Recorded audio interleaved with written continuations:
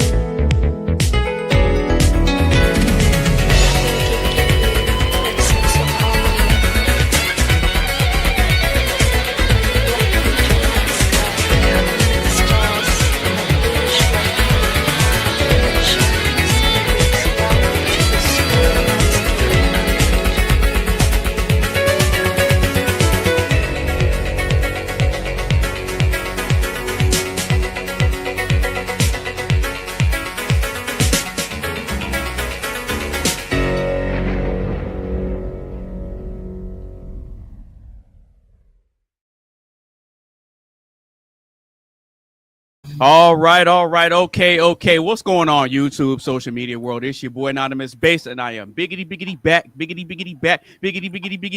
back with another episode of the Oxide Station podcast, where I am joined with 3 beginner panelists. Gonna go ahead and get into the show. So, quick announcements: if you're new to the channel on the live stream, make sure you give this video a like. Share with a couple of your friends. Make sure you follow everybody on their social media sites. And if you got something specific that you want to talk about, or if you want to chime in on the live action, make sure you click the link at the top of the chat to join the panel. So without further ado, we're going to go ahead and get to the panel introductions, and we are going to go ahead and get into this potluck show. All right. So Mr. Mark Fowler, go ahead and tell the people who you are, brother. Hello, man. Thanks again for having me. Like always, I'm just your resident Englishman here once again. I'm Mark Fowler, here to learn, and I enjoy spending this quality time with my fellow Americans. All right. I think I'm going to have difficulties with my internet as well, by the way. I'm struggling with it tonight. That's all right. Hey, man, we build it while we fly, man. You just try to do the best you can. I'll let you know if we run into any issues throughout the show. I got you. But that's it for your introduction? Yeah, man. Obviously people should look back through our previous videos, and then they can get to know me a little bit better. I'm an entrepreneur.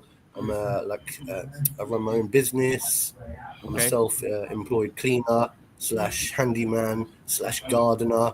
And I run multiple projects as well. I've got my own cryptocurrency, and at some point in the future, I'd like to introduce people to that. But I've been trying to lay off that kind of thing for now because it didn't feel relevant to what we were talking about previously. So as people get to watch more and more of these episodes, and more I turn up, hopefully people will get to understand a little bit further.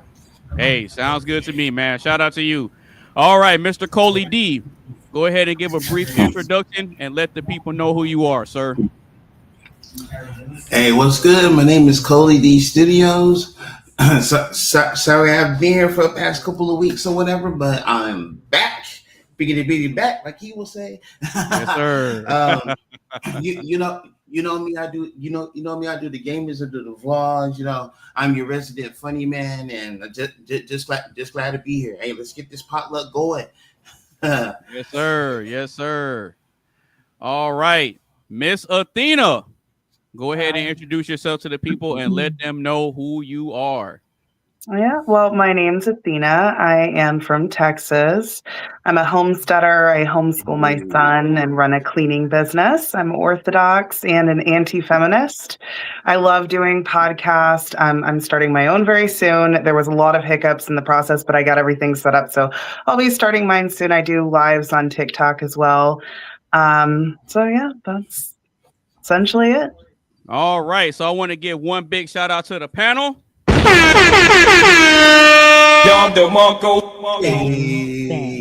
I want to welcome everybody to my first ever potluck show where the panel will be setting the tone for the course of the show and the direction of the discussions. This is the first time where I didn't come up with a topic because I wanted to take a step back and let the people that show up give a chance to contribute something and bring a topic to the table. So the way the show is going to go, everybody on here so far has contributed questions to the panel. There's some people that contributed questions that have not shown up yet. They got stuff going on, but they can pull up whenever they're ready. But I do have plenty of questions that have been brought to the table of the potluck. Mr. Mark, I gotta kind of put you on Front Street, brother, because you're the only one so far that has not pitched a question. However, throughout the course of the show, you will have a chance to contribute a question that you want the panel to address. So without further ado, we're going to go ahead and get into it. Start off with a wellness check. How you guys been doing? How's the week been for you? So my week's been pretty good, actually. I'm gonna kick it off.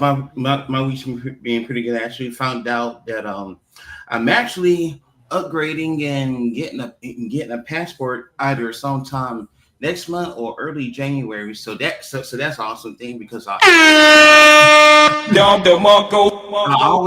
always wanted to go to places like Japan, Australia, those types of places. London. I always wanted to go to the London England. Eye Thank you. I always wanted to go to the London Eye for New Year's Eve instead of watching it on YouTube. So that's going to be an awesome thing. So, hey, I'm ready. I got a room. I could put you up. And that's an invite. I thought about this the other day, by the way. I was like, I know a lot of people from America. And like, if you ever need to come and stay somewhere, you're more than welcome. All of you. Well, hey, that's the ones that I've got to know so far anyway. Okay. Hey, cool. All of you three here. All right. So Athena, Mark, how's y'all's week been? Good. Just, living life, nothing exceptional. Well, what does that mean, though? Living life. What is that? What does that mean exactly? Cleaning out the troughs, cleaning out the chicken coop, feeding the animals, taking care of things on the farm, that kind of stuff. Cleaning houses, the regular thing. So just straight grinding and hustling, huh? Mm-hmm. Okay, can't get mad at that. All right, Mr. Mark, how's the week been for you, brother? Well, it's been pretty good. I mean, today I've had a bit of a difficult day today because my mobile phone decided to pack up, and it's my primary source for internet. Is where I get it's a hotspot from my internet from my phone. So I'm having to connect to my next door neighbor's internet tonight, and I can see already that I'm having really difficult connection issues. Mm-hmm. And so I'm going to be struggling for the next couple of days without my phone, without my apps. You know what I mean? So give it till Monday, and I've got to go into town and get a new phone. So other than that, it's been pretty good. Okay, cool. I hope you heard all of that. No, we did. Oh, yeah. Yeah, as far as I'm concerned, my week's been productive, been busy, been staying focused, getting things ready for the show. Already got next week's topic lined up, and then I had to come up with some questions. I'm going to contribute some videos to next week's topic that we're going to be reacting to, and it's going to be interesting. Controversial, kind of, but interesting at the same time. Something that I think needs to be talked about a little bit more in detail to where we can kind of throw different ideas out. But without further ado, y'all are all good? Oh, yeah. Let's do it. All right. So, okay. So as far as the questions are concerned, the way the show is going to be run, I'm going to read the questions, but the questions are anonymous. So I'm not going to say who they came from. However, after I read the question, if it's your question and you want to let it be known, hey, I submitted that question, then that's totally on you. But other than that, I'm not gonna announce who the questions came from, because it's just like if you do like a secret Santa, you bring a gift and no one knows who it came from, or like if you bring something to the potluck, not everyone's gonna know where the food came from unless you make it known that hey, I brought that dish over there. So I'm kind of running it like that to give a little bit of mystery and element of surprise to the show. So does that sound good? Oh, I like that. All right. So without further ado, we are gonna go ahead and get into the first question.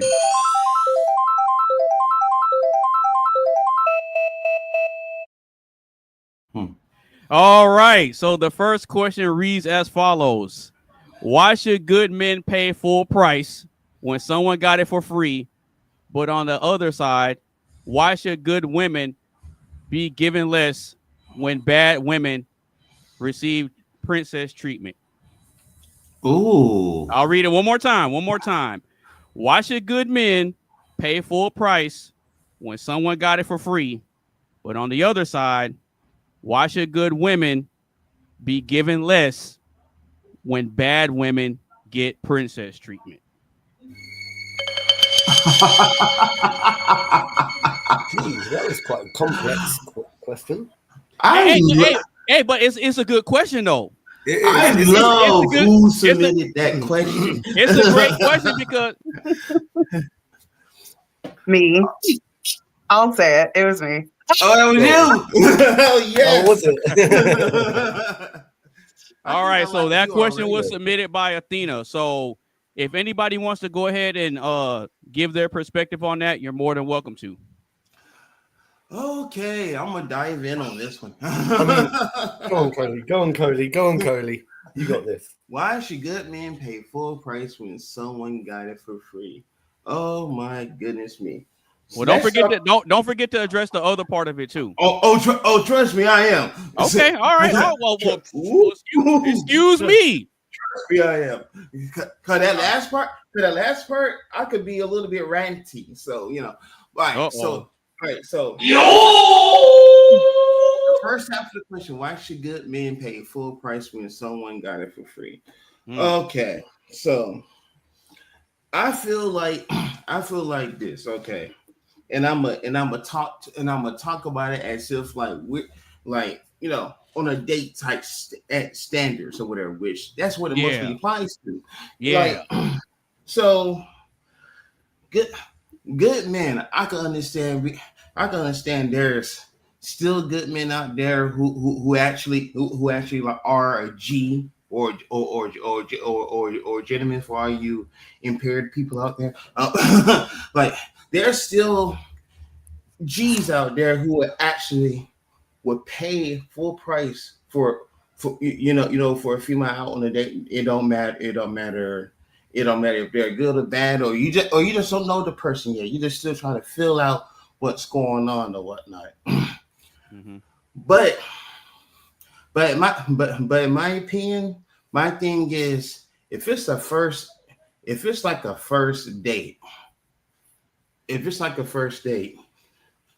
you should really get to know the person first, in my opinion, before you decide to be like, hey, I'm a da da da da da da da da. Now, most places you don't pay until near the end. Now, okay. This is how you determine if you pay full price or not. If the female will sit here and will order like outlandish stuff like steak, shrimp on the Barbie, and expensive stuff that he's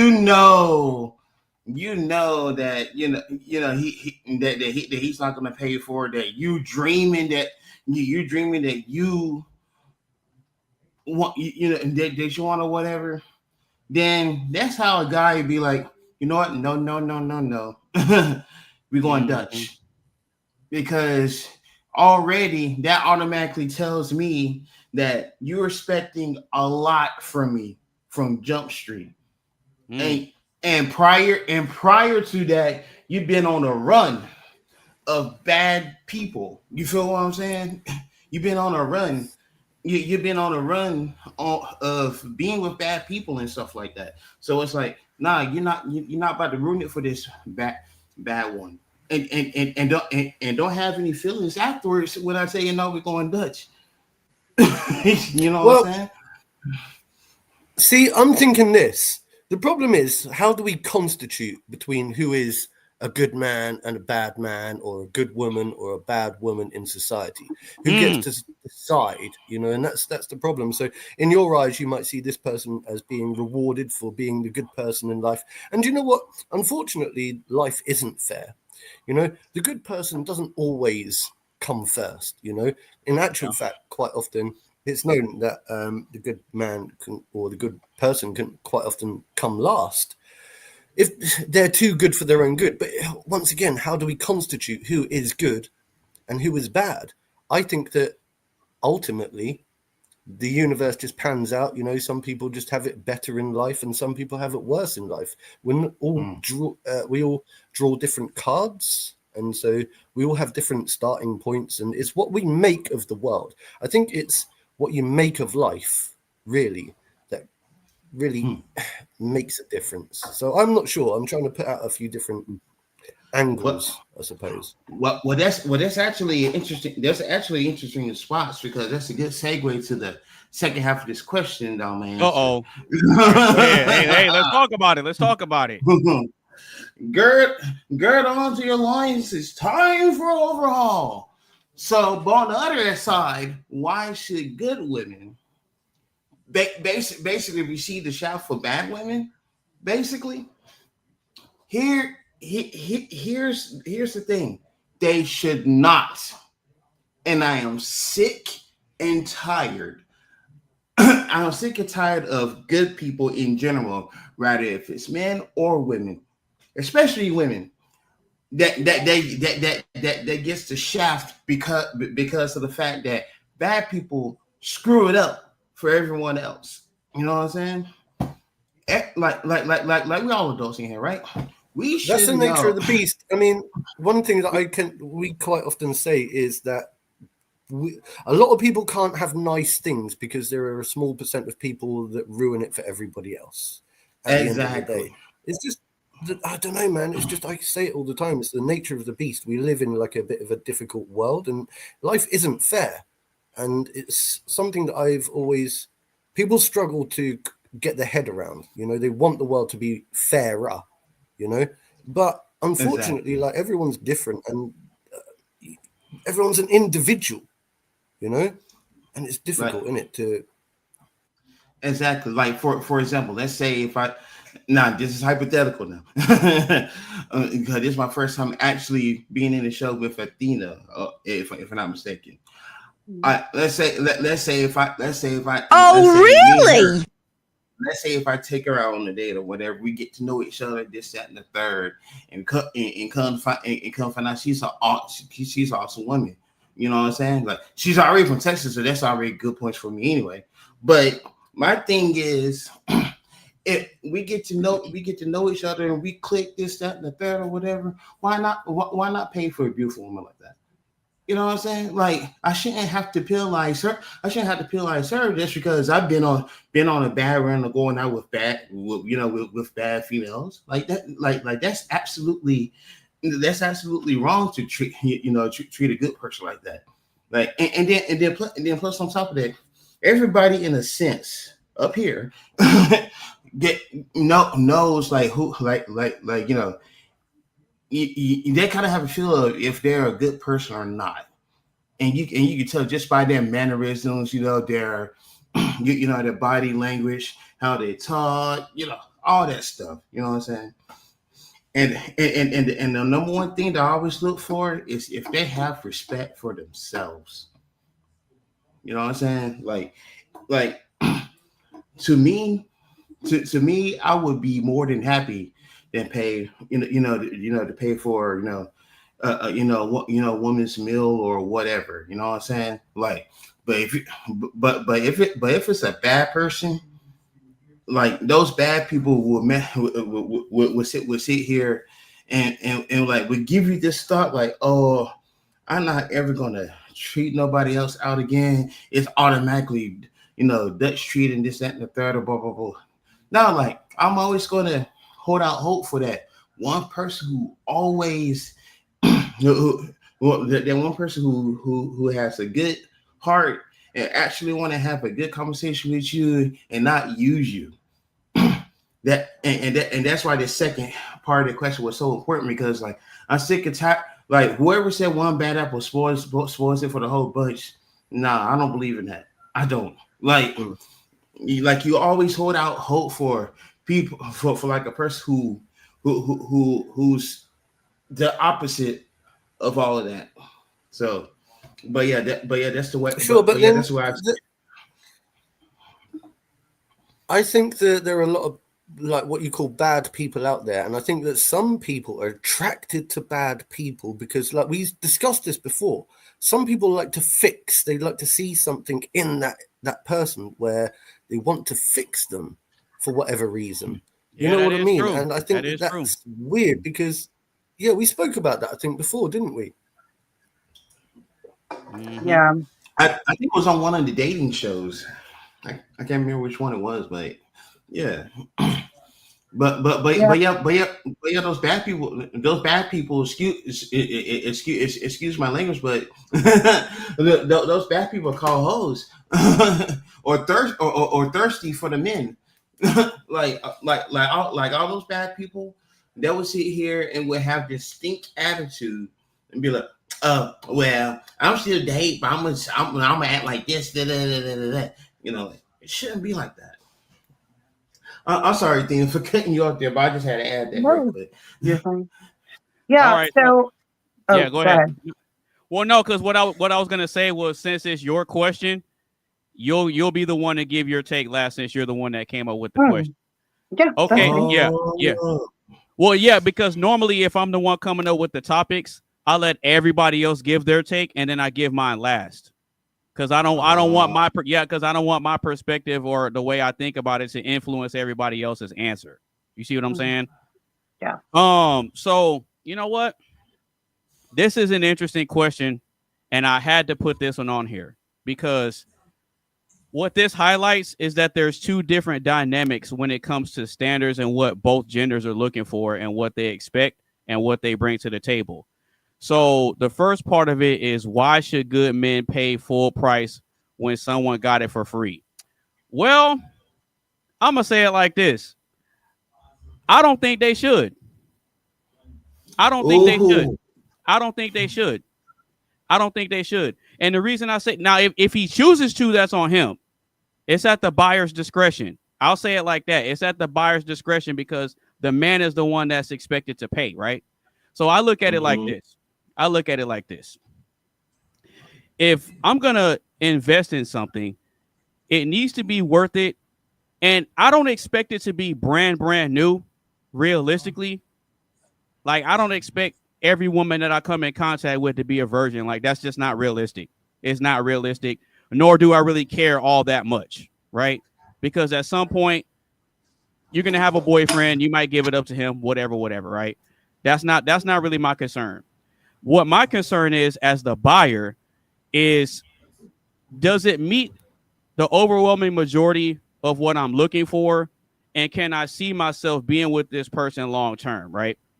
So if I can see myself being with this person long term and taking that long trip, which is leading us to marriage, then I'm okay with that. However, there has to be certain criteria in place. Now, the reason why I say men in general shouldn't pay full price is because if someone else was able to lease that car or drive that car and they had bad credit, then why is it that I have to have good credit in order to get the same thing that the last guy got? I see what you did there. Nice. Okay. How about this? Go ahead. How about this? Go ahead. You see, so I don't mind paying for the first date, you know, and I don't mind spoiling someone on the first date, but I don't want to be mugged off, you know, and I think we can see a gold digger from a mile away. As soon as I see gold digger type behavior, that's a turn off straight away. Yeah. Mm-hmm. Now, when it comes to dating and so on and so forth, it's nice for the man to be able to show that he's got a bit of some substance, you know, and maybe treat the woman showing that he's got a sense of commitment moving forward. But when it comes to long-term relationship, I think realistically, the man and woman should have a sense of, like working together, so that realistically the finances, if the female is bringing in twice as much as the male because she's landed a better job, then why shouldn't she, maybe perhaps pay certain extra for little bits and pieces, especially if it comes to looking after the child. But likewise, the man should do the same thing if it's the other way around. I think it's all to do with partnership. So when you enter into a good, healthy relationship, my opinion is that you're able to work together in a partnership when it comes to things like accountancy and finances and money and so on and so forth. That's what I think. But the beginning bit is different, isn't it? Like when you're going out, you want to impress and splash a little bit, so long as it's not pretentious and so long as it's not about gold digging. Yeah, but you gotta think about it though. When it comes to men paying, it's not 100% monetary. You see what I'm saying? So anything that a man invests in, it's not always monetary. If I'm taking time to plan a date, that's me investing time and setting up something for our future. You see what I'm saying? I'm setting up future interactions to spend more time. You see what I'm saying? So it's like if I'm spending time with a person, I'm gauging whether or not I could see myself committing to the purchase, which is marriage. And I kind of hate to use like a buying property analogy, but that's kind of really what it boils down to. Now, I look at it like this. This is just me personally. For the record, my views and opinions do not reflect the other men on the panel. I just got to say that. Got to put that disclaimer out. Or this network. Right. Yeah, right. So for me personally, I don't believe in taking women out on dates unless we're in a relationship already.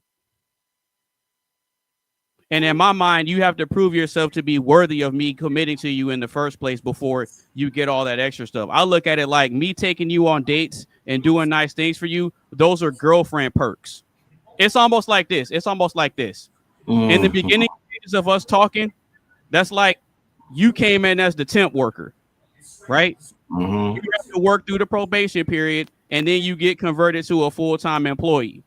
So then when you get converted to a full-time employee, that's when you get the 401k. That's when you get the health insurance benefits. You get benefits that come with you being part of the team, right? That the temp worker doesn't get. Yeah, you show up and do what you're supposed to do, but if you really want to get elevated to the next level, you got to prove yourself worthy of that. So that comes with the dates, the flowers, all the nice romantic stuff. And that's why you have to, in my opinion, you have to wait until you elevate a woman to the girlfriend stage before she gets all that. Because if you're just giving your benefits away without them having to prove themselves or earn the commitment, well, then it doesn't mean anything. It loses its value. If you're giving all your resources and time and attention and taking every woman out on nice dates and stuff like that, it loses its value. Because then in her mind, it's not special. You see what I'm saying? Because one thing about women, as common as women are, they want to be made to feel special, right? They want to feel like they're getting something that other women don't have access to. That's your time, your attention, your non-sexual attention, your resources. They want to be around you. But but women appreciate it a whole lot more when they put in work and they earn it versus you just giving it all up front. And that's my perspective on that. Oh man, I see we got a hater in the comments. No, that's cool. Oh, good. Where? Hey, look, okay. Hey, so shout out to Zandal. I don't know who this is. He just showed up. Says that's why you single, AnonymousBased. Hey, no. Hold on. Look, no, I like this. I like this because here's the thing: a man being single, me being single, that's not an insult. No. That's not an insult. You see what I'm saying? Because I get to play the field and I get to scout for players that I want to have on my team. So me being single, I'm fine. I don't have a biological clock to commit to a relationship the same way a woman does. So with that being said, nice try, Sandal. You tried it. Not here, this only being a view. Hey, that's cool. Hey, that's cool. Hey, look, the link is in the top of the chat. If you want to pull up and get on camera and say everything you got to say, go ahead. I think that's actually one of my friends. Oh no, that's cool. Oh snap! Hey, if that's one of Athena's friends, shout out to them. Oh snap! That's great. All right. So, does anybody have any disagreements with how I kind of laid that out? No, I mean, that's how I look at it. Not at all. I agree with what you're saying. Realistically, I'm saying, look, there's a balance, isn't there? There's always a healthy balance. And to be honest, I don't think there is an exact roadmap to dating. Right. I think every female is different. Like I've, treated female. You can't treat everyone the same. No date is ever going to be the same. So, that's true. It's just that's fair. That's fair. The dating game always changes every season, no matter how many times you go out there, no matter how many times you try to play it, it always changes. So it's like there's no direct way of playing or winning, for that matter, the dating game. So yeah, that's true. That's true. I think what it really boils down to is men putting themselves in the position to where they understand what they bring to the table and not being clueless and careless and just squandering what they have, right? Because there's guys out there that they date and court the wrong types of women, and then when they get finessed and taken advantage of, they get mad at the women about it. And it's like, nah, it's you put yourself out there and you allowed yourself to get finessed. So if you get finessed, I mean, that's your fault. That's your fault, bro. But don't get mad at all women because of what one or two did to you. You see what I'm saying? You take that as a learning lesson and you take a step back and say, you know what? Moving forward, maybe I don't need to do this right away. Maybe I need to give it some time and see if this person is worthy and deserving of it before you do those things. So I think that both genders, we make stupid mistakes. Now, you know what? I'm not even going to say mistakes. We make stupid choices. Let me rephrase that. We make stupid choices when it comes to our partner selections. And I think that both sides have a lot to learn and a lot of different ways to grow. But primarily with the men, when it comes to them paying and investing their time, you just got to be wise about it. Now, you're going to get burned a few times. That's just what comes with the game. Don't get mad at the fire because you got burned. Just learn how to handle the fire a little bit differently. That's it. Well said. Yeah, I was gonna say the same. Well said, man. Well said. And now for the questioner. I would love to hear this answer. I didn't even give my take on the second part of it yet. Oh yeah. Oh, you didn't? No, wow. I didn't. Well, because when it comes to stuff like the man being the buyer, you have to look at it like we all understand that the man is supposed to be the leader, the provider, and the protector, right? So the bulk of the responsibility and the bulk of the accountability is going to fall on the man's shoulders. I didn't make that rule up. I didn't write that rule. That's just how it is. And the sooner guys understand and accept that, the easier things are going to be when it comes time for them to make critical decisions when it comes to who they date, who they marry, and who they have kids with. Now, there's a lot of guys out here that aren't really thinking that far ahead, and they're just living in the moment. And then they end up getting caught up with baby mamas and all this other type of craziness, right? But right. So on the flip side, why should good women be given less when bad women receive princess treatment? Okay, now this is going to be a little interesting. In my honest opinion, now I could be wrong about this. This is just my perspective. Now, I don't think I really have anything to kind of prove this, but this is just a theory that I have. Okay. I don't think good women are given less. And I don't think that bad women necessarily receive princess treatment either. I don't think good women get less. I was thinking that. Because the majority of the married women that are happily with their husbands, those are the good women. Yeah, I was thinking that earlier. Actually, Good women actually get scooped up. Good women surely- actually get scooped up, and then in a lot of cases, there are good women that are out here that are divorced that were married before. You see what I'm saying? Now, but at the same time, you got some women that are crazies that know how to put up a good front to get the commitment from the guy that doesn't necessarily know better. Now, they exist too, but I wouldn't say that that's the majority. I wouldn't say that the majority of women that are in marriages are bad women, because you have some women that believe in honor, duty, and integrity, and because of that, they uphold their end of the deal when it comes to them being married. Now, you got some crazies out here, because I have seen them. I've seen them out here in these internet streets, wilding out, emasculating their husbands, and doing all this other type of stuff. But see, in the long run, the women that are doing that, the bad women that think they're winning in the beginning, they end up losing in the end. And they always end up losing in the end. Right. So I use this phrase sometimes: the cream of the crop, or the cream always rises to the top, or something like that. Yeah.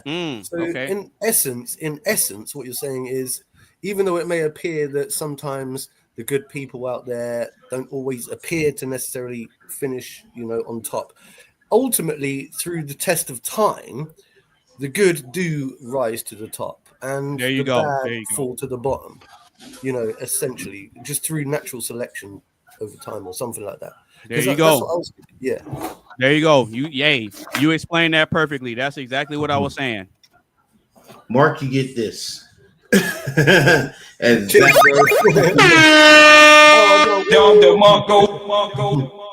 Absolutely.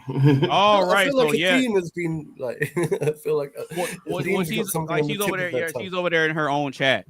No, I'm actually typing notes so that I don't forget, because I'll forget. Very prepared. Very okay.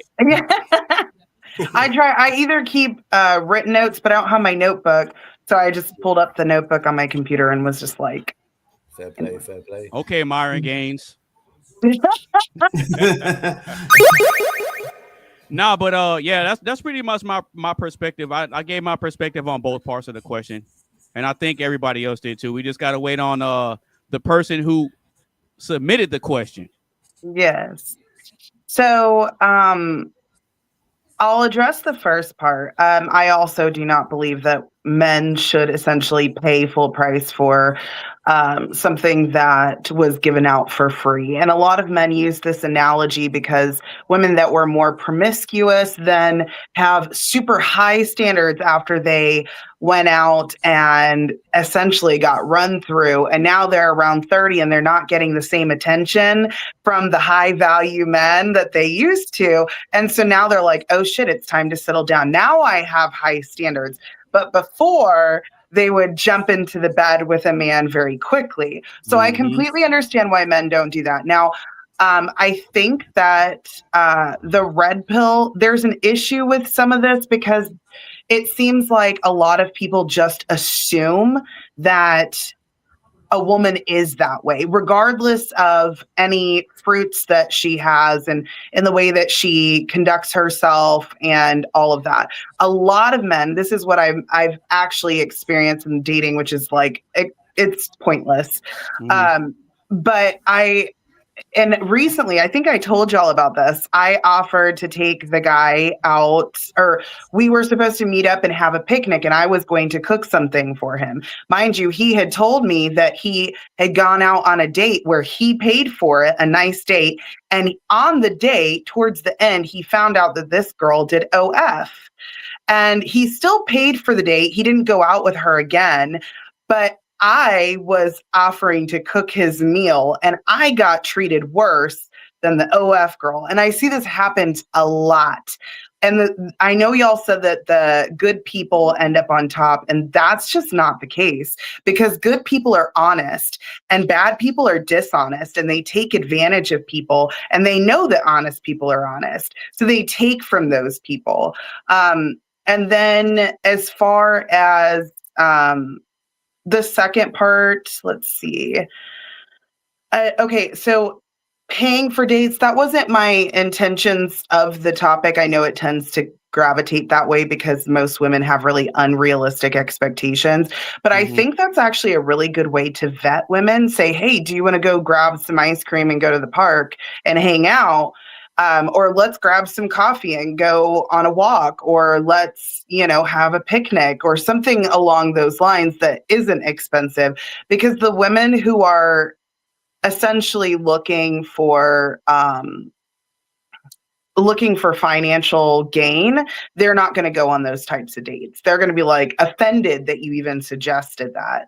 And I think those dates are very sweet. I think all men should use that as their first, and even before they go on a date, I think that there should be some sort of discussion and phone calls, some texting for at least a week, getting to know that person before you go on the first date. So some vetting, so it's not like you're just wasting your money. And I mean, a coffee is anywhere from, $2 to $5. So I personally, if a man did not pay for the first date, he would not get a second one. But I do not expect extravagant stuff. And I don't expect him to spend any money. But if he asks me out to dinner and he were to not pay, I would not go back again. He instantly friend zone in my eyes. You said that women want to feel special. I also think men want to feel special. I hear guys say all the time, I want to be the only one you're talking to. And I do what's called rotational dating until there's like physical intimacy, or if I'm just getting with someone. I know guys hate that. They're like, oh, you have a roster. I was like, no, I'm not sleeping with anyone. I might talk to one or two people in the beginning. I know typically within the first, honestly, week or two of talking to the person, even before we get to a date, if I want to continue on. And then if I go out on like one day or 2 dates, I know from there. So it's not like I'm wasting the guy's money or trying to waste his time or anything like that. And I do want to address one thing that you said. You said it doesn't matter that you don't have a girlfriend because you said that you're a man and so it's different. But the reality is having a good woman edifies you. And in traditional Hebrew culture, you weren't even considered a man until after you were married. Now, having a bad woman will do the opposite. She'll tear you down, but having a good woman absolutely does edify you. It elevates your status in society. Men and women view you differently. No, you're absolutely right. But here's the difference, though. My status can be solidified whether I'm married or not. Because if I'm a single man, the salutation in front of my name is still Mr. If I choose to get married, it still remains as Mr. The status among a woman is delineated by her relationship status. Either you're MISS, MS, or MRS. That's the difference. So whether I'm single or married, it doesn't matter. My status and respected level is still going to be the same. But I do get what you're saying, though. I do get what you're saying because in certain spaces, like, okay, like in the business world or like in corporate, I understand that you can be a bachelor and it takes you so far, but to get to those upper levels, I understand that the guys that are up there in the upper levels that'll let you in, they have wives and families. So I do get it. You get what I'm saying? Because they're looking at it like we can't have this guy that's a bachelor that's just running wild. He needs to have something that's I guess grounding him and keeping him placed in a certain regard. So that part I understand. But to use it but to try to say that I'm single, like that's an insult, it's not an insult. Well, I don't think it's an insult. I just think that being married definitely elevates your status as long as she's a good woman and she makes you look good, if she edifies you, because there's a lot of women out there. I was in a panel just a day or two ago, and I was like, these are a bunch of married 304s emasculating their husbands online, making fools out of their husband. And I was like, I'm embarrassed for your husband. If I was a man and I had a wife who acted the way some of these women acted, like I would be humiliated. And that's what it's a humiliation ritual that women do. Mm-hmm. You see a lot of these online where they just force their partner to do some really dumb stuff. It's common. I won't get into that, but no, you're absolutely right though. Go ahead, Mark. But can I just ask this? So, genuinely, question is this, right? So, to some people, you're saying like to be married does elevate your your status, right? Your societal status in the world, and especially in certain religions, and even those who aren't religious will still judge somebody who's not married and doesn't have children. I get it all the time. Oh, what? You haven't married yet? You don't have any kids? And I'm like, no, but I could have quite easily married a long time ago. But I tell you something, if I had married, it would have been the wrong person for me. They were a very toxic, very crazy person, but I was besotted and I wasn't in the right headspace.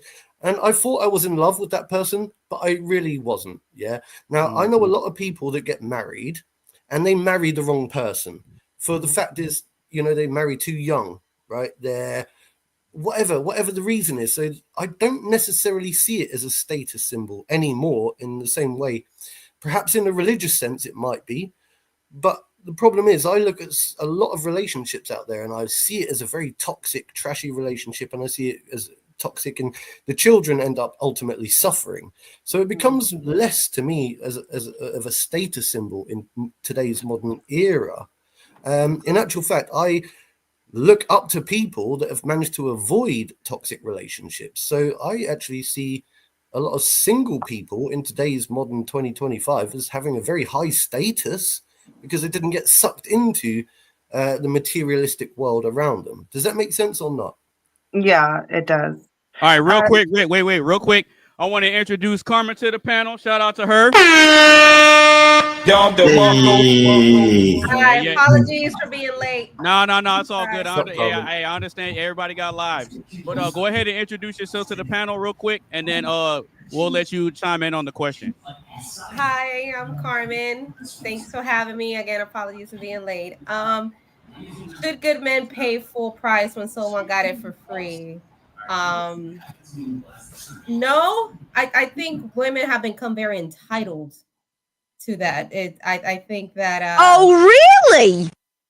Yeah, I think women nowadays have become entitled and they're looking relationship as very transactional because was the opposite. Like, what is the men getting from you? I saw this video where this girl, it was a while ago, this man was doing everything for her, paying for dinners. And she just said, well, I do a lot for him. And she never listed anything that she did for him other than exist in his presence. I don't understand why some women, I'm not going to generalize, some women feel like just because you're there, I'm talking to you, you should be able to pay me for my time.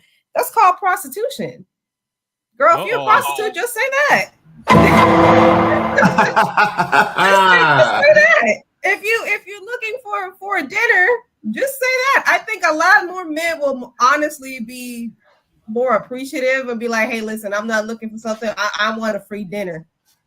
So just say that up front if that's what you're looking for. But if you're looking for a relationship, the money shouldn't matter. A date is a date.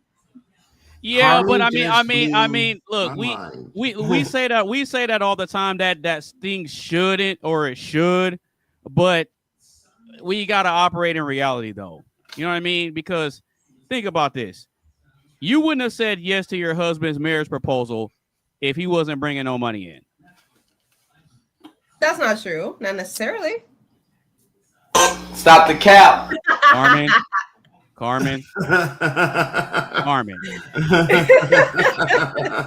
It's not part of it. Yes. Why am I lagging still? I left and came out. Something wrong with my internet. Cap. That's part of it.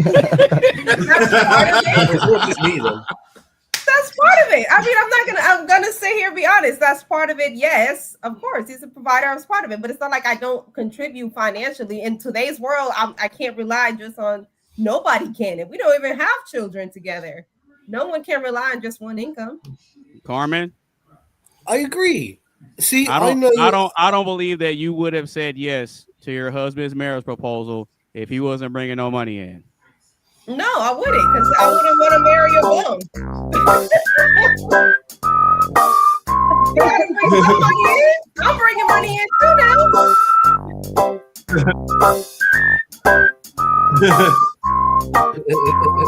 You know, I can't believe Coley didn't bring his button out yet. And look, and I'm looking for it as we speak. But I don't think I don't think I have to press this button because not yet. Because Anonymous just played the ultimate theme song for that. But we talking about this?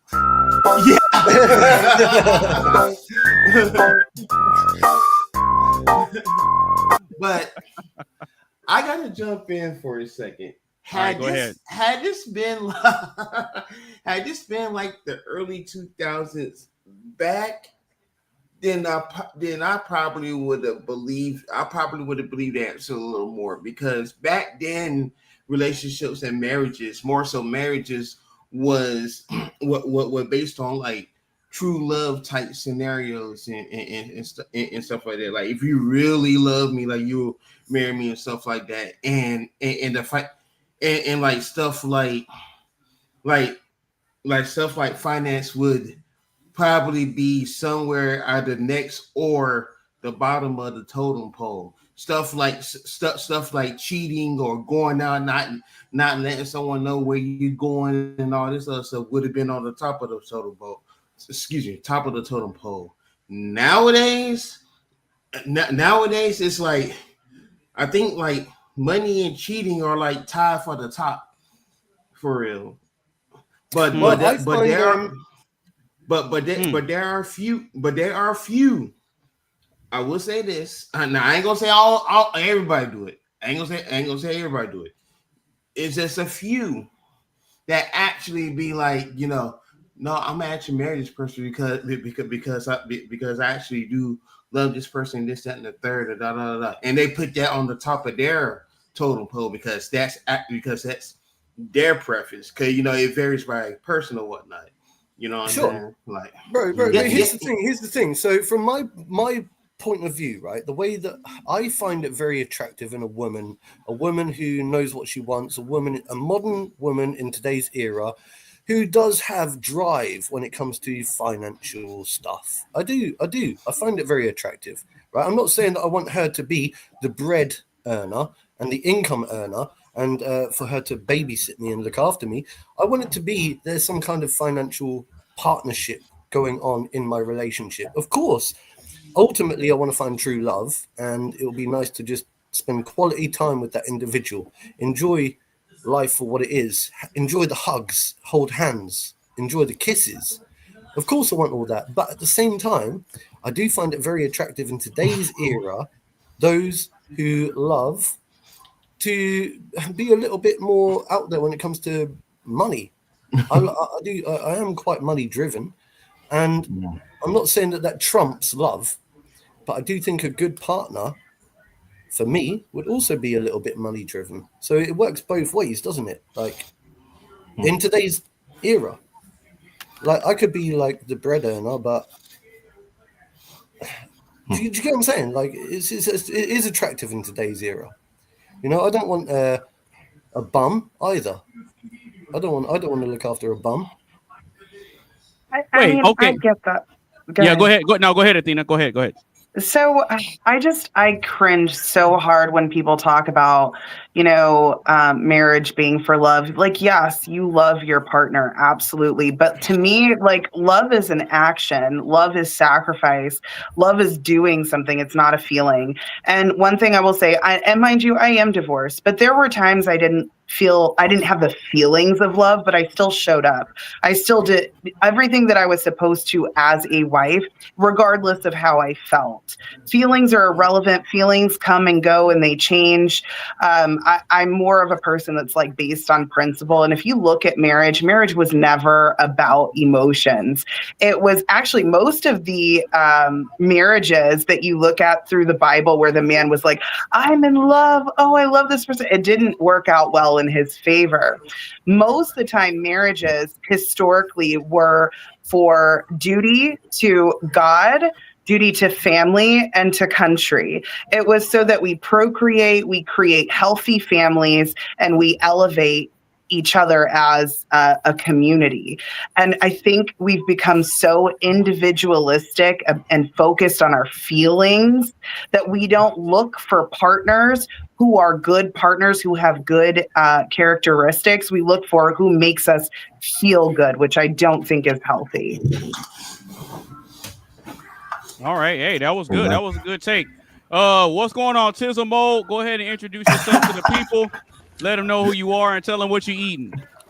Yeah, hey, you already know for sure. All right.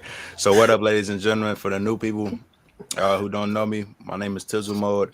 I got a YouTube channel where I make beats. I do gameplay of old school video games, and I also do videos of me reacting to new upcoming stuff 2025. And also what I'm eating right now, I'm eating your average old Joe bowl of chili. You feel me? Hey. So, Talk to him. What's up, Tizzle? You after my old heart. Yeah, I was gonna say also, in case if the people don't know, I'm pretty sure Anonymous know. I'm in the mic gang with Anonymous and everybody else who got it. I got my own mic. Oh, right yeah. here. Yes, sir. Oh, Yes, sir. sweet. So Yeah, shout out to you, man. Hopefully it sounds good and it sounds clear. Oh, no, it sounds sounds good. good, bro. It sounds good. Good, excellent. Yeah, Carmen dropped out. She says she's gonna reset all her stuff and then she's gonna come back. I guess she was having maybe connection issues or something like that. I bet. Okay. How everybody doing? Everybody doing good? Oh, we doing great, bro. We're great, bro. We're doing great. We're still on the first question that was submitted by Athena. So basically how I'm running the panel is everybody submitted their questions, but they're anonymous, right? So when I go over the question, after I read the question, then if you want to say, hey, I submitted that one, then you can. But if you don't want to, you don't have to. Okay. I'm cool with that. All right, so you're up. What do you got on the question, man? Why should good men pay full price when somebody got it for free? But on the other side, why should good women be given less when the bad women got princess treatment? What you got for that, brother? You know what? Hold on. Say that one more time. That's a good question. That's what I said. That's a no. That's a good question. Not gonna lie, cause he said about bad women getting princess treatment. I feel like that's often that happens a lot. Like it's kind of like what I said last time we in the other podcast. It's like pretty girls got the pretty privilege, so they expect like almost damn near everything. Like they probably expect the nice clothes to have them. They expect the nice houses, what is expensive ass houses. They want the expensive cars. They want the what else do I explain? Like they want the attention, like almost like how you see in reality TV, like with the shorties, like they want that popularity. They want to be known. Well, I just feel like tour. I mean, yeah, that too. Niggas be saying hot too or not, but yeah, no, for real. I just feel like the good girls sometimes they wind up meeting the wrong people though too. I mean, or maybe they meet the right person, and sometimes that person not really the best version of them. So sometimes people make mistakes, and it come to like they don't really know what's really going on at a situation, and whether it's they rushing a relationship too fast or in general. So sometimes, like as my dad would say, experience is the best teacher. So you live and you learn. Mm-hmm. Sweet. He always drops them. I tell you what, this panel's been on it today. I swear. Yeah, my bad. My bad. Took me a minute to be here. I was at a friend's house. She the one who gave me this chili. Shout out to him. We was playing games. He put me on with a with a Halo game too. I don't know if y'all some Halo fans, but like I played it with them, and I was like, damn, I'm like, you know what? I don't see how I was sleeping on this game. This game actually fun. So Okay, so what you said about the bad women getting princess treatment, I kind of touched on that earlier because what I was saying is that it may seem like they're winning in the beginning, but over time they end up losing out because those same women, those same women that are flexing online about, oh, I got these tricks doing this and that for me. If he ain't doing this and that for me, blah, blah, blah, blah, blah. Those women say that, and they have a demographic of women that agree with that mindset. But more often than not, those type of women, they end up single and alone. It's because they being leaders rather than being followers, and they're not really, I guess I might sound corny, but they're not really following what they heart desire. They're really just following somebody else's opinion. No, I think they, no, I think get this. No, I think no, wait. I think they are following their heart's desire. But whether it's the wrong way. Well, no, because maybe. Because I'm a Bible believing man, right? And I'm a firm believer of out of the abundance of the heart, the mouth speaks, right? True. So now, at the same time, I do understand that people can come to a place of maturity and they can change their mindset, and it leads to them changing their ways too. Oh yeah, so things that they may have been saying and believing before could possibly change over time. Now that I understand too. You know, I give space to both of those scenarios, but more often than not, what we see, especially with these women that are addicted to social media, they're, like you said, they're addicted to the attention, they're addicted to the validation and all that type of stuff. And it's almost like it leads to them having entitlement. And that type of thing, that's really what's in their heart right now. They really believe it. Yeah, but they don't know sometimes what that mentally do to them. I don't agree. I don't agree because I think that females are susceptible to social pressures. We've seen it, for example, with like anorexia, the trends that a lot of young females tend to follow. And I do think they're susceptible, and I don't think that a lot of them are speaking from the heart. I think that there are a select few women that do speak from the heart, and then a lot of them just follow the crowd. And I think it's all to do with social. And so I agree with Tizzle, with what he's saying. I'm not disagreeing with what you're saying either, Mr. AB. I'm just saying that it's that social pressure. And I think that young females are prone to it. No, that's valid. That's valid. That's valid because I definitely see that as well. That's a valid take. Yeah, I see it for both ends. I see it for both ends. It's like, okay, yeah, it seems like and I'm gonna put it in now terms or whatever. It seems like, you know, people are influenced to do these things, but it's up to you if you want to be influenced. Okay, there you go. If that makes sense. Like, hey, here's a new fan. Hey, let's guy interaction. Put your finger down your throw up. but you could decide if you want to do that or not. Mm-hmm. Yeah, sure. I mean, for the most part, I don't think a lot of people have that same sense of self-control in life. So when I talk of susceptibility, there are a lot of people out there that are prone to being more susceptible than others.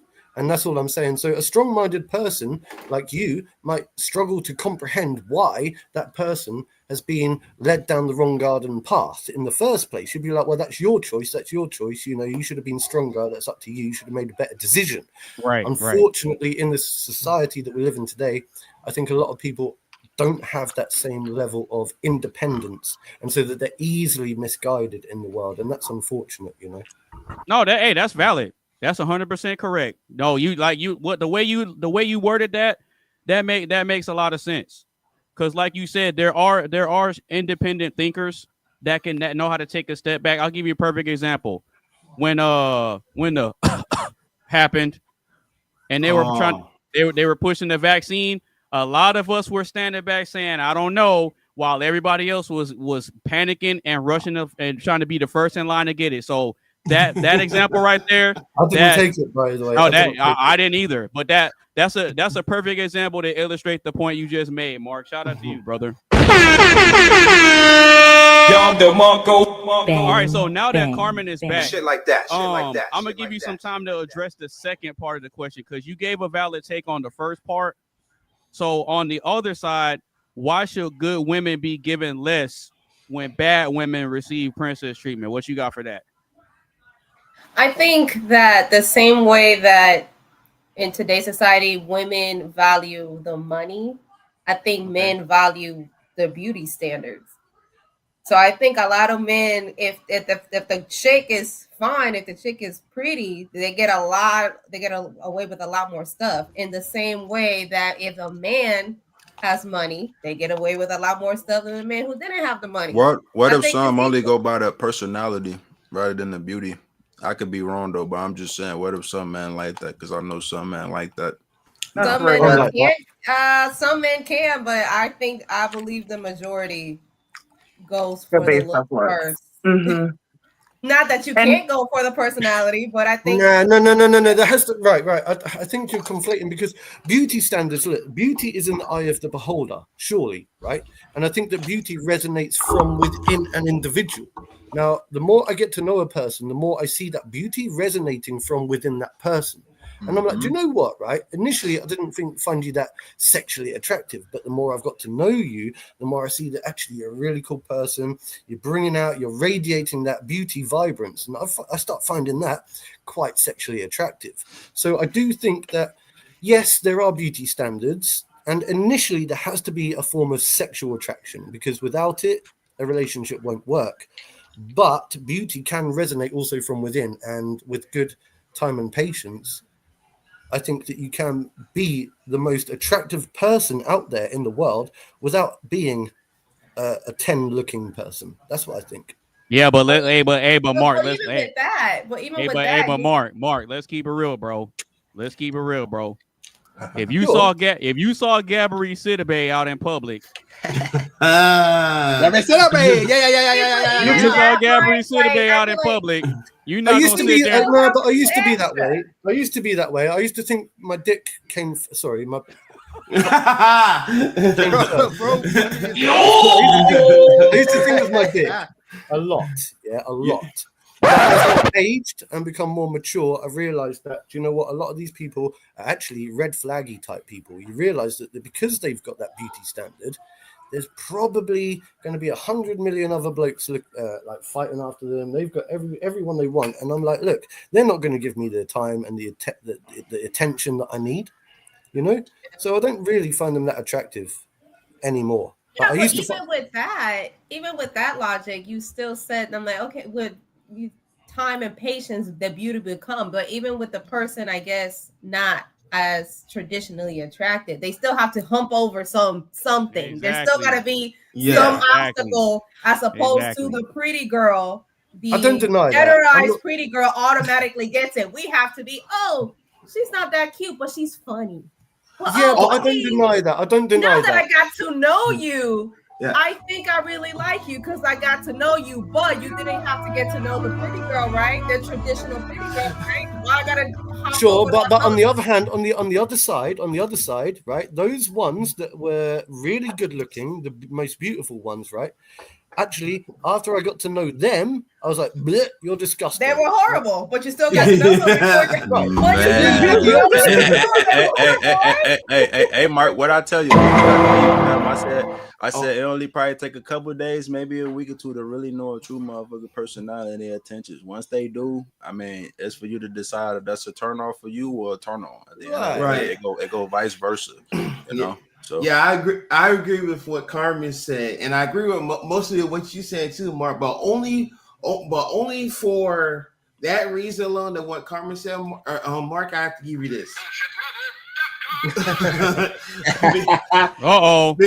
Because I ain't gonna sit here and lie. Yeah, I believe in the story of the ugly duckling, and yeah, you can turn even the ugliest duckling into a beautiful swan, right? But for everybody's standards, right? I don't care if you're male or female. There's that little, like what Cameron, like what Carmen was saying. It's that little bit to where, like, that's the difference between ugly but standable. I'll date that person, blah blah blah blah. Versus you're hideous looking. You know what I'm saying? Like like that's that little hump I believe she's referring to. You have to be like, okay, yeah, I don't know about that. Like, I don't know, man. You know, because like, the thing is, once again, like beauty is in the eye of the beholder, and I know that I've. It ain't that. It's the eye of the tiger, baby. Oh yeah, because and trust me, I'm not putting you silly. And trust me, I'm not arguing with that, Mark, because you're absolutely right. Beauty does come from within. You are absolutely right. Because what's the point of looking good? What's the point of looking good? And then you having this nasty attitude. I think I mentioned it on one of the dating shows that we did, where like you could be this banana and you have all these gems and diamonds and all this stuff on the outside, but when you peel it, if you're rotten, I don't want it. Right. What's the point? I can polish a turd. Mm-hmm. All right, no, hey, this is a really good question. I got to give Athena one of these. Now, when you sent me this question and I read it over it a couple of times, I started thinking about it to myself. Like, man, you know what? Yeah, this gonna be a real good question for the show. And it proving such, because man, I'm telling you. Yeah, that was a great question. So does anybody else have anything else on this one before we move on? Oh no, I'm full off that question. Oh yeah, what was the people answers to my question, or did y'all go there yet? We didn't go there yet. No, this is the very first question. Okay, this is still the first one. All right, so we're gonna go ahead and keep the show pushing. So if you're just now tuning in, make sure you get a stream a like, share with a couple of your friends. Make sure you follow us on all our social media sites. And if you got something specific that you want to contribute to the conversation, you can click the link and join the panel. It is pinned to the top of the chat. So with that being said, we are going to go ahead and keep the show pushing right now.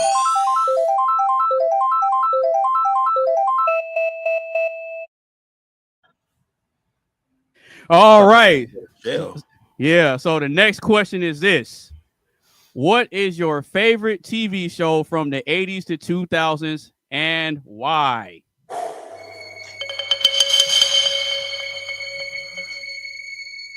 Damn, I'm just gonna say this is my question, so I'm gonna keep myself on mute. Damn, why everybody going on mute? That's crazy. Yeah, he got y'all with this one. Gotcha, bitch. That's a difficult one. Does cartoon show count? I mean, okay, I guess I go first. I wasn't born in the 80s. But I can watch and wait. No, the question says from the 80s to the 2000s. Oh, from the 80s. Oh, okay. I thought you had to pick one or the other. Okay. By the way, before you answer the question, if there's a tie, if there's a tie between the 2 or 3 shows, you can include those. Oh, okay. I think one of my favorites that I still rewatch to this day would probably be Fresh Prince of Bel-Air. Man. Okay. That's a good one. That's a good one. This isn't good for your back. I brought this on myself.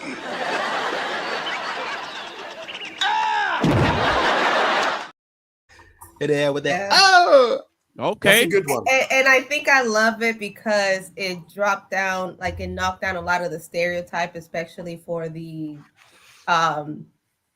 Black culture and the Black community. Me being married to a Black man that sometimes get criticized because of how he was brought up. He's not Black enough, even though he's a Black man.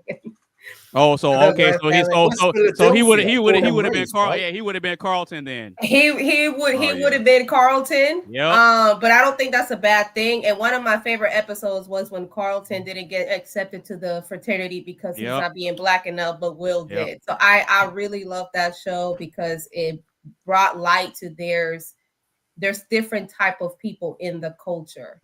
We can all, and it's in the same way with Hispanic people as well. I mean, there's different type of Latinos, and we all don't have to be Rosie Perez like Marte. We all don't have to be Rosie Perez naked and all of that. Like, Hey, hold on. You better not y'all say don't that. have to be cleaning ladies, okay? Bro. Some of us Bro might as well. Oh, bless Marte. Bless Marte. Where is Marte anyway? He might. Oh, he's at work.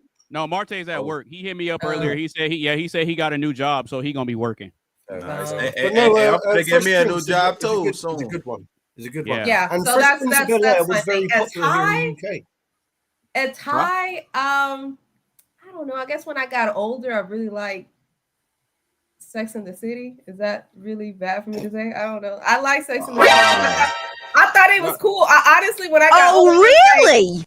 I was like, these women out here really doing it. Well, that was when I was like high school, whatever. She belongs to the streets. I'm dead. That's messed up. That's cold. That's cold. For real. No. Here's why that's messed up, Anonymous, because I ain't gonna sit here and lie. I'm gonna defend Carmen on this one. She said she said she likes Sex in the City. So if she likes that show, then she might like this show that used to come on TV Land called Hot in Cleveland with the late and great Betty White. So it kind of relates to it a little bit. You know what I'm saying? Yeah. So I actually like that. I like Golden Girls. Is that funny? I like Golden Girls. I still watch Golden Girls to this day. Reruns. Hey, honestly, Coley, I thought the comparison that you were gonna use was Desperate Housewives. Oh no. That would have been that would have been a terrible comparison. Oh man. No. I got two shows you can compare that to. Keep what you just said. Okay. And compare that to any Desperate Housewives of whatever county. You mean Real Housewives? I mean, Real Housewives of whatever. Stupid. County. Same difference. Desperate Housewives, Real Housewives. No. I got you. Okay. Like those two get the comparison of the century there, and they're both, in my opinion, terrible. But I'm going on mute again. That's fair. No, Carmen, that was a pretty good one. That was a pretty good one. Got to give it to you on that. Yeah. All Fresh right, Prince, definitely. Yeah. Hey, I'm still trying to think of mine. I ain't even gonna lie. I need me a couple. Yeah, I need me a couple minutes. Yeah, you got me with that one, Coley. Gotcha, bitch. Yeah, you got me with that one. And see, this is why I'm glad I'm doing this potluck show, because I'm not the one that's coming up with all the questions, and then it puts me kind of in the hot seat to where I gotta stop and think. You know what I mean? I like that. I like being challenged in different ways. So shout out to y'all, man. But I'm gonna need me a couple minutes though, because there's a lot of good TV shows that I grew up watching. But to narrow it down, yes, it's gonna take me a minute. So anybody else can chime in when you're ready. I got one. I think I know I got one. Go ahead, Mark.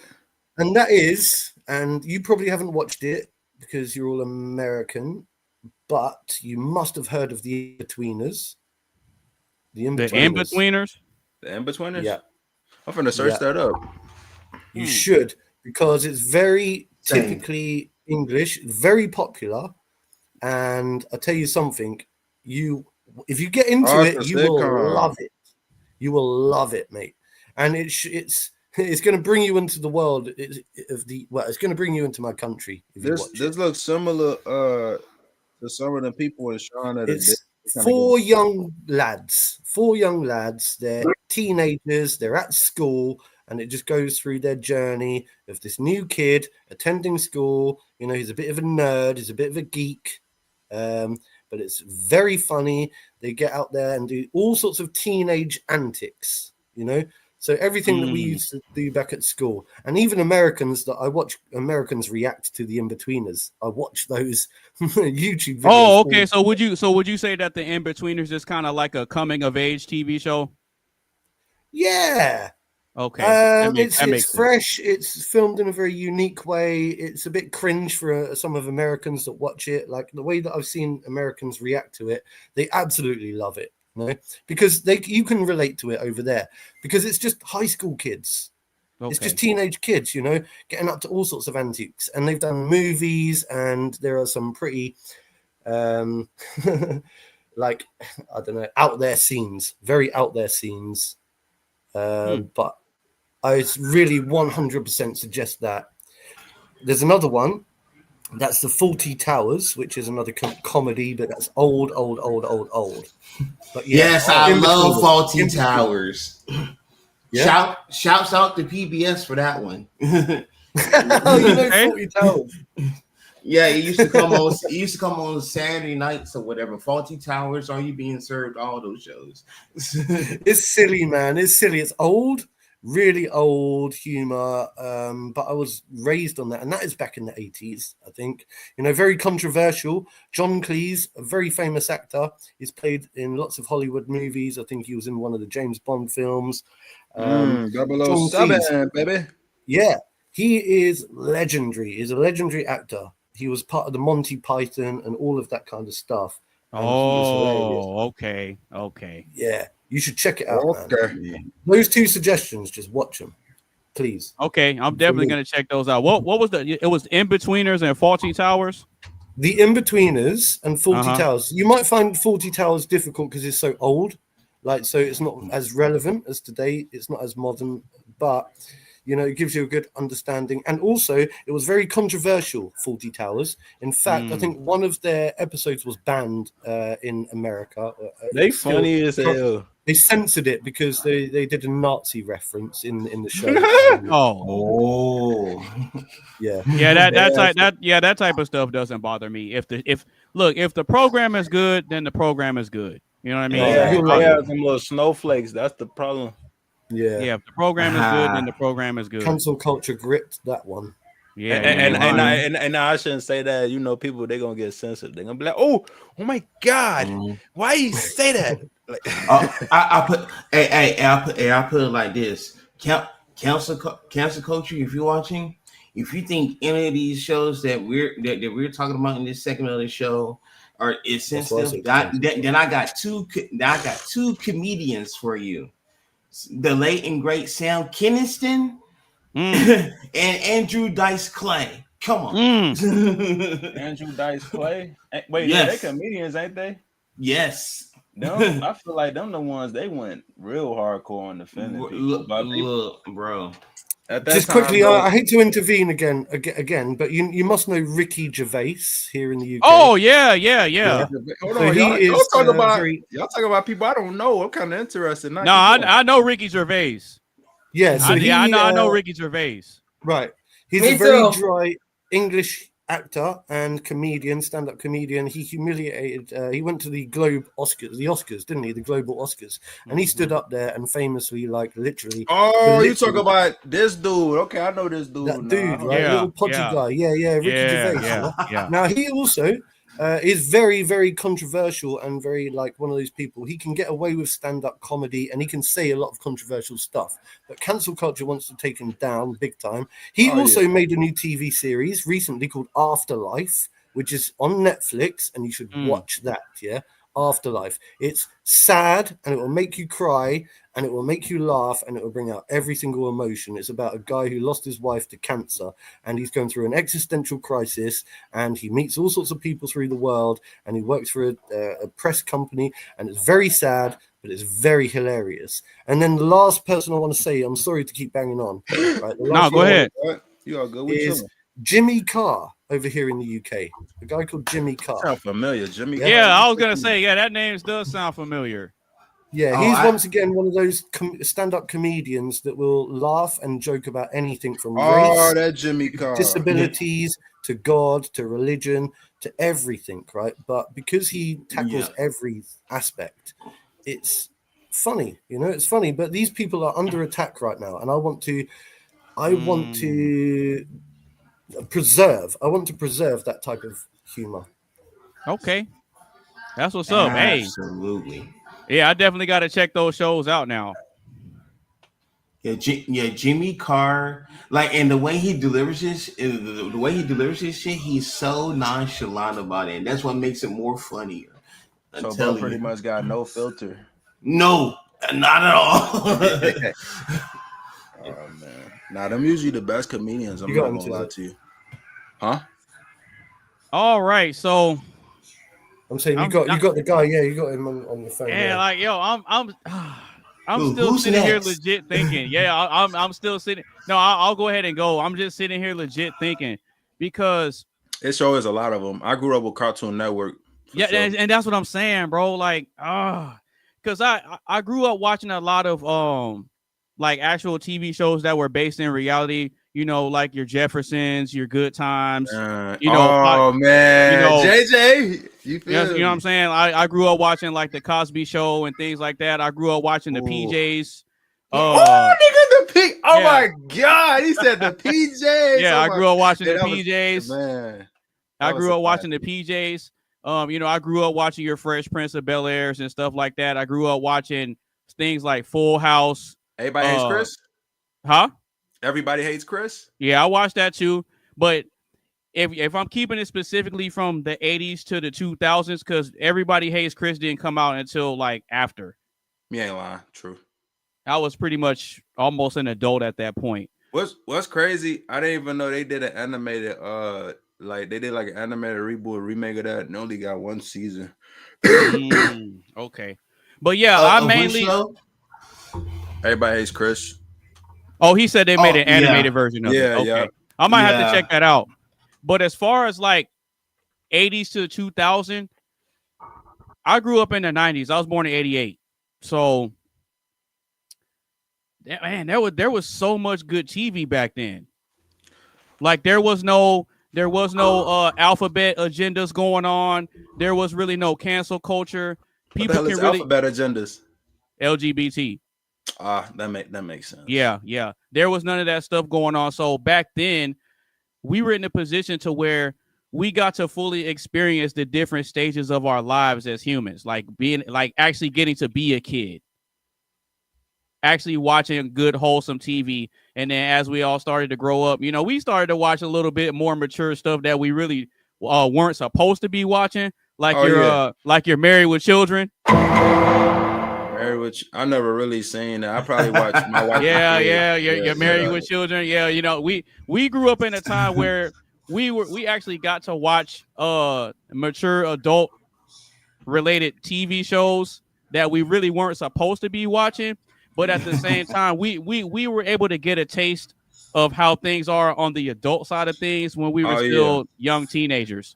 So I think that era in general, like overall, the 80s to 2000s was great. But I grew up watching a lot of cartoons.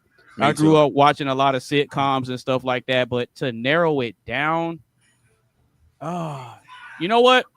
I think I have to piggyback off of Carmen when she said the Fresh Prince, because because I could relate to Will in a lot of different ways, because you know I grew up without my dad, but I know my dad, right? My parents were married when they had me, and you know their marriage didn't work out or whatever. You know, it is what it is.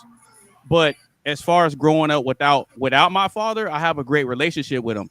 So me seeing Will going through the different stages of being a young man, I could relate to it in a lot of different ways. The only difference is I didn't have a support system as like having a rich family on a different side of the country.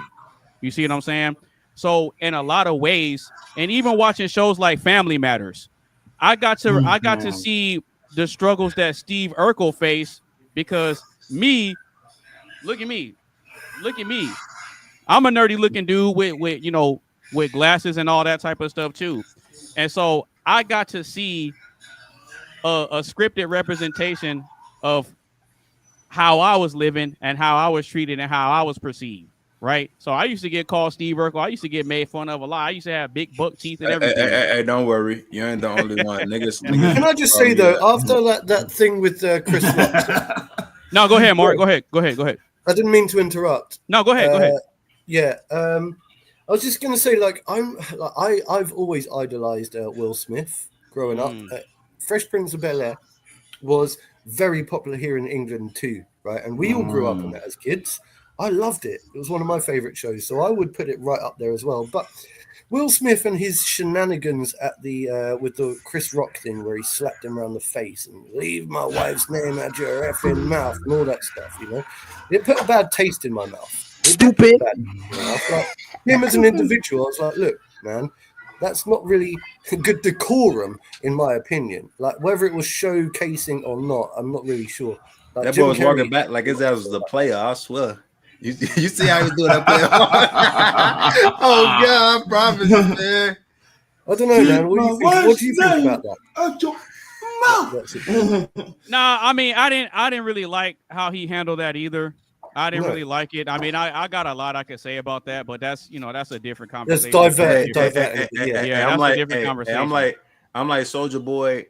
It ain't funny, but it really is though. You feel me? Like you said, like you said, it wasn't cause for, but hey, you can't lie. That was funny though how the reaction was because this was like, wow. Well, I saw a clip from many years ago, right? That apparently there was a scene in an old movie back in the day. It was a black and white movie, and that performance that we saw where he slapped Chris Rock around the face was a reenactment of a clip from an old film. You know what? I heard rumors about that too. No lie, my dad was talking about that same shit, and I was like, damn. Didn't think about that one. Anyway, let's go. Oh, you said let's go? Yeah, because I feel like I don't want to divert too much. I'm waiting to hear what everyone else's favorite things are. You all good. Who else got to go besides me? Well, okay, but if I had to narrow it down, okay, if I'm going off of sitcoms, it's going to be out of Fresh Prince of Bel-Air, okay, Family Matters, and I'll say The Cosby Show. Oh, that's a good one. If I'm going off of sitcoms. Now, I watched other good shows too when I was a kid. Now, if I switch it to cartoons, we could talk about cartoons for hours. Man, but you know what? I'll give like a couple of them. I'll give a couple of them, and then I'll pass the mic. You know. I'll say Dragon Ball Z. Okay. Oh yeah. Pokemon. Okay. Okay. And Yu-Gi-Oh. Okay, that's y'all. Japanese anime related. My trap card. If I were you, I'd keep those eyes closed, cause I'm gonna play Monster Reborn. You what? Now I'll bring back a monster. It's the same one I just sent to your graveyard. My blue eyes. Yeah, man, I knew you could do it. Now that was impressive. Anonymous is a kid's WB guy. And the new someone's going to remember that. You triggered my trap card. Yes, sir. All right, so I like cartoons, but I think I like more classic cartoons. I like Tom and Jerry. I guess top 3: Tom and Jerry, Looney Tunes, Cow and Chicken. Teenage Mutant Ninja Turtles. And Powerpuff Girls. And you know what's funny? Hello. And you know what's funny? Have you guys like rewatched those as an adult, and they kind of caught like, wait a minute, this is like as an adult you kind of get like the adult joke, but I was like, I was just watching Powerpuff Girls with my stepdaughter, and we switched to Cow and Chicken.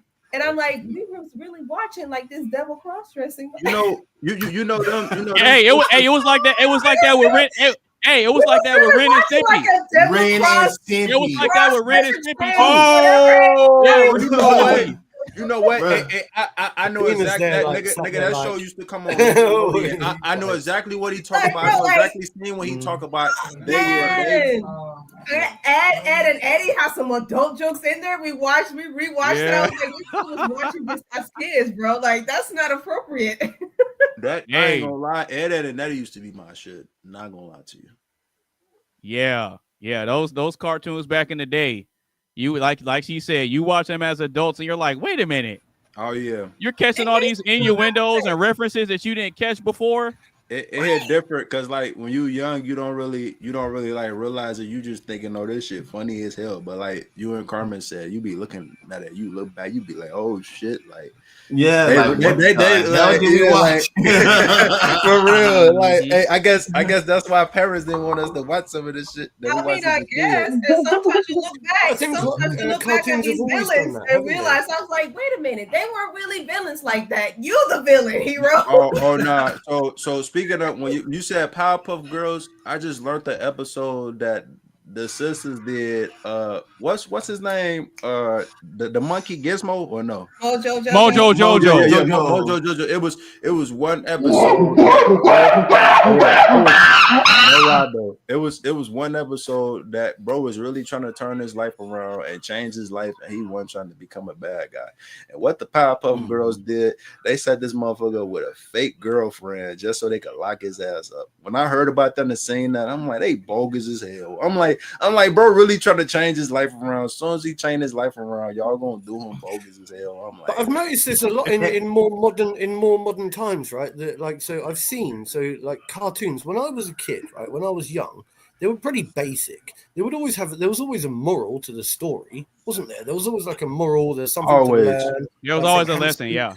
Whatever, And yeah. don't even- But yeah. like, and then over time, you start seeing like what I would call queer ideologies being like subtly pushed or put into these newer cartoons, and now it's obvious for everyone to see. They're quite openly doing it, whereas back in the day it was always a bit more subtle and hidden away from people. But I Ren and Stimpy. Don't even get me started on Ren and Stimpy. I was just talking about that. They got one scene where Ren and Stimpy look like they was doing the you know what, and Buddy ass had like a saw attached. Yep, I remember that one. Wait. Everybody watch PB Arthur, the teacher. The teacher What? was Arthur. The teacher was gay. Mr. Ratburn. Mr. Ratburn. Ain't that the show about the bears? No, that's the show. No. Yeah, but then Arthur. you got like South Park. I'm gonna search that up. You said make Arthur? Arthur, he's like an aardvark or something. Yeah. I think it was like, I don't know. I think it was like a mouse or something. No, he was an aardvark. He was an aardvark. Are you talking about Alpha Aldrich? Is this y'all talking about? No, Arthur. Arthur. Arthur? Cartoon. The Yeah. cartoon Arthur. What? Every day when you're walking down the street, everybody in that TV has an original point of view. And I say, hey, what a wonderful kind of day. Learn to work and play. They get along with each other. You gotta listen to your heart. Listen to the beat. Listen to the rhythm of the street. Open up your eyes, open up your ears, get together and make things better. Get together. Hey. Nah, I ain't gonna lie. It was that or it was not trying to be political, but this is why we need to keep PBS on the air. Keep supporting your local public television stations because of moments like this we have right here. I'm not gonna lie. Some of them shows kind of paid away for us when we was young, and like you know, we it like in some way it kind of made us think about life a little bit different. Even when it came to the little educational stuff they was teaching us, and it was like when you were young, you don't like. It's like you really thinking that they not educating you, but they really educating you on some real life shit. You know, so exactly. Now I will throw something else in there as like an honorable mention. Like 90s Nickelodeon. Oh, okay. Look, wait, hold on. I didn't watch Nickelodeon like that. I was a Disney girl. Okay, this is gonna be one show. I've been to Nickelodeon Studios. There's gonna be one show that everybody on the panel knows, with the exception of maybe Carmen. Come with it. And maybe Tizzle. Okay. All the rest of us are gonna know. I accept that. Legends of the Hidden Temple. Yes. Yeah. I never seen that. I don't know. Yes. Wait, hold on. Let me search it up real quick. Look it up. It was a show where these teams would get together and do these obstacle courses and compete for prizes. But it was based in the Aztec era. You know what this remind me of? It was set up like a jungle. You know what that remind me of? Y'all might know, y'all might not know. That kind of put me in the mind of this show right here. I'm gonna show y'all. Yeah, go ahead. Let's see if we can see it. Cyber Chase. Oh, yeah. Cyber Chase helped me with math, man. They did You know, I visited the Nickelodeon studio, right? When I visited America. Yeah. Wait, I visited what? Wait, really? studio where they did like Sabrina the Teenage You know, Witch and stuff. Yeah. Oh, you lucky son. Oh God, hey, if I could see that as a shorty, hey, I probably didn't shed watch a tear. Nickelodeon that much, and you know what's funny that you brought Nickelodeon up, because I remember hubby and we had like a weird debate about Doug, because I grew up watching Doug, but I saw Disney Doug, and when he showed me like Nickelodeon Doug, I was like, what the hell is this? That's not even the intro to Doug. And he was like, I'm telling you, it started a Nickelodeon Doug. I was like, I don't know what Doug this is. Oh, you talking Doug. about this Doug? I never really watched it, but I seen. I didn't watch that Doug. That the whole introduction was so different when he showed it to me on Nickelodeon. Carmen, I was like, what is this? Carmen, you're talking about this one? And he going to a little notebook. That's Disney's Doug. What are y'all talking? That's Doug. That's Nickelodeon. I wasn't even born at that time. That's Disney's 1991. But like Nickelodeon Doug was different. And when he showed me that, he's like, Doug started at Nickelodeon. I was like, you're lying. You're a whole lie. This Doug started at Wait, hold on. Wait, so did Disney buy that show, or like what happened? I don't know. I think they did. No. So what happened was it got canceled by Nickelodeon due to low ratings. But ABC saw that shit and was like, hey, you know what? Nah, we're gonna continue this saga and bring it to Disney's One Saturday Morning or whatnot. So they talked to the creator Jim Jenkins and he was cool with that. So there we had a Saturday morning version of Doug or whatnot, and everybody was, I think, in high school now. Back on Nickelodeon stuff, everybody was in middle school, and I forgot the name of the teacher, but she was doing shit. You know what? But then on Disney stuff, you had the BB Bluff High School and shit. What y'all know about this? I'm Tyrone. Oh Lord, my sister used to kill the hell out that show, that Backyard again. Man, yeah, man. He brought that shit back to me. Athena hasn't gone. Athena, what's your favorite TV show? Yeah, go ahead. I wrote down several. I will make it very quick though. But if I'm going to say cartoons, there's three. There's X-Men, Pokemon, and Inuyasha. Oh, you talking about the animated X-Men? The one that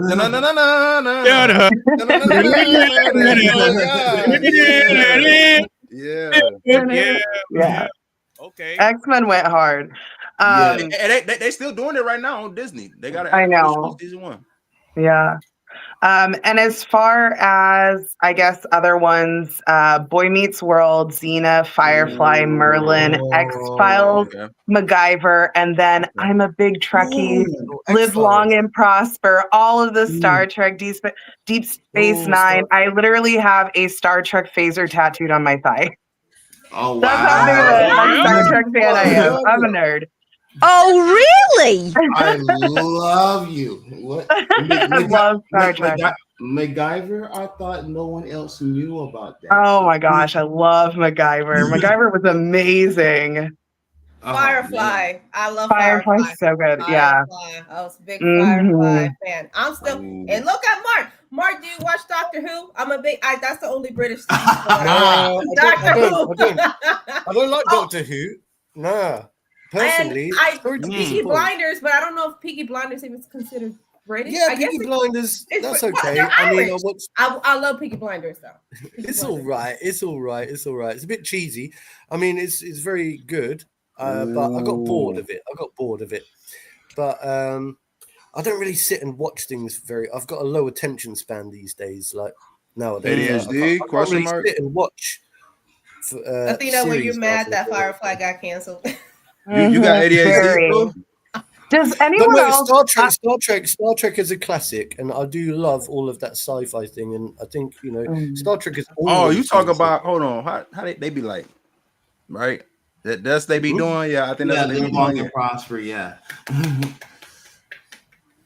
Okay, yeah, okay. I knew I was right. I know one of them be doing it. Like that meant like the logo, right? From the show. I can't do it. I can't do it. I don't. I can't. Right. The closest I can get is this. Oh, you mean like this? Yeah. I can't do that. I can't do it on my left, but I can do it on my right. Just like how I could do the Spider-Man thing. I can't do it on my left. I can't. Right. I'm like, I can't do it. Yeah, you feel me? Hey, what y'all It's know like about some that, kind of man? gang sign, isn't it? Yo. Yeah, right. Oh man. Imagine they had pull up to the hood. They be like, "What gang you from?" They had be like, "Yeah." That's silly. I love this question. I swear. Athena was very patient. Y'all did my heart very proud on this question. I swear y'all. No, yeah. This one was definitely good. If anyone who is watching now, or if you have your favorite show or whatever later on, please put it down in the comments, because this could be an ongoing debate. But yeah, I think it's time for me. I ain't gonna lie, I had a set 3, but after hearing all of this, I think they changed up a little bit. I'm gonna start with the cartoons, because I'm a big kid at heart. I ain't gonna sit here and lie. Right. One of these answers, Mark is gonna definitely know. So I'm an 80s kid. I'm an 80s kid. I ain't gonna sit here and lie. I was born in 1983. So yeah, I know a little something about the animated version of Dungeons and Dragons and Thundercats. You know what?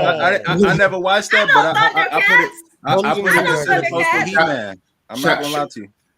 Oh, wait a minute. What did you just say? I said I never watched it. I said, but I put it so similar and close to He-Man. I don't know. It's yes. Mate, you Tizzle, you need to watch Thundercats, right? It's the best cartoon. No, I know. Yeah. They have to be like Thundercats. Shout out to Lionel and Panthro. but if I had to pick my favorite honorable mention in Thundercats, it had to be Chitara, because she is fast as hell. She is. Damn, you're fine as hell. Yes, sir.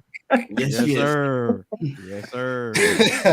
Yes, sir. Even in the new Thundercats, I can't mention the new Thundercats because it unfortunately is, I think it's like 2012 or something like that. But you said 12 seasons? No, I said 2012. Okay. The new version of Thundercats what was 2012, but now you know what? If it lasted 12 seasons, that would be something else. But I tried to watch the new version of Thundercats, and I was like, nah, they haven't. They've trashed it. Like, you must be talking about Thundercats Roar. Thundercats Roar. Yeah, I don't know, man. I just like the original. I think there was only like 12. Did they have the same theme song or no? Thunder. Okay. So the 2012 version, they had like a short. They had a short but majestic version of the OG theme song or whatnot. You know what I'm saying? Okay. Yeah. So yeah. As far as cartoons is concerned, if I had to narrow those down, God knows that's a lot of them. So Teenage Mutant Ninja Turtles, right? Teenage Mutant Ninja Turtles has to be in one of the best cartoons ever. For me, surely. For me, it was Transformers. Yeah, the OG Transformers or whatnot. And yes, I did. And yes, I did see the movie. And yes, spoiler alert: when Optimus Prime did die, I did cry a little bit. So hey, I was never really into Ninja, and I had an older brother. And then, shut up. the second one. And see the second one, I ain't gonna lie, God, TMNT. The Chucky doll away. The original TMNT. And what the boy? You don't get the good guy installed off that screen. Nah. Hey yo, what the fuck? It's my best friend to the end, dog. You feel me? But I hate Chucky. Please put him away. But yeah, the OG TMNT and the movies that came along with it, yeah. That's my number 2 fave. I ain't gonna sit here and flex. And my third, again, Mark knows this cartoon, Danger Mouse. Oh yes, Danger Mouse. What's that? Yes. They used to come on Nickelodeon here in the States. And I used to watch that cartoon religiously after school. Yeah, it's about a 007-esque mouse named Danger Mouse. And Penfold, his little sidekick. Penfold, remember Penfold? And the claw with the cat, bro. The claw. With the cat on his leg. You never saw the claw. You never saw his face. Right. But, do you remember Super Ted? Super Ted. I vaguely remember that show. No, I got one better. I got one better that I just thought of. Oh, who? Inspector Gadget. Oh, you know what? So I've never seen that. I never got into it. How come nobody mentioned Power Rangers? Nobody want like Power Rangers? Yeah. Wait, I thought I love Power Rangers. Mighty Morphin Power Rangers. Hey, you know the what? original one. Which one? I like Mighty Morphin Power Rangers. I like the original one. In space. I liked it all the way up until we got into when they tried to spoof it off into Alien Rangers. I didn't like that. I didn't like that. I think I watched it all the way up to like SPD Power Rangers. I think that's the last Power Rangers. But wait, you mentioned mutant. Didn't they have like a crossover episode? Power Rangers and Teenage Mutant Ninja Turtles. I think they did. I think they did. Like later. I vaguely remember that they had like a crossover. I had to look that up. I'm pretty sure they did. Hey, you know what? Hey, since we talk about Power Rangers, I'm finna, man, y'all keep talking. I'm finna go ahead and type the ones that I really grew up watching for real. Like, got you. But as far as like and I do have like maybe 3 honorable mentions or whatever. But as far as sitcoms is concerned, shoot, some of y'all probably haven't heard any of these, but like I was the type of person that looked at Nick and Night and TV Land, like the original. You know what? No, I used to watch Nick and Night. Yeah. So like, you talking about Nick and Night when like I Dream of Jeannie used to come on, and Mary Tyler Moore and the Nanny. Okay, yes sir. Yeah. Okay. I love the Nanny. The Nanny was my shit. I love the Nanny. Yeah. Hey, Fran Drescher. Damn, you're fine as hell. So many people say that.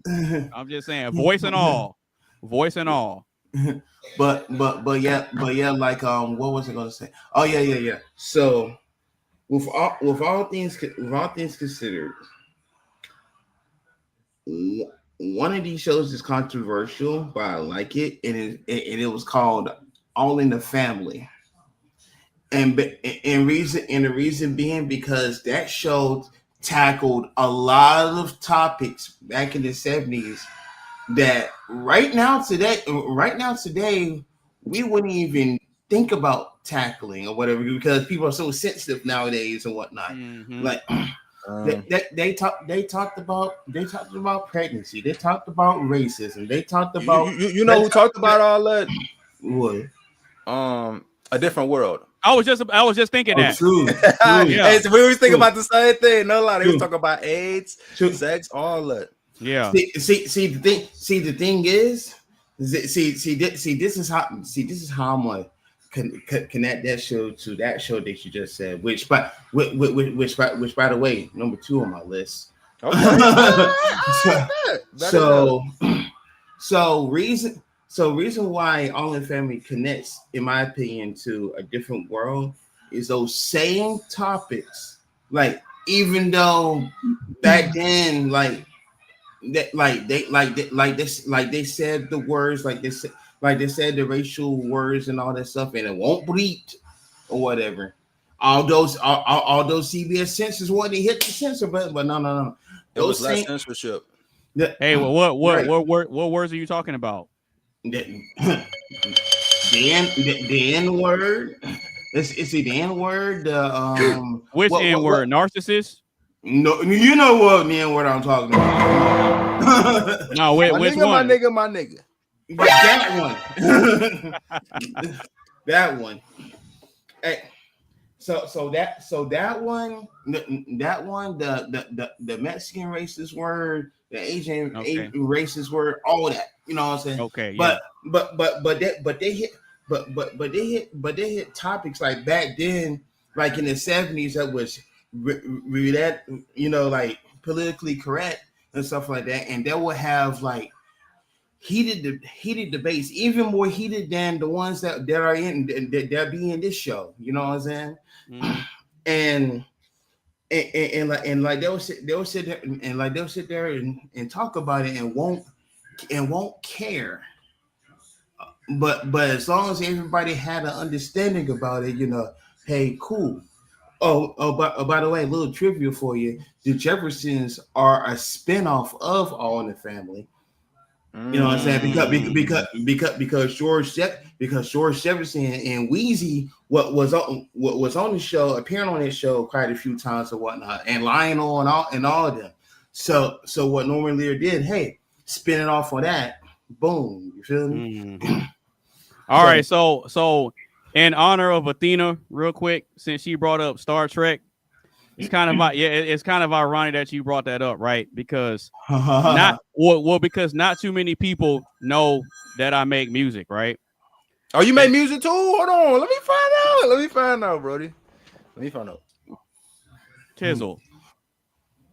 I was the one that was sharing the FL Studio breakdown videos in the group with J-Ron. Oh, that was me. You? That was me. Hey, bro, my bad. That's been so long. That was me. Damn. Okay, you know that. I fuck with that. That was me. As a matter of fact, let me bring something up real quick. Say less. Yeah, no, that's dope as hell. Wait, hold on. I'm glad J-Ron put me on with you for real. Okay, here we go. So now that Athena brought up Star Trek, I gotta play something for her now. Oh snap! Can y'all hear it? No, it's not playing for some reason. No, it's playing, but we can't hear it. Okay, unfortunately. Is that better? No, I'm still not can't hear it. For real? Yeah, I don't know why it's not playing. That's weird. Yeah, that is kind of weird. Oh well. That's an L for me. Who was talking about Power Rangers? I was talking about Power Rangers. Was it Carmen? Yeah, it was Carmen. All right, so I got let me see, 1, 2, 3, 4, 5, 6. I got like 6 of them. Maybe like it's like 5 or 4 that I really watch, and there's some that I really wanted to watch. Power Rangers Jungle Fury. I watched that one. Yeah, I don't know. Hey, bro, I don't know why I thought you were gonna say Power Rangers Jungle Fever. I don't know why I thought you were about to say stupid. Nah, Jungle Fever a good movie too. That's very educational. Jungle Fever definitely one of the movies that really make you think for real. But it was that. I wanted to watch. I always kind of like I slept on it, but I still might give it a chance sooner or later. It was Power Rangers Mystical Force. I always liked they costumes and shit, and then they had the capes and all that, and then the weapons they use. I used to think it was kind of different as hell. Power Rangers Dino Thunder. I grew up watching that. I love Dino Thunder. I watched that one too. Yeah, that one. I feel like most definitely the Blue Power Ranger was always my favorite out of all of them. Tough as hell. Power Rangers Ninja Storm. I love the hell out of Ninja Storm. Ninja Storm was pretty tough. RIP to the Red Ranger who just passed like not too long ago, like probably many years ago.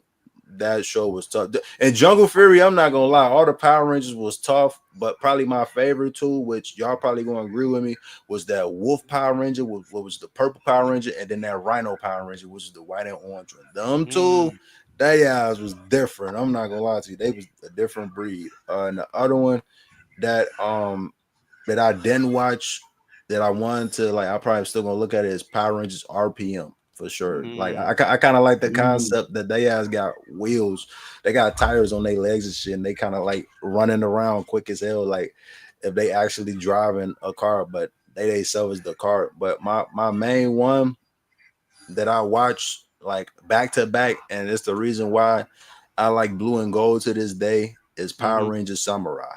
And the reason why I say I like blue and gold, because I always liked the gold Power Ranger. Something about his costume, the blue and the gold, and then like you had the silver. It was perfect, like everything about it. And plus the sword he used, it was based on the actual fish, a kudo blade, I think, or something like that, or whatever. Like I used to like that. I used to like that he carried this little thing with him to kind of like protect himself in the show.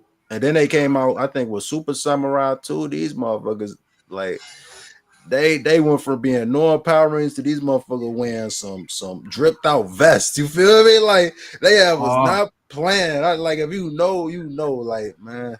All right, so real quick, Athena. All right, I'm gonna try this again. I realized that I didn't do something with the sound. So let me know if y'all can hear this. Y'all can hear it? Okay. Yep. Yes. Cool. All right, cool. Y'all tell me what y'all think about this. Okay.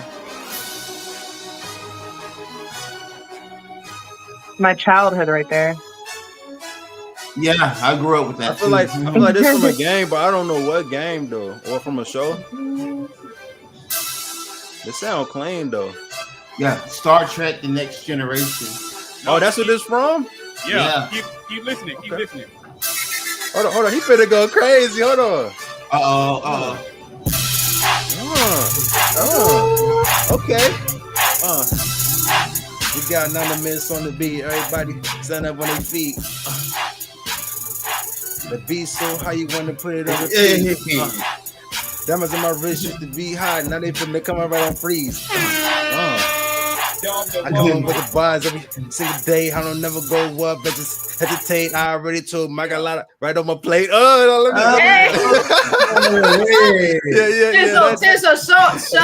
him the Chucky doll. That's freaking me out. Oh no, I saw it earlier. Yeah, hey, real quick, Tizzle. Hey, Tizzle. So the beat that I posted the breakdown video for in that group chat a while back, it was the beat. It was this, the one that you said you liked. It was this one right here. I'm gonna play it. Okay. It was this one.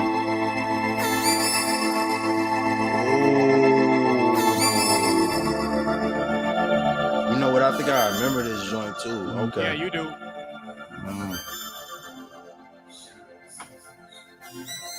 I think I knew exactly why I said I liked it is too, for sure. No, you're gonna hear why.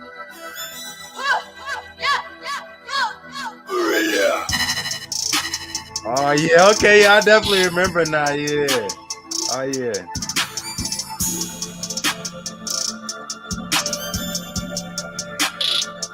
Oh yeah.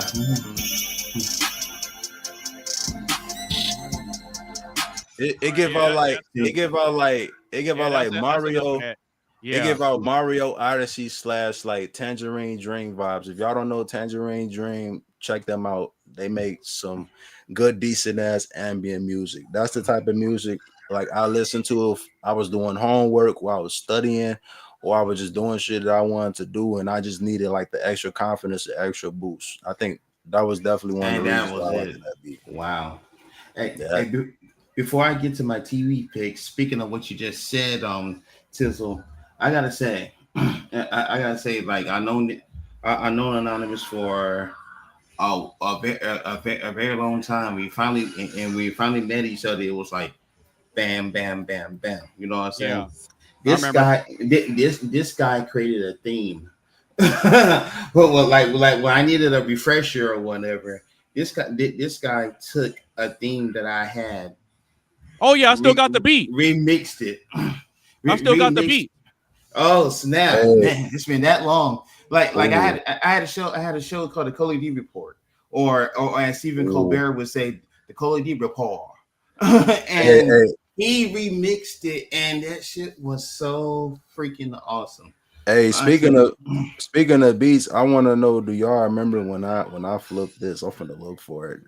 If y'all, hey, real quick. While you looking for that, does anybody else have anything else on the topic so we can keep the show pushing? Are you talking about on shows? Yeah. Oh yeah. So I had a couple.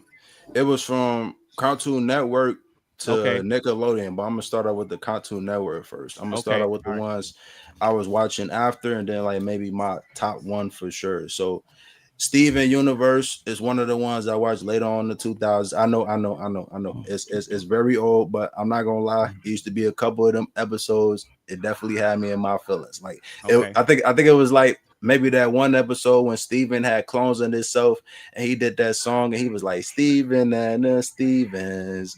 Dun, dun, dun, dun, dun. Like I forgot the lyrics, but like it was just some shit like him saying like no matter what we do or like how we react, whatever in general, we are the same guy. And it was just like I was like, damn, I can relate to that. But that Teen Titans, I'm not gonna lie, not Teen Titans Go. No, the original one. Yes.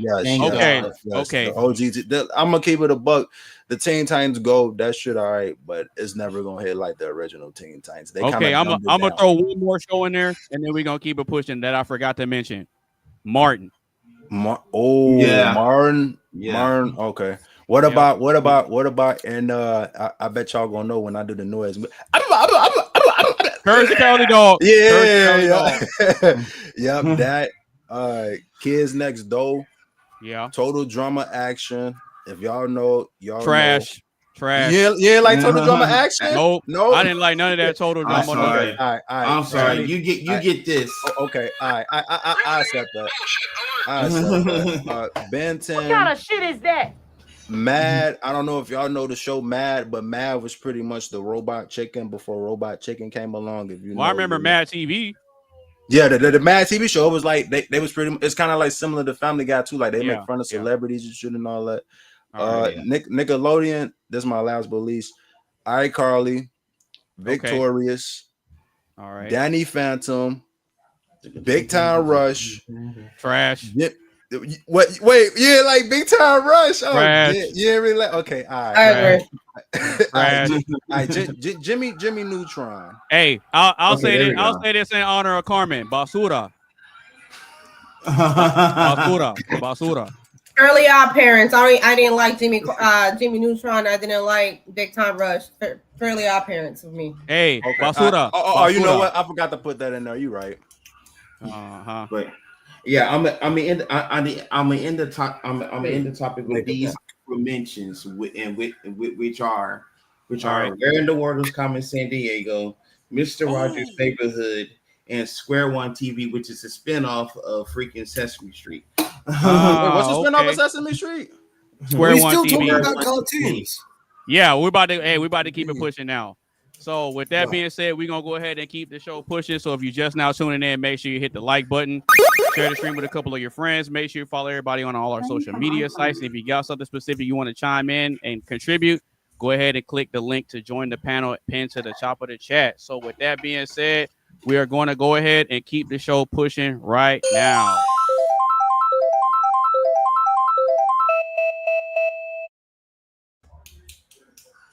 All right.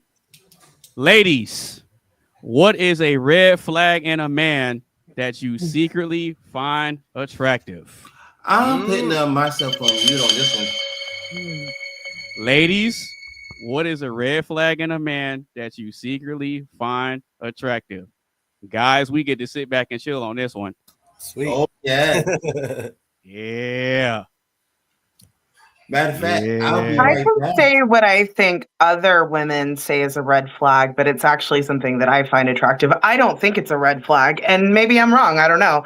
But I really like men who are, this is going to sound bad, but controlling and possessive. I like a man who's like, that's mine. And I like a man who knows what he wants, that takes lead and all of that. A lot of women see that as like controlling. I personally, I love that. I'm like, yes, sir, let's do it. Like, I don't know. And I like when a man's like jealous because that means he likes you. You're his. So I don't know. Yes. You like But them Chris most Brown. women. You like them Chris Brown type. Hey, you I sound like don't know about that. I don't want to get dude punched in the face. Okay. Hey, Anonymous sound like that dude from I think you did a clip one time. It's that bully from SpongeBob, buddy in the green, he in that blue vest. He's like I think you know what I'm talking about. I think I know who you're talking about. You exactly know what I'm talking about. I think I know who you're talking about. So let's say that one more time for the people, Athena. Okay, so something that I think other people would say is a red flag is a guy that's possessive or controlling. I find that attractive. Well, you're speaking for other women, but you said you also find it attractive too, right? No, I'm saying I find that attractive. Most women would say that's a red flag. Yeah, but I don't think it is. But they secretly find that attractive though. Oh, I don't know about other women. I just know about myself. Well, why do you think the bad boys are the ones that get the best treatment? I don't think the bad boys are. I wouldn't put that as a quality of theirs. When I think of bad boys, they kind of just do whatever. They don't have direction in their life. To me, a man that takes control or is controlling, like he knows exactly where his life is going. He has like very clear set boundaries and won't let like a woman essentially take him off of his mission. So you want them to be like the Tony Montana when he was talking to Vera, huh? You'd be like, I was kidding! I was only kidding! So hold on. Okay. So Athena, real quick. Mm-hmm. What you doing next weekend? She's coming around my house, bro. She's jumping on a plane. No, hold on. I'm controlling the narrative. Look, she likes a man to take control. Athena, right, next week, you are jumping on a plane and you are coming to the UK. Oh, you're buying my ticket? Thanks.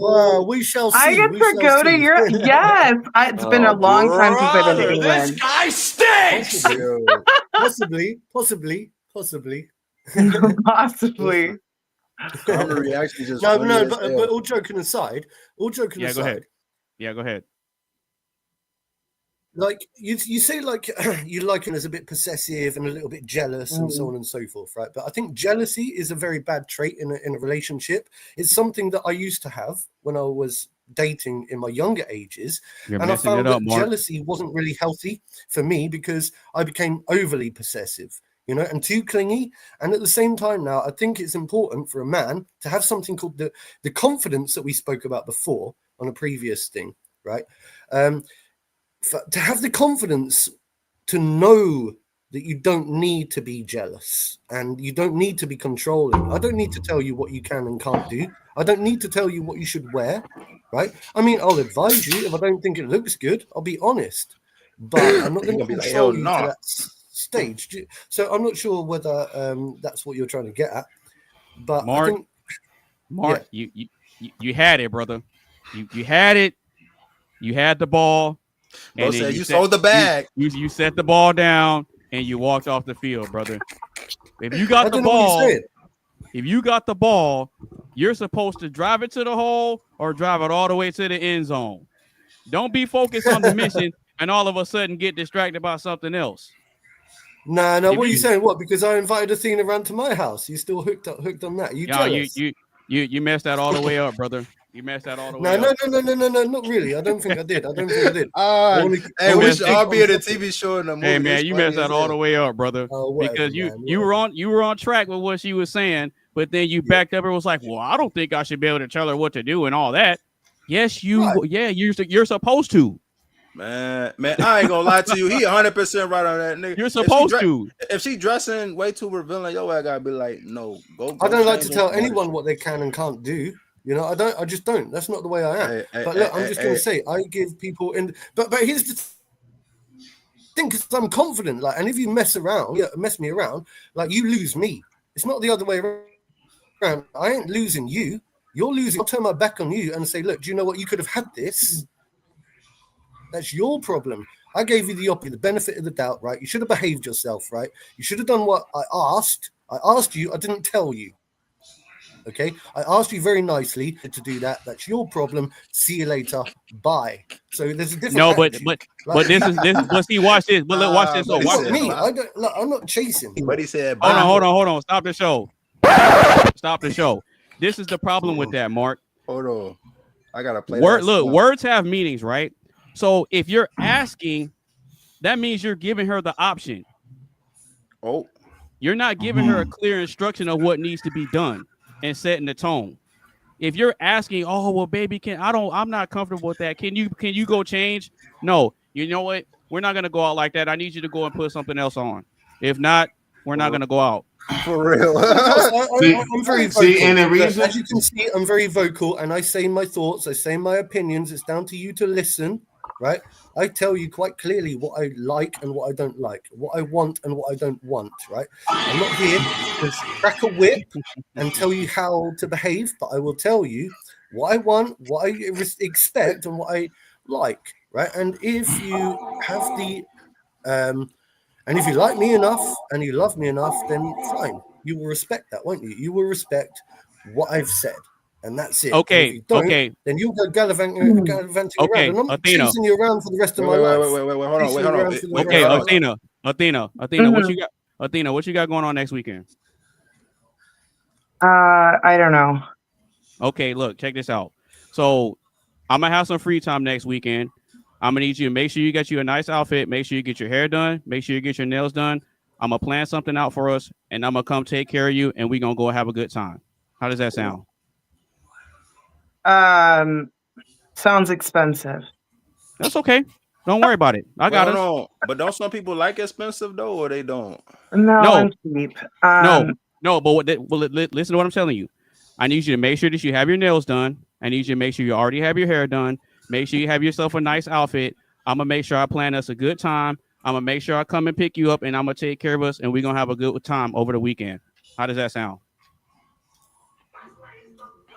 I've got a better proposal. Okay, I've got a much better proposal. How about right? Once I've got enough, I mean, it's a yes or no. I jump on a plane and I come either to sounds you. good or it doesn't sound good. In Texas, right? I mean, yeah, that Texas. sounds What I do good. is I come and see you, Okay, Athena, cool. and I come and see Mr. AB. Cool. And I'll make sure I come and pick you up at 8:00. Make sure you're ready. Does that sound good? 8 p.m. is so late. That's okay. That's okay.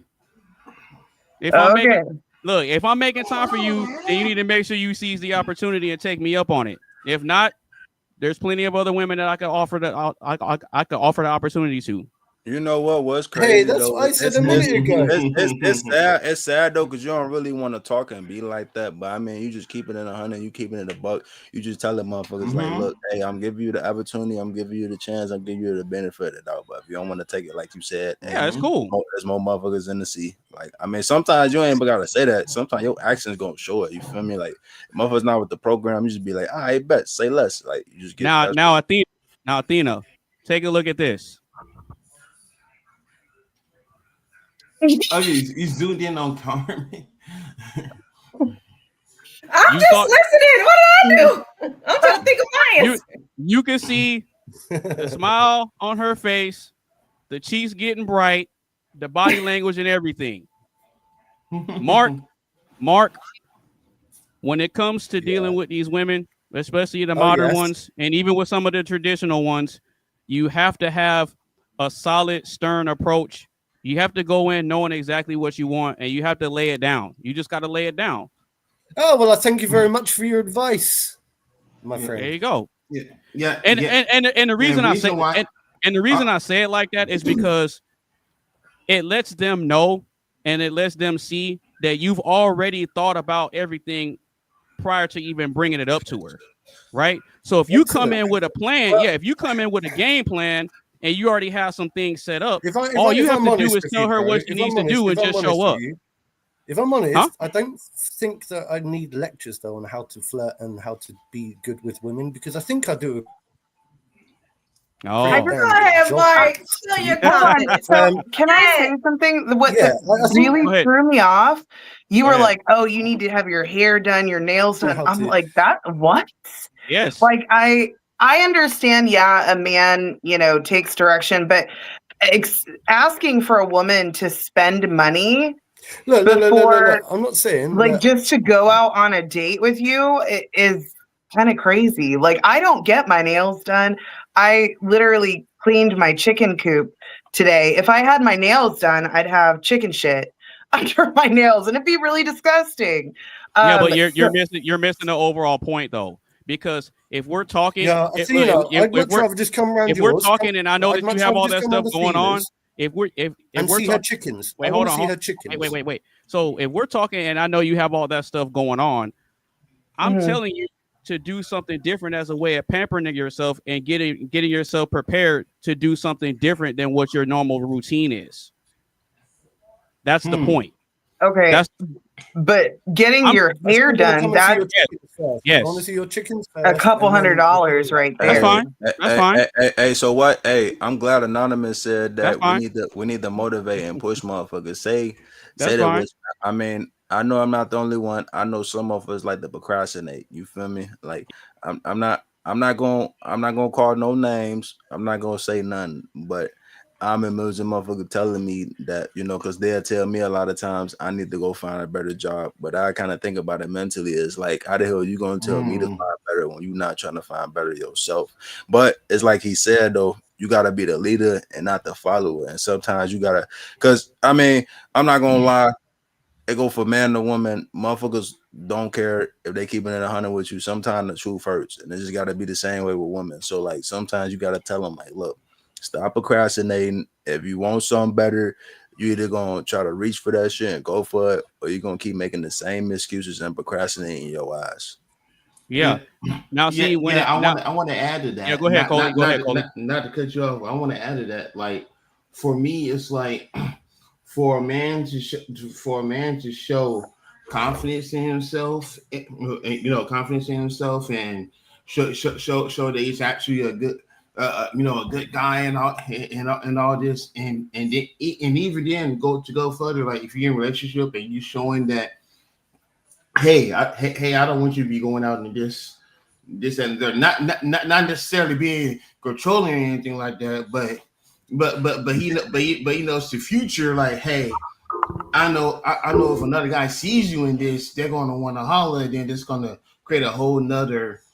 They're gonna be like, damn, shorty, where you from? Let me get your number. Fine shit. As people be saying, I don't got. See what I'm saying? Yeah, but watch this. If I'm taking a girl out on a date and I expect her to look her best and she's with me, I understand that comes with the territory. But with how I carry myself and how I think and how I speak, people won't even think to even try to disrespect me or her like that. You see what I'm saying? They can look, but don't touch. You can admire. You can give a compliment, but don't say anything slick. Yeah, it's the same thing for the woman. But the point I'm making is that when a man does that, like how you demonstrated Anonymous, it shows a female how strong. I mean, how strong, not weak, you are. You know what I'm saying? Like, man, people, in my opinion, if you give like a choice or whatever, that's gonna show women. That's gonna show women that you're weak, and then that's when they're gonna start taking over you and start to shun you down and demoralize you and talk to you any kind of way and all this other shit. Like, I ain't gonna lie. I like when it comes to the men / the homies, the real bros in life. I like when they see you doing good in a relationship and they be like, nigga, that's you. And they be like, oh shit, okay, I see you. You doing good for yourself and on God. And they be like, back up your people, back up your friends. Always. Be there for the relationship. All right, so Athena, what other traits do you think are red flags, but you secretly find attractive? You don't have to speak for other women. You can speak for yourself if you want to. Okay, yeah, that's essentially it. Those are the only things that maybe I think other people think are red flags. I don't think it's a red flag for a man to be, possessive or controlling or even jealous and all that. And I'll actually give an example of I wouldn't say controlling, but where the man's like taking the lead and like correcting the woman, like, yeah, women should do what's right. Control. In control. So my ex-husband, mind you, we were earning a lot of money at that time. And I had a really bad Amazon shopping problem. And Amazon he used to say that Bezos owes me a house. But anyways, all he had to say, there wasn't a discussion. He just said, hey, stop spending so much on Amazon. And that was it. That's all he had to say. And yes, should I have been spending the money? I mean, no, I should not have. But when he came in and corrected it, I was fine with it. I was like, yes, sir. I heard you loud and clear. You're right. I'm not doing right, you know. And I followed his lead. It's that simple. But a lot of women don't like that because they don't want to be told what to do. I personally, I'm like, please do, because I don't want to. I would, you know what, Athena? I would argue that a lot of women do want to be told what to do, but they only want to be told by a man that they're attracted to. Mm-hmm. You know what they want. It has to be from a man. It has to be from a man that they're attracted to. That's the only way it works. I think that goes for everyone. Like with men, you could flip it around. They're not going to. I mean, if it's a beautiful woman, he's going to treat her very differently than a woman who's not as beautiful. I think you're talking about like assertiveness, because we're all talking about like telling somebody what to do and how to behave. And I think it's the wording that I don't agree with. I think what I do agree with is assertiveness. You know, think that assertiveness from a man is very healthy in a relationship. Yeah. But it's when they're telling you what to do, it almost feels to me like it's yeah. I keep I think that's coming in and out, so I'm hoping that I got real bad. And like jealousy too. I like when a guy's jealous. When like just out in public, he'll like grab me, like, no, you're mine, like extremely possessive. I'm like Bobby Brown? Like, I don't know. Ooh, I'm Falcon punch. I might be in the ringer on this one, but screw it. No Eminem. I'm 50-50 on that category of jealousy, because it's like, and here's why. And here's why. Because you a mess. My bad. That was my accident. I was sorry. No, go ahead. No, go ahead, Coley. Go ahead. But here's why. Like, okay. Some women, like you said, they actually do like when you jealous or whatever, because that means you actually care for the one that you love and all that stuff. Blah blah blah blah. Yeah, I get that. But for some women, they would think that's the most like the most controlling thing there is. Like, why you just they're just my friend. Da, da, da, da, blah blah blah blah. You know what I'm saying? Like. And I guess some men would take it to the extent like, oh, there might be flirting or cheating or whatever, but some would actually be like, oh, that's my brother, and actually be their brother or whatever, so that actually would have like a controlling problem, and then that's when the jealousy gets overbearing and stuff like that. So that's why I'm 50-50 about it. Jealousy, because like it could be good, it could be bad, I don't know. Jealousy is a deadly sin, is it not? Right? It's one of the 7 deadly sins. No, I believe. No. Mm-hmm. It's envy. Okay. Envy. Right. Okay. Envy. Perhaps envy and jealousy are very closely related. Perhaps not. Closely related, but they're different. Yeah. Right. But I mean, here's the difference. I could be jealous because this guy is dating a woman that I find attractive. But if I'm envious, I'm saying that I don't think he should be with her because I can't get her. That's the difference. Okay. No, that's what I call some hating ass shit. I ain't Yeah. gonna lie. So to you. jealousy though in itself, right? I mean, I think it's look, we all get jealous, right? It's a human, it's part of human nature. I think some people get more jealous than others. And one thing I've noticed from just general observation is that jealous people tend to be very toxic and they can be self-destructive to the point where they start just comparing constantly their lives and their thing with everyone else, and everything becomes too toxic. See, is okay so long as it's like that person can keep their jealousy in check to a degree. Too crazy out of emotion. Okay. I Carmen. think that's obsessive, but All right. Carmen. What is a red flag in a man that you secretly find attractive? I think I have two that kind of go hand in hand. In different scenarios. I find attractive when a man. Oh God, I can't even say that loud. Yeah. Yeah.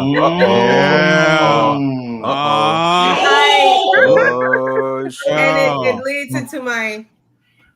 I can and oh God. Okay, scenario. Got her stumbling. Arguments. I like him. I like when a man tells me to shut up, because I can't get very snappy sometimes. So when you raise your voice and like, yo, shut the fuck up and let me speak, I'm like, oh. Okay. That's assertiveness, isn't it? That is assertiveness. I like that, and I like that, and I like. That's not telling someone what to do. Start fights. Not start fights. I think that's lame. But I do like when, if something does pop off, you can defend yourself and walk off like, yeah, don't do that shit no more. I think that's very Falcon punch. Some women find that like misogynistic, because you're like, oh, that's hatred towards women because he raised his voice. I would argue that y'all like it. I would argue that y'all like that. Hey, Carmen, are you talking about like this? Hold on. You need to shut the fuck up. Wait, hold on. Wait, hold on. Or it is too. Shut the fuck up.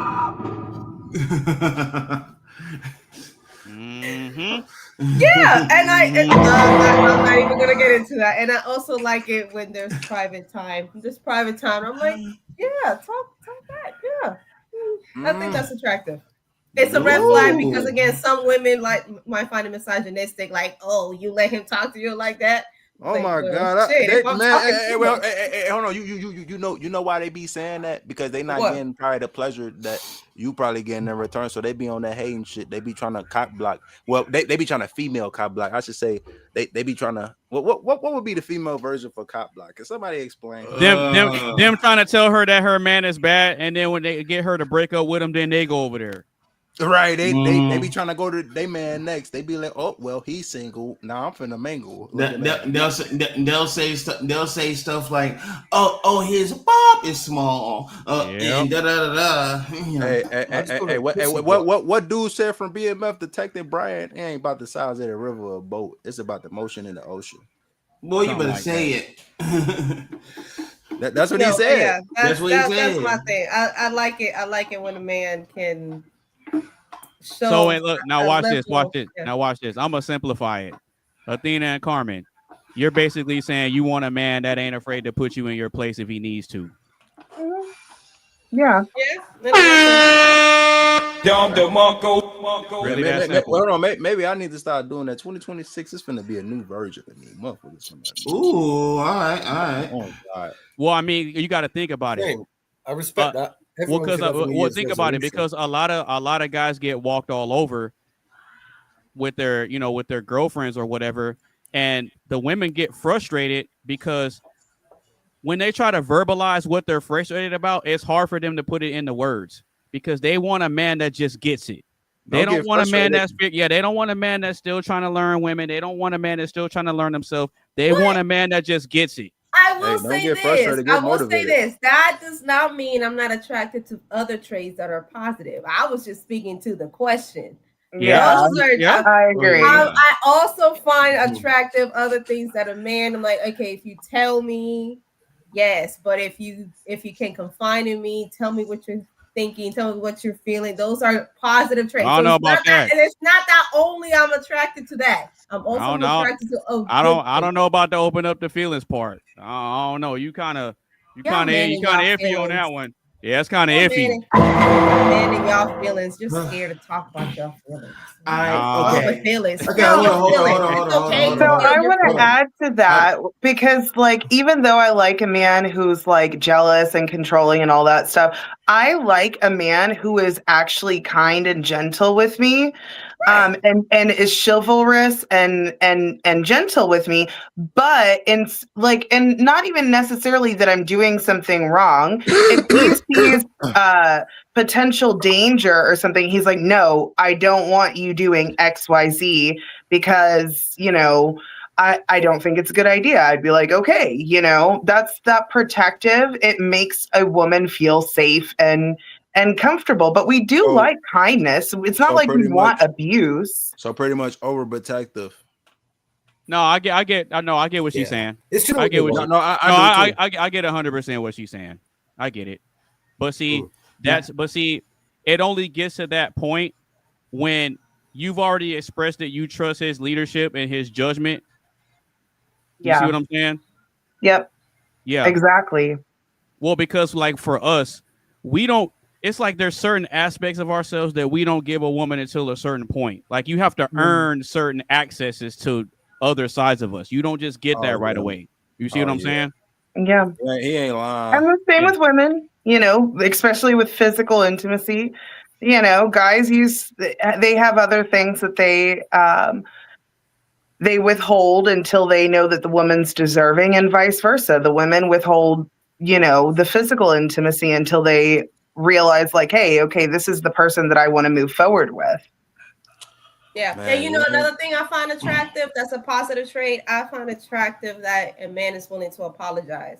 If we get into hold on.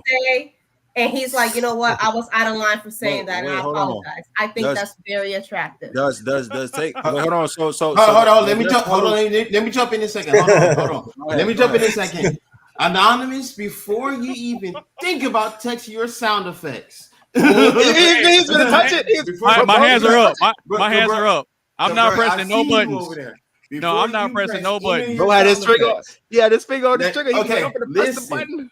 Listen. Now, this has been debated since the beginning of time about this apology is. Okay, so I feel like if a man has messed up so bad to the point to where like they thinking in their head, like it don't have to be in front of her. It could be like he could be by himself just thinking, you know what? I really did fuck up. Wait, hold on. Does this follow along what I was about to tell her, taking accountability of your actions? No, wait. Let him finish. Let him get to it. Let him get to it. Now, like if they really, I would say like if they really badly fucked up at like they really fucked up, not on something, not like beyondly fucked up. Okay. Then that's why I think that you should apologize and stuff like that or whatever. But if it's like petty little stuff or whatever and stuff like that, I don't think an apology should kick in. It should be like more of a. It should be more of a discussion because it's like we don't like men has this thing since the beginning of time where we're prideful. We don't like to admit that we fucked up. You know what I'm saying? But like if we do, and if we majorly over exaggeratedly fucked up, then yeah, I believe that should be the time that we be like, hey, look, my bad. I'm sorry. Not like my bad, but you know, like, hey, I really fucked up. I really apologize. Da da da da da da da. You know what I'm saying? Like, but because I know that women when they screw up, that like they will immediately just go and be like.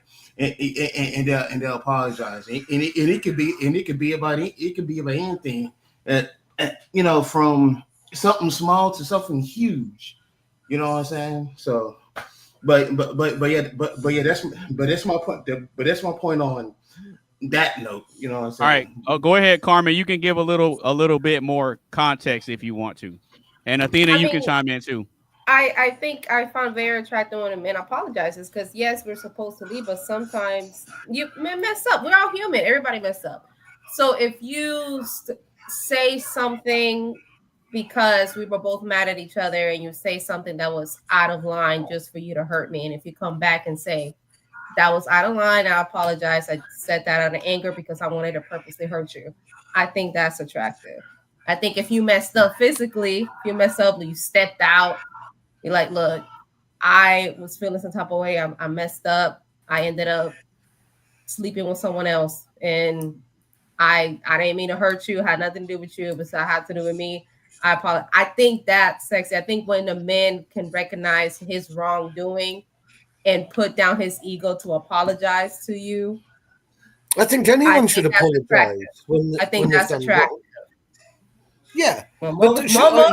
I mean, you would think that's just a regular person thing, right? But most people do. Like I said, in other words, man, taking accountability for their actions or what they did, what was wrong. Which I mean, I'm not even trying to say I'm in the bogus.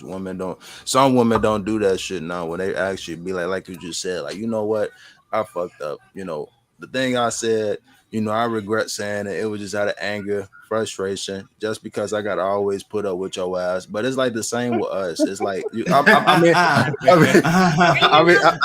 he's right. Tissel's right, because for a long time I wasn't willing to apologize, and here's the reason why. That was my granddad. He was definitely like that. Where's the game show bill when you need it? I know, right? But here's the reason why. For a very long time, I didn't say the actual words like, I apologize for this. I would do other things. Kind of like similar to when you remember when your mom will give you a whooping, and they'd be like, and you know she was wrong for giving you a whooping. Oh yeah. But then she come back with McDonald's, be like, all right, what you want from McDonald's? That was her way of apologizing. For a long time, that was me. That was my granddad for real. He'd be the type that he not finna apologize to your ass. I remember like I was. And I think that's why I think this will make it a point, because growing up like this, I'm like, parents should apologize to their kids, and we should break that cycle so we can grow up to adults to apologize when y'all wrongdoing. Like Mark said, that should be a person thing, not a woman and a man thing. Hey, Carmen. So you said before that you weren't actually pursing your lips to say the words, right? So give us an example of what you would do to do like a roundabout apology. A roundabout apology. That sounds like a half-ass apology. Oh no! If it's a half-ass apology, you could keep. Hey, whatever. You're the one that said you didn't actually fix your lips to say the word. So then, what were you doing as an alternative? The alternative. Like what? So the alternative would be, I like to cook, so the alternative would be like, I made you this, or I made you a dessert, or I would be like, do you need, I know the other day you were talking about you needed something pressed or done. I would do acts of some sort. So pretty much you'll have your actions speak louder than words. Right. Like I would just do an act of service of some sort. Like make a plate, cook something for you. But I can understand that, because or sometimes you can see. Sometimes or like you can see that wake up early to make sure everything is laid out for you, so you don't have to think about it. It's just, I would do acts of service as opposed to like actually say. Hold on, what I've experienced that from the receiver end. Say that again, Mark. But I've experienced that from the receiving end, right? Where you know that somebody feels guilty, they feel bad, and you can see it, you can sense it in their aura, the way they're tiptoeing around you, and they're a little bit sheepish, their heads down, they're like, hi, they never say sorry. You know or just be overly attentive to something. They'll be like, yeah, oh, I'll get right. Yeah. And they'll do stuff like you said, like, oh, you know, and they've tried to be extra nice to you that day. But I think the person on the receiving end still notices that vibe. Like I would realize when someone's like that, they're trying to say sorry in their own little way, but they just can't bring themselves to say it to my face, you know. But yes, it is nice when they can bring themselves to say it to your face, because then you appreciate it, and then you can have a big hug and say, look, do you know what? It's all done, it's all dusted, you're forgiven, it's not a big problem. Let's just move on. You know, man, you know what? That's courage from both sides. You just got to, you know, be courageous. That put me in the mind when that motherfucker Sandman had talked to Peter Parker in Spider-Man 3, and they really had an agreement on what went on. That shit still made me sad to this day, but it was so inspirational. If y'all know, y'all know. Like, bro really took accountability of his actions and shit, and he told Peter Parker why he did what he did, and it wasn't just because he was fucking around trying to rob people. He was doing it because he was trying to save his sick daughter. You know what? Okay, so about the apologizing thing, Athena and Carmen, what do you think is an example of something that a man could do that an apology cannot fix? It doesn't have to be just one thing. Okay, before I answered that, I do want to go to what was being said about the apologies. I think when a man apologizes, and he has to like keep masculine frame. He can't just be like, I'm so sorry. And like for me, when I'm wrong, I like have my head down and I'm like, I'm sorry. And like kind of sheepish, like you were saying. If a man does that, it's like, he should just be like, you know what? I messed up. And that's it. Not a long drawn out thing, but just, I'm sorry and I'll do better. And then as a woman, we can't scrutinize them when they make mistakes. Because that's a really big issue. Women will throw it in their face. They will weaponize that, bring it up every time they get to an argument. They gotta believe that person who they once had could do better, and they gotta really have self-confidence in them. They gotta have that mentality like how dad or mom do. Prove me wrong. And when you do prove motherfuckers wrong, that's when they actually open their eyes and be like, oh, okay, this motherfucker really changed. Like, okay, I see they really doing things that they probably wouldn't do for me. Maybe like giving me flowers without asking, or maybe asking me what I'm doing later on the weekend and planning dates for them and shit and all that. It's like at the end of the day, I feel like it's character development. That's for anybody, you know. Like what we just said up in here, we all make mistakes. We all make fuck up. Come to a point that we realize that, like Coley said, like, damn, we really fucked up. And when it really come to that, you know, I feel like it take a real person to do that, because like Cameron was saying, you know, it'd be hard for some motherfuckers to apologize and to admit to that. But I feel like that's the challenge though, like mentally, like when you tell them hey Tizzle, you keep calling her Cameron as Carmen. Oh, Carmen, my bad. Stupid. I didn't want to say nothing. My bad. I'm probably thinking of Cameron Diaz or something. My bad. Hey, you know what? I had to, when she popped up in here the first time, I had to reread her. I had to reread her name just so I won't make that same mistake you did. My bad. I called all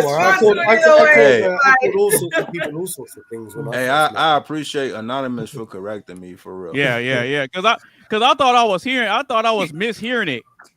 Because I'm like, you call her Cameron? And I'm like, no, let me listen and hear it again. And he's like, because you know, like Cameron said. I'm like, okay, he did say that. Yeah, my bad. Yeah, I definitely said it wrong. Nah, you good, bro. You good. Okay, so you want us to answer your question about the things that we think are kind of like unforgivable for a man? What you asked earlier, I guess. You could phrase it like that. That's fine. Okay, so the things that like I would never forgive a man for ever again is putting his hands on me. And then I would say passive aggressive behavior. Like one thing, an ex of mine said that he did things intentionally to make my life more difficult. That to me is inexcusable, because if we are supposed to be on the same mission, you making my life more miserable is like cutting off your nose to spite your face. If I'm on your page That Michael Jackson surgery. Oh, well, yeah. Okay, I got it. It took a second. But if I'm on your mission and you're doing things out of spite rather than talking to me, one, that's extremely feminine. And two, it is counterproductive to two people coming together working towards the same goal. So I think those are the two things I would just walk away, that like passive aggressive behavior and then physical. I would never forgive that. So, hey, Athena, mhm. have you ever put your hands on a man before? The only time I did that was when I was cornered and I didn't have really a choice. Okay, that's fair. That's fair. That's fair. Yeah. All right, Carmen. What is something that a man could do, or what is give me an example or multiple of things or a thing that a man can do that an apology will not fix, or something that you won't forgive? I agree with Athena when violence gets introduced, and that goes for both ways. I mean, I have yelled, I have thrown things, but I have never put my hands on someone. Falcon punch. I mean, that's just being honest. And if you intentionally hurt one of my family members to get back at me at something, because now you're bringing somebody in has nothing to do with whatever we're going through for you to intentionally hurt me. So I can't see past that. Because if you're bringing somebody else, and not me personally, but I have known plenty of examples where the men or even the women, both sides, men and women, have hurt a family member to get back at their spouse or their partner or whoever they were, to just purposely hurt them. I feel like fair. That's fair. I feel like the best way to get back at them, like I said in the beginning, is proving they ass wrong. Yeah, that's fair. All right, so with that, I'm gonna turn it to the guys, because I wanted to get the ladies' perspective on the questions first. So I'll turn that question to the guys. So guys, what is something or a multitude of things that a woman can do that an apology will not fix? You know what? That's a good one. The flip. I've got one already, because I agree with the family. And the reason I'm asking both sides is because both sides we all have our flaws and shortcomings. Men ain't perfect either. You ain't lying. That's facts. Well, we some dogs too. Men are dogs. I can admit that we're dogs. That's true. We can be trifling too. Yeah. So guys, what would be? Give me an example of something that a woman could do. It could be one thing. It could be two or three. It doesn't matter. Give an example of something that a woman can do that an apology cannot fix. No matter how many times she apologizes, it's just not going to fly. Oh, if she hates my mom, hold on, one mic. I'll never forget. Wait. Go ahead, Mark. Say that again. I'm just saying, if she hates on my mom, then I'll never forgive it. I'll never forgive her, because that's it, really. Like you were talking about family a moment ago, Carmen. But for me, it's important that my partner respects my mom. And if she doesn't and she disrespects my mom, I don't know why, because I'm so loyal to my mom in that way, I'll just never forgive that. Like, I mean, you can have a disagreement, you can have a falling out. That's not a problem. But the minute you start disrespecting her and treating her some type of way, then I'm like, nah, that's it. You're done. Okay, so give us an example of a way that a woman could potentially hate on your mom. Like, what would give us an example of something that she would do or say. I wouldn't mind if there's like general disagreements. I don't expect people to get on with each other all the time, and I don't mind like I can't expect people to 100% agree with each other, and I don't mind them having fallouts and arguments. That's not what I'm saying. But you know, when you see somebody like who likes to try to pull you away from the family, you know, and to be more possessive over you, and to sort of like become like no, it's either me or the family sort of thing. Oh, like are you saying like ultimatums? Yeah. Okay. I hate those. Okay. Interesting. Coley, Tizzle, what y'all got? The answer's easy. Cheating. I was either gonna say that, or I was gonna say what Coley said in the beginning, when motherfuckers be saying he's a friend or he's a brother. Because I'm not gonna lie, us men, we got trust issues like how some of y'all women got when it comes to trust issues. We just sometimes don't admit it, but we definitely do. When it come to y'all say one thing and then the other show, it's just like you kind of think mentally in your head, like, is they really telling the truth or is they trying to fuck me? Not literally, but like, is they trying to fuck with me? Like, is they really thinking I'm a fool, I'm a dumbass? Like, it really come to situations like that. But I'm pretty sure, like, women think about the same shit. Like, I could be wrong. Have a baby on you? Like, if she have a baby on you? Oh, hell no. A baby? What you mean, like a kid? Yeah, she get pregnant by somebody else. I mean, oh Lord. I mean, if absolutely not. So look, it's a difference. If we had to break up or whatever, I don't give a fuck, because I mean, she could do what the hell she want. But if we together and she got a baby by another dude, like Anonymous said, she cheat on you, she get pregnant. No, hell no. She gotta go. She gotta pack her shit. I don't want to hear no, I'm sorry, none of that shit. You should. She belongs to the streets. You can see past it. No.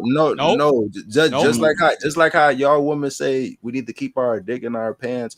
Women need to know how to keep they cookie in the jar. It's just. I agree. I ask because a lot of women can see past it. Yeah. From a man's point of view, a woman cheating is very different than a man. A woman cheating. Oh, go ahead. Sorry. Oh no, you're good. But not like I hate to say this, but women would sit here, and I'm glad my sister's gone tonight, so I can really say what I really want to say. Like, women would sit here and would absolutely be like, and would absolutely think that like men be out here and be cheating and stuff like that, when we actually had our homeboys' house trying to beat try to beat each other's ass on the game on Tekken 8 or whatever. Man, I'm telling you, like I said earlier. But the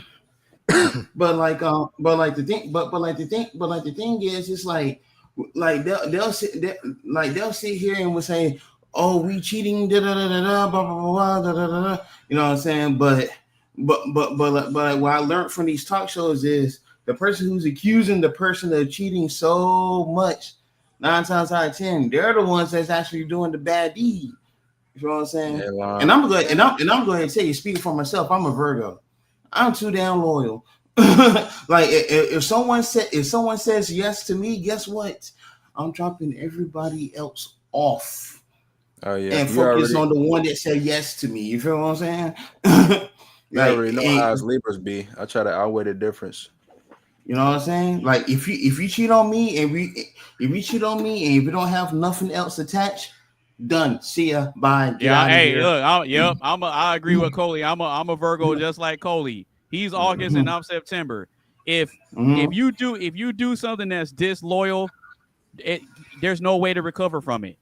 Nah. But would y'all agree that a man cheating is very different than a woman cheating? Like, I'm not going to excuse men cheating, but like, there's a level of disrespect when a woman does it.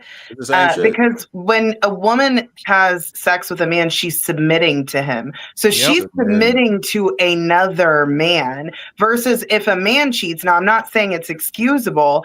I think you can work through it, but I think if a woman cheats, you can't work through it because a man is still dominating another woman, and it's very different than a woman submitting to another man. And that's why I think that I can see. Can I say from experience? I can see past the cheating, but depends on the cheating. Now, if you cheat on me with a stranger, okay, we can work through and see past it. But if you cheat on me with a family member or a close friend of mine, Yeah. Wait, hold on. Or What an Mark was gonna affair, say though? I'm kind of like a curious. full affair, like a relationship, that's So- inexcusable. All right, go ahead, Mark. Go ahead, Mark. Yeah, I'm curious. No joy.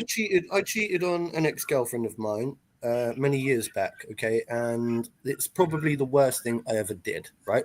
I don't think it's excusable. I don't think there's any excuse. Right? Whether you're a man or a woman. Right? I shouldn't have done it. Right? And I regret it big time.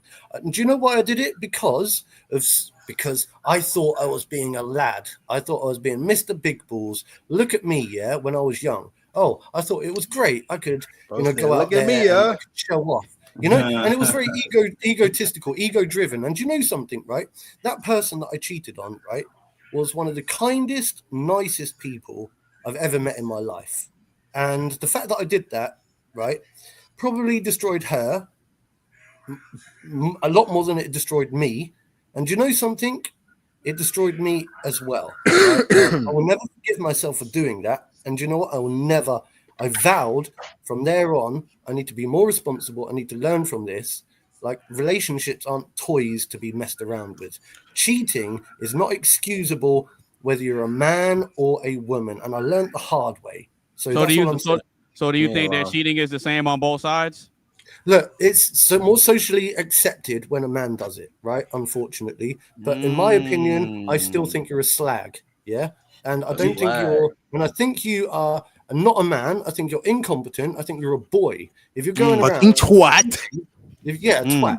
If you're going around and you're cheating on your missus that you're supposed to be loyal to, then I think you're a boy and you're not yet a man. That's what I think. Talk to him. You know what? The immature version of you, I seen that version of you a lot on EastEnders, aka Phil Mitchell. All right, Tizzle. Oh, you know it, bro. Okay, so Tizzle, you think that a man cheating and a woman cheating is the same? Absolutely. Okay, elaborate. I don't give a fuck how nobody put it or how they said what the chances is if you're willing to really accept that person. Because I mean, I'm kind of with the saying when they go once a cheater, always a cheater. And I mean, I take it. No. You don't think so? No, because like I said a minute ago, I cheated once back in the past, right? And I think that a leopard can change its spots. And I just confessed openly about that experience. And I just told you a moment ago that I vowed that I would never, ever do that again because I've learned from that mistake and I played around with human emotions. And I'm traumatized from doing that. A leopard can definitely change their spots. Never once a cheater, always a cheater. So let's say if you get a next relationship, right? I ain't trying to sound bogus or mean, but it's like what I said earlier. Is your actions going to speak louder than the words? Uh-oh. Ooh. I'm just saying that some people, they learn from their mistakes. Not everyone, but some people learn from their mistakes. I'm kind of sounding like anonymous. I ain't gonna lie to you. I feel like when I say no, I'm for real. I'm like I'm keeping it 100, like real shit. Like if you date somebody right now, like say if like not saying now, but say like you was dating Athena, right, and you promise you not go cheat, you go tell yourself that. Is you really gonna prove that? Well, here's the thing. In life, when you cheat, right, you don't cheat always on everybody else, right? Quite often when you lie, you're actually lying to yourself. When you're cheating on yourself. You're cheating on your own existence, your own relationship, your own honesty. So it's internal work. Once you realize that honesty is the best policy, then you realize moving forward, do you know what? If I lied to that person, I lied to that person, and I lied to that person, I'm lying to myself. As soon as I can start being honest with myself, then I can start being honest with everyone else. I like that answer. Yeah, I was going to say I do too. That was a very educational answer. I fuck with that. All right, so Tizzle, thanks. Elaborate on how you think a man cheating and a woman cheating, or how you think a man cheating and a woman cheating is the same. I gotta hear this because I disagree. I'm with Athena, but I'd love to hear it though.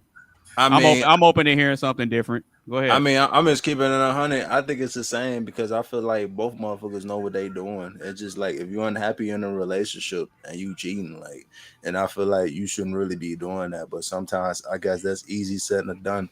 And you know, motherfucker just see the easy way out, like, oh, okay, this motherfucker treat me bad, or we on bad terms, and this yada yada yada.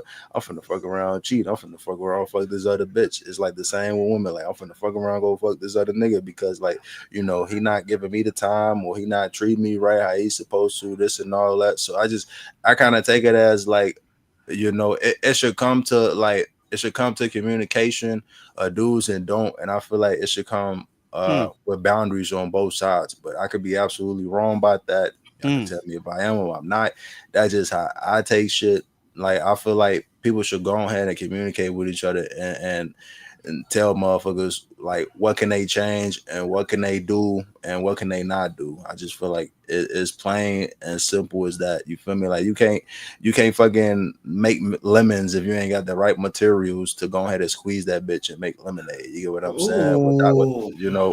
Without that shit, it's just fucking useless. You might as well just stomp that bitch on the ground and just say it's the end of it at the end of the day. You feel me? Because like I said, if one motherfucker cheating and the other one cheating, they shouldn't be going together because it's gonna be that one motherfucker being jealous, other one gonna be jealous. Then there's gonna be some bullshit like, oh, who that bitch you texting on the phone, or who the fuck calling you on the phone right now, or it's gonna be us, man. Who the fuck is that nigga calling you on the phone? Who the fuck is that texting you? Who doing this? Who doing that? So I take it as like that. But like I said, y'all can tell me if I'm right. Y'all can tell me if I'm wrong. That's just my opinion. That's how I think about it. Okay, so yeah. So like I said earlier, I agree with Athena that a man cheating and a man cheating and a woman cheating are completely different. Okay. I'm gonna start with the whole getting caught process. Men are sloppy when they get caught, but women they are slick as hell. You know what that remind me of? That remind me of when dude said the fucking Mendez brothers that the limited series, the fucking dad was like because I think he was talking about owning a house or something, and he was talking about how he got it. And I think one of the brothers was like, wait, hey, isn't that? And then the dad followed, he was like, cheating. And he was like, yeah, you know what? It is, but he was like, you know what? He was like, I think he said some shit like you don't let motherfuckers know and you don't never get caught or some shit like that. And I'm just like, damn. Okay, like, so Tizzle. What up? I'll go ahead and break down how it's not the same. Okay. So you can't necessarily say that a man cheating and a woman cheating is the same. And I'll tell you why. Okay. Have you heard of something called double standards? Absolutely. We deal with that shit still now. Okay. So the double standard is this. Men can sleep around and not get judged for it. And there's a logical reason for that. Whereas if a woman sleeps around, she gets judged negatively for that, which is why they like to lie about the body count. Oh, okay. You know what? I see what you're saying when you saying, and I could be wrong. You kind of think about it as like if us, man, we go sleep with multiple women and do this. We got homies and motherfuckers on the other side being like, damn, okay, I see you being on that player shit. But if it come to like a woman doing it, then it's gonna be the man. Unless it's the thirsty motherfuckers. They gonna go ahead, Mark. Go ahead, Mark. Isn't there a difference though between the concept of having a high body count and being a cheater and being a dirtbag? Yeah. So, for example, right, like what you're saying is that a man accepted that they go around and perhaps they spread their seed. You know, it's quite. Okay. In fairness, you know, that's what you do as a man. You want to go out and spread your seed. You know, sow your oats. Human nature. Real. Having a high body count is different too. Fatality. A committed relationship with someone. So I suppose in the beginning stages of a relationship, you might be, you know, unsure. You might not be fully 100% committed. But the minute you start really committing to that relationship, I think that's where you're supposed to turn yourself around and say, look, I've committed to you. I'm not going to go around and cheat. So I think there's a difference between high body count and being a cheater. So I don't know how that plays in. What do you think? Well, here's the thing. So a man cheating and a woman cheating is completely different because both genders look for something that are completely different that they both find security in. You see what I'm saying? So both genders are looking for a sense of security in the other, right? So for us, since we're not looking for a woman to pay our bills, lead us, protect us, and provide for us and be over us, well, what does she have that's valuable? Her sexuality. That's how she shows loyalty to us, by not busting it down for a real one, for And somebody how else. about if children involved? So let's say, for example, you have children and you're in a relationship and you still see it's okay because it's more socially acceptable for, to go out and cheat. Potentially, you could break down that relationship, yeah? So your How? obligation is to maintain the relationship, because if your woman finds out that you've just been cheating and you've been sleeping around, she's going to leave you. And who's going to be affected more? It's going to be the children, isn't it? So your obligation then is to the children to maintain that relationship, Yeah, and but so, the primary reason that a woman couples with a man is not for sexual fidelity. It's for his guidance, his masculinity, and his leadership and his protection. They place that higher than a man being monogamous. I mean, look, Because I don't know. that's actually harder to find. I'm just saying there has to be an obligation, I suppose, from a man. I think that Yeah, the one thing his that I saw from his obligation is to lead, provide, and protect. That's his one job. thing that always let me down with my dad. My dad, when he divorced my mum, I always thought to myself, I wish you were more of a man. I see him as lesser of a man than me, because he abandoned the family. He moved away. Okay. I think we lost him. Shout out to Mark. Oh, am I back? Yeah, you Hello? good. Oh yeah. Yeah, so I'm saying, so I looked at my dad, right, as a lesser of a man because of the fact that he wasn't able to maintain and hold down the family structure. He left and he moved to a country. He moved to Australia, the opposite side of the world. I haven't seen him in 20 years, right? And do you know what? Oh, man. I pity him. I look down at him as a lesser of a man, because I always thought that he had one job to do, one role, and one role only. That was to be there for my mum and to look after her. And secondly, to make sure that his children were looked after and supported. Anything after that is bullshit. But if he'd gone around cheating, I don't know whether he did or didn't, and I don't know what caused the breakup. But regardless, he had one job to do, and that was to be loyal to my mum. So I see him as lesser of a man today. Yeah, well, yeah, no, and I feel you on that. But see, there's, like I said, there's fundamental differences when it comes to what cheating is, right? So if a woman's job is to not give herself to anybody else, that's how they cheat. Our job is to make sure that we provide, protect, and lead her in a good direction to the promised land. So if I'm leading another woman and providing and protecting another woman over the one that's committed to me, that's how I'm cheating on her, because I'm giving something that her sense of security is going to another woman. But our sense of security is her not busting it open for somebody else. You know why? Because if she comes up pregnant and we find out that the kid ain't ours, it's a problem. See what I'm saying? There's plenty of times where you could watch Maury Povich or Steve Wilkos or any of these shows where these women, the guy is unsure because now his lineage and his future generation of his offspring is in danger. Him passing his seed on to the next generation is not secure now. His legacy is in danger because she was out here busting it open for somebody else. That's why men can have doubts, and the woman's like, no, I wasn't messing with nobody else, but then the DNA says something else. You're carrying another man's seed, and you're continuing another man's legacy. You're cheating me out of my legacy by letting somebody else hump on you like that. But if I do it, that's me trying to continue my legacy and spread my seed. Now, here's the thing. I'm not guaranteed an opportunity to spread my seed, but women are guaranteed opportunities to spread their legs. Sure. So you're talking, you're basically just coming from a very Darwinian evolutionary perspective, realistically. It's 100% logic. We've got different types of moral standards in today's era where. Well, I'm not arguing morals. No. I'm arguing biology and reality. It has nothing to do with morals. It has That's nothing to fine. do with morals. Sure, I get that. Because if we understand that all is fair in love and war, then where does morality play into that? I get you. I mean, it depends. Yeah, you got a I suppose huge everyone's got point. their own Because think moral about it. standards. Think about it.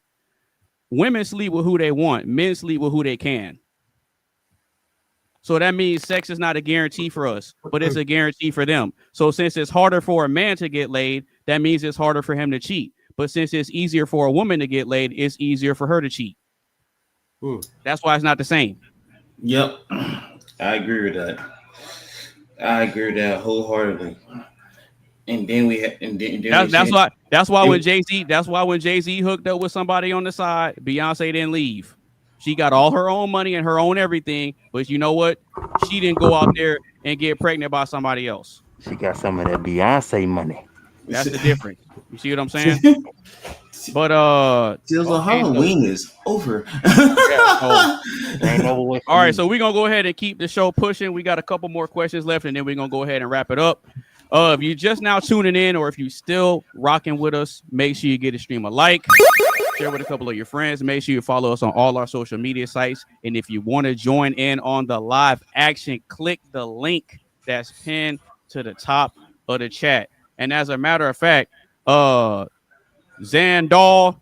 you going crazy in the chat. If you want to pull up and join us, you're more than welcome to. You're more than welcome to. The link is right there. Go on in. Come on in. Come on. Join us, Zan. Join us, Zan. I sent her a message on Instagram. Yeah, no, it's all good. She's being a good sport. She's being a good sport. Yeah. And the thing about me is, like, I understand that I'm presenting myself to the public. So, I mean, I know that roasting and all that stuff, it just comes with it. You know what I mean? I don't get butthurt when people go crazy in the chat. The chat is going to chat. For a reason. Oh, look at this. Look, see, I extend the olive branch and just like, nope. No, it's all good, Zan. You being a good sport. Shout out to you, man. Shout out to you. And you know what? As a matter of fact, Zan, I did what I could to make sure I adjust the sound on the sound effects to kind of tone it down a little bit, because I know you were having some issues with your eardrums being blown. I sincerely apologize for that. I want to make it a very pleasurable and memorable experience just for you. So I'm gonna give a special shout out to Zandal. All right. Hey, see, the chat's gonna chat. The chat is gonna chat, but we're gonna go ahead and keep the show pushing and go ahead and move on to the next question.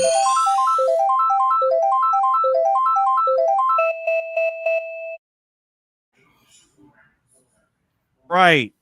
Are stereotypes given or earned? I'll say it one more time. Are stereotypes given or earned? Damn. Whose question is that? Good question. I'm even stereotypes. Tizzle, how many Halloween shit do you have? Now you Mike Myers. First you pull up Chucky, now you Hold on. He's got his masks and everything. Since I got the Michael Myers mask, this the Michael Myers beat. You feel me?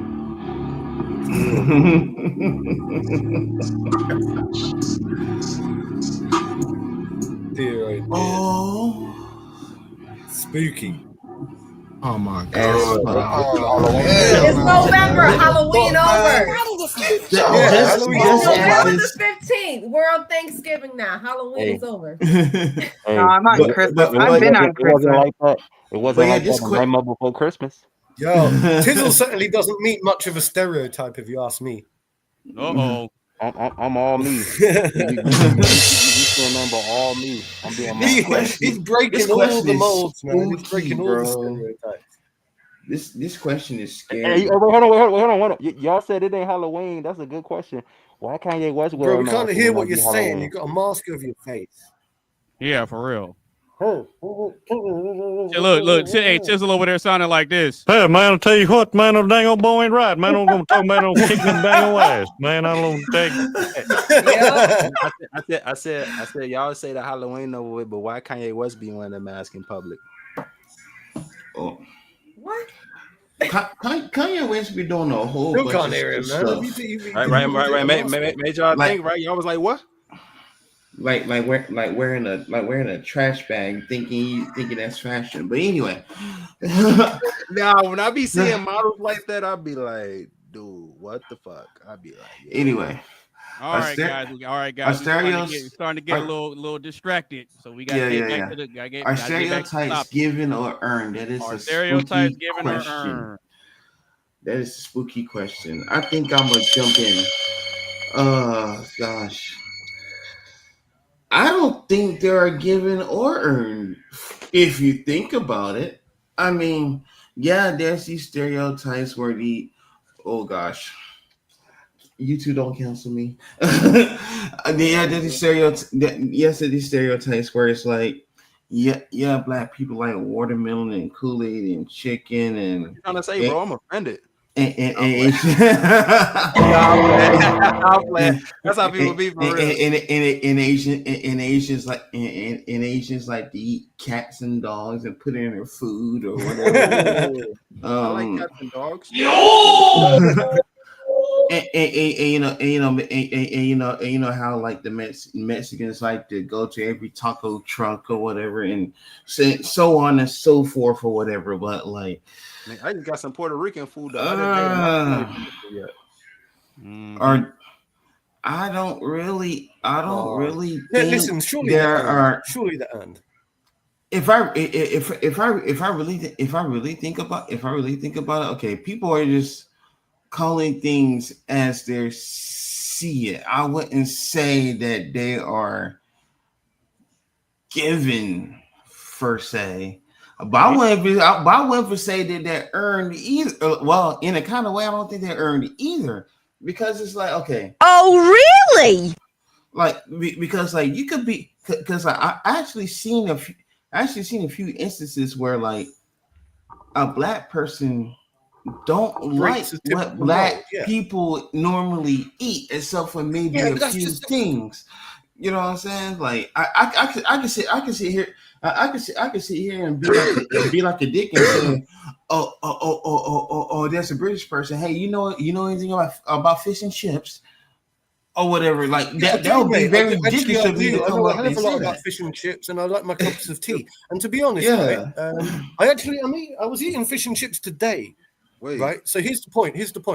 Stereotypes. Okay. I think that they are definitely something that are earned over the course of time. Right. I think that stereotypes do exist. Right.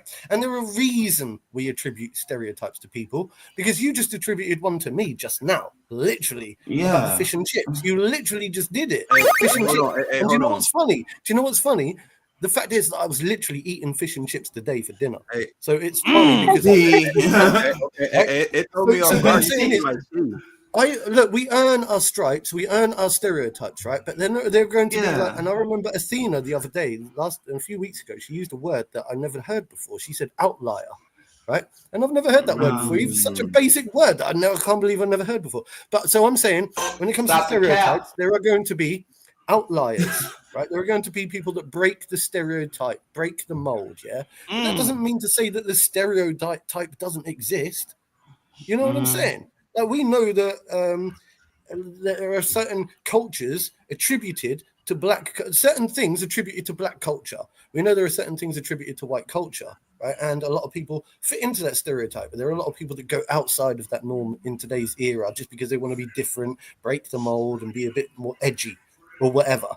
But I think we've all learned our stereotypes. You know, and the thing about the Chinese people eating dogs and cats, right? I think that there is going to be some truth behind that. No. There's some truth behind that, right? Listen. This isn't even a racist thing to say that, because over in certain countries we eat cows, right? Over in certain other countries they eat dogs, right? And the reason being is because they have a different set of moral standards, right? And it's not even a racist thing; it's a stereotype thing that. You know, we still attribute that to those cultures. In a lot of other countries, a lot of weird food is considered a delicacy. Yeah, that's facts. Yeah, oh yes, yeah. And I want to say, French people eat escargot. Yeah. In the Philippines, they love to eat like pig face. Or Right. I learned that on the episode of Deal or No Deal of all places. Hey, that's a new mask for you, Tizzle. Pig face. Yeah. Oh, pig face. I don't got a pig face, unfortunately. Sorry. I don't know, man. I just I got the Spider-Man. You said that's a new mask for him, pig face. Spider pig face. Yeah. Oh wait, hold on. Hey, Carmen, cara de puerco. Yo comprendo un poquito español, by the way. Yo comprendo un poquito. Video game or something like the man with the money bag and the pig face. Yeah, something like that. Cara de puerco. Eres de puta madre, ¿no? Hey, whoa. Oh, man. Hey, hold on. Everybody always knows the cuss words in Spanish. No one knows the nice words, but everybody know the cuss words in Spanish. That's Yo necesito más lecciones. Oh my God. Ew, what the? In my country. Comprendo un poquito. Oh my God. Tengo muchos amigos. Duck anus. They eat duck anus. For real, they wild. Wait, hold on, Mark. So when you, I overheard you said you like tea. I gotta just know, and Mark could go ahead and play that horn sound effect. If you say what I think you saying, do you like sweet tea or unsweetened tea? Me? Yes.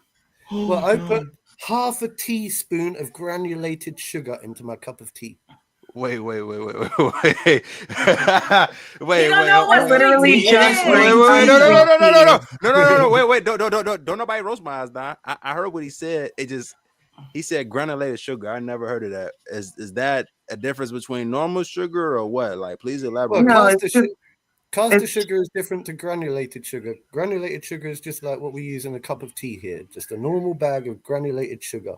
Okay. They're little granules. Versus like cubes. Okay. This right here was literally unsweet tea. There ain't nothing wrong with unsweet tea. And I'm from the South, and I drink unsweet tea. Yeah, I drink unsweet tea too. I drink unsweet tea too. You right. Everybody got their own personal preference and opinion. There is a tea battle. I ain't gonna lie. There's a tea battle in the state of Texas. I used to live in Dallas, San Antonio, but it's more of a battle in San Antonio. I will go to Bill Miller's, and there'll be a huge debate about sweet and unsweet tea. And I'm like, bro, this is a barbecue place. Let's talk about that. You ain't lying. If I'm talking about some food, I talk about some ribs or steak or pork chop. Right. We're not debating tea. But no, it's a stereotype again. So it's all right. Yeah, there you go. Yeah, see. Hey, you know what? Good educational question. See, we learning something new every day. You feel me? Mark with the jokes. All right, so Athena, are stereotypes given or earned? What you got? I definitely think they're earned. I think that's pretty much across the board.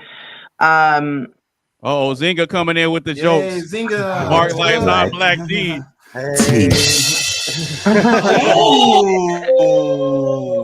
Hey, I like it. I like black or white too. I like my tea black or white. Hey, y'all know I used to do ASMR on my channel, right? Boy, I should go back to it. Zinga coming in with the smoke. She said everything is wrong with unsweet tea. Oh, wait, hold on.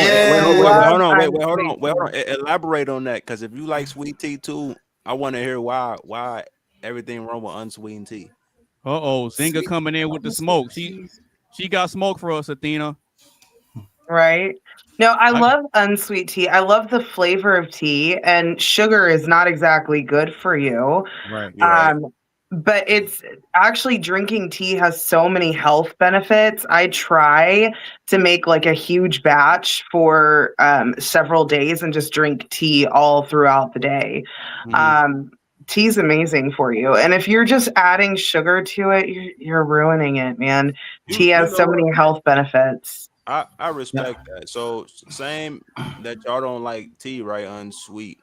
which I mean, some of y'all probably gonna be wrong on that. I don't know. Do y'all like coffee with no sugar and I was just about to get ready to say something about that. Oh, okay. So Coley was thinking about the same thing. Yeah, I was thinking because like now this is just my opinion, right? To me, like if you drink unsweet tea, it's kind of like the same thing. Like if you're drinking straight up black coffee, nothing in it or whatever. Now I do agree with what she said. It's supposed to be more healthier for you, especially tea, because certain teas you're not supposed to drink it with sugar or whatever. Even with pure sugar cane, with pure sugar cane sugar, which that's supposed to be good for you too, or whatever. But Americans like teaching an Englishman all about tea. I mean, I can't drink. I don't drink tea. I drink coffee. I'm Hispanic, so.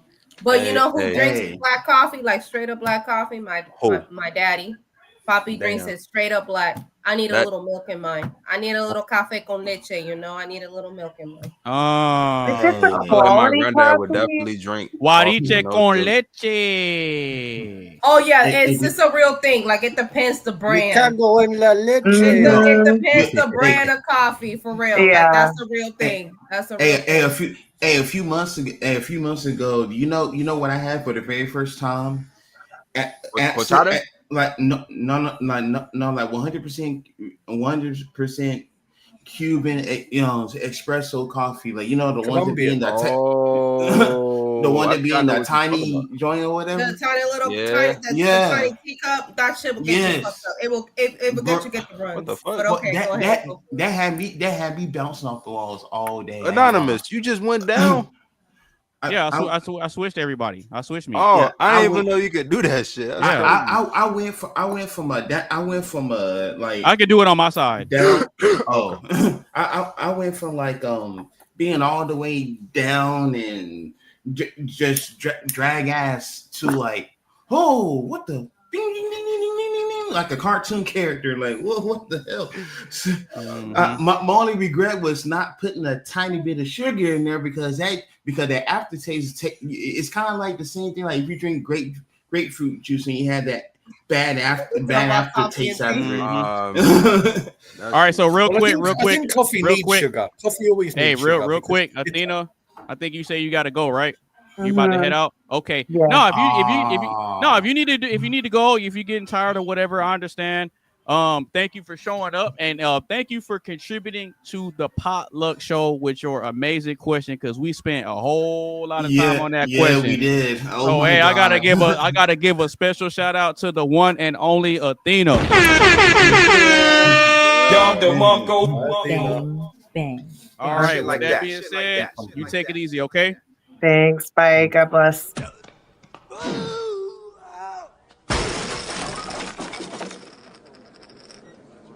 Was it something I said?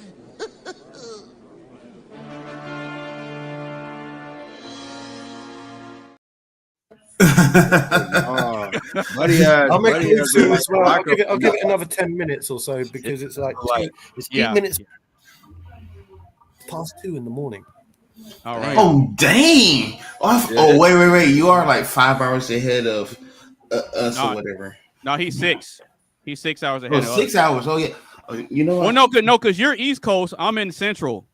Oh well, yeah. That's right. Yeah, I'm in Central too. I mean, to get back to the question, between like 4 and 6. All right. So, are stereotypes given or earned, Tizzle? Coley was stuck in the middle. Mark said they're earned, but Coley was stuck in the middle. When you say that, do you mean like food wise, or you mean like in general? Just in general. Are stereotypes given or earned?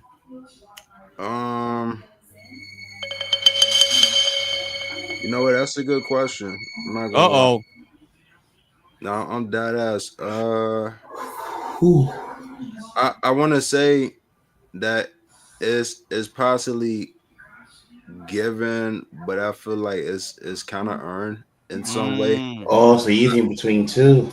Yeah, so I feel like I kind of feel like that it's earned because like I guess you see, like I said like earlier, you really see a motherfucker for who they is when you kind of spend time and hang out with them. And I feel like once you do, and like if you really got a good connection with that person, whether it's friendship or relationship, it's like you kind of like respect them for like not even just their race, but like how do I explain it? Like what different background they come from, and other shit like that. Like I don't know how to fully like. Well, when you when you talk about when you use the term when we're talking about the term stereotype, basically what we're talking about is a set of pattern behaviors that are specific to a group of people. It's not they're not really there's not really a such thing as a stereotype that's based on an individual person. It's usually attributed to a collective. Oh, okay. Like I'll give you an example. There's a stereotype that says Asian people can't drive. Or all Asian people are good at math. You know what I mean? It's stuff like that. Well, I mean, shit. You never know. I mean, they might know some shit we don't know. I mean, it's some shit now that they know that we don't know when it comes to like futuristic shit, like cars, like anything. So now that I gave you an example and put it into perspective, do you now think that stereotypes are given or they're earned? What do you think?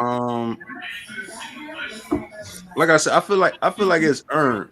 Like when you put it like that as an example, I could be wrong, but I feel like motherfuckers kind of judge you because your race, and they thinking like that you can't do some shit that the average person would do. Like I don't mean to call names and say, well, but I remember it was a motherfucker. If y'all know, I remember a dude that was like, if you black and you work as a co-pilot or something like that, I'm gonna want to know if you got your license for that shit. Like y'all know what I'm talking about. And I'm like, when I thought about that, I'm like, I'm thinking mentally, I'm like, if this motherfucker a co-pilot, why wouldn't he have his license? I feel like that's kind of a dumbass question to ask him. Man. That's like asking the motherfucker like, if this motherfucker driving, like how they don't got their license, but how do you know if they got their license or they don't? Like they can have their license at the end of the day. So how do you think that stereotypes are earned? How do you think that stereotypes are earned? Go ahead and elaborate. I feel like it's earned, like I said earlier, by not proving people wrong. Not only that, but I feel like just proving it to yourself. At the end of the day, I feel like. But how was the stereotype earned in the first place? Oh, I think I can see what I'm saying. Question. I think I feel like question. Oh my gosh, are you trying to you thinking what I'm saying? I'm thinking about something that happened like over the pandemic, like over it or not, like how some like how some of these these white people or whatnot would more so white females or whatever would sit here and come up and be these Karens. Oh man, okay. you know like the first period. I mean they called that for a reason. I mean they over here fucking what they say. We're put it much like this, and it's not more so a racial thing, but hear me out. I think if I explain it, it makes sense. So but it is a racial thing. It's not like racist. It's not very. It's more like a racial type of thing. But there is a race. It's a different stereotype. Right. Oh. Like for example, the first Karen that we all heard about, like she went to over to somebody's cookout saying, hey, y'all not supposed to do that here or whatever. But it's a park and there's grills over here. So why are we not supposed to be having a cookout here? But she kept going and trying to make her point sound, so valid or whatever. Oh, I'm gonna call the police and all this stuff. So first thing they do, they call the police or whatever, or like a Karen would sit here and try to make this whole scene like that, and like say like they're walking the dog or whatever, but they have a dog too. but that dog do absolutely nothing to him. But she sit right here and would pass on and be like, oh, that dog bit me. Da, da, da, da. When clearly got it on camera and their dog didn't do it. Or like basically attention grabbers or want to start a whole scene for no reason at all because your day's fucked up. You know what? A nigga, I be on the whole Facebook thing like sometimes once in a while, and this is motherfucking Facebook dude where I'm from. It's called Freeport Mudshots. Now I seen motherfuckers who I used to go to school with. Yeah. Exactly. And nigga, when I be seeing some of the people on that fucking Facebook post, I be like, wow. All I could do is shake my head. I'd be like, these motherfuckers, wow. Like, as you said with the Cameron thing, I literally just seen the motherfucker. Like, I'm not gonna call the name. Carmen. They literally they literally went to jail for the charges: disorderly conduct, actions alarm, or disturb another, provoking and breach of peace. You know. Wow. Yeah, exactly. And that shit crazy. I mean, it's not only that. I've been seeing motherfuckers get locked up for domestic battery, for other shit. I guess you could say diddling. They doing that shit. They driving FBI, open up! Yeah, for real. They also driving with no license or no permit, whatever the fuck you want to call it. I'm just shit crazy. All right, so you say that stereotypes are earned. Mark says they're earned. Coley's still kind of in the middle. I guess I'll go ahead and give my take on it. Are stereotypes given or earned? I think that they are earned 100%. Oh, so you agree with me? Yeah. Because, like I said earlier, stereotypes is a form of pattern and behavior recognition that is generally attributed to a racial group of people. So, in my honest perspective, I think that stereotypes it's like the outer layer of racism in a sense. It's like the outer layer, right? So now let me give a little bit of context to this. Okay. Are stereotypes bad? No. And the reason I say that they're not bad is because we don't have time to get to know every Asian person on the planet. We don't have time to get to know every Dominican person. We don't have time to get to know every white person. So it's safer. It's actually a survival tactic. So it's a form of a survival tactic that's rooted in biology. I'll give you another example of a stereotype. We know that there's a stereotype where if it's a white person walking down the street and they walking towards a black person or a different racial group, they'll cross the street and go on the other side. They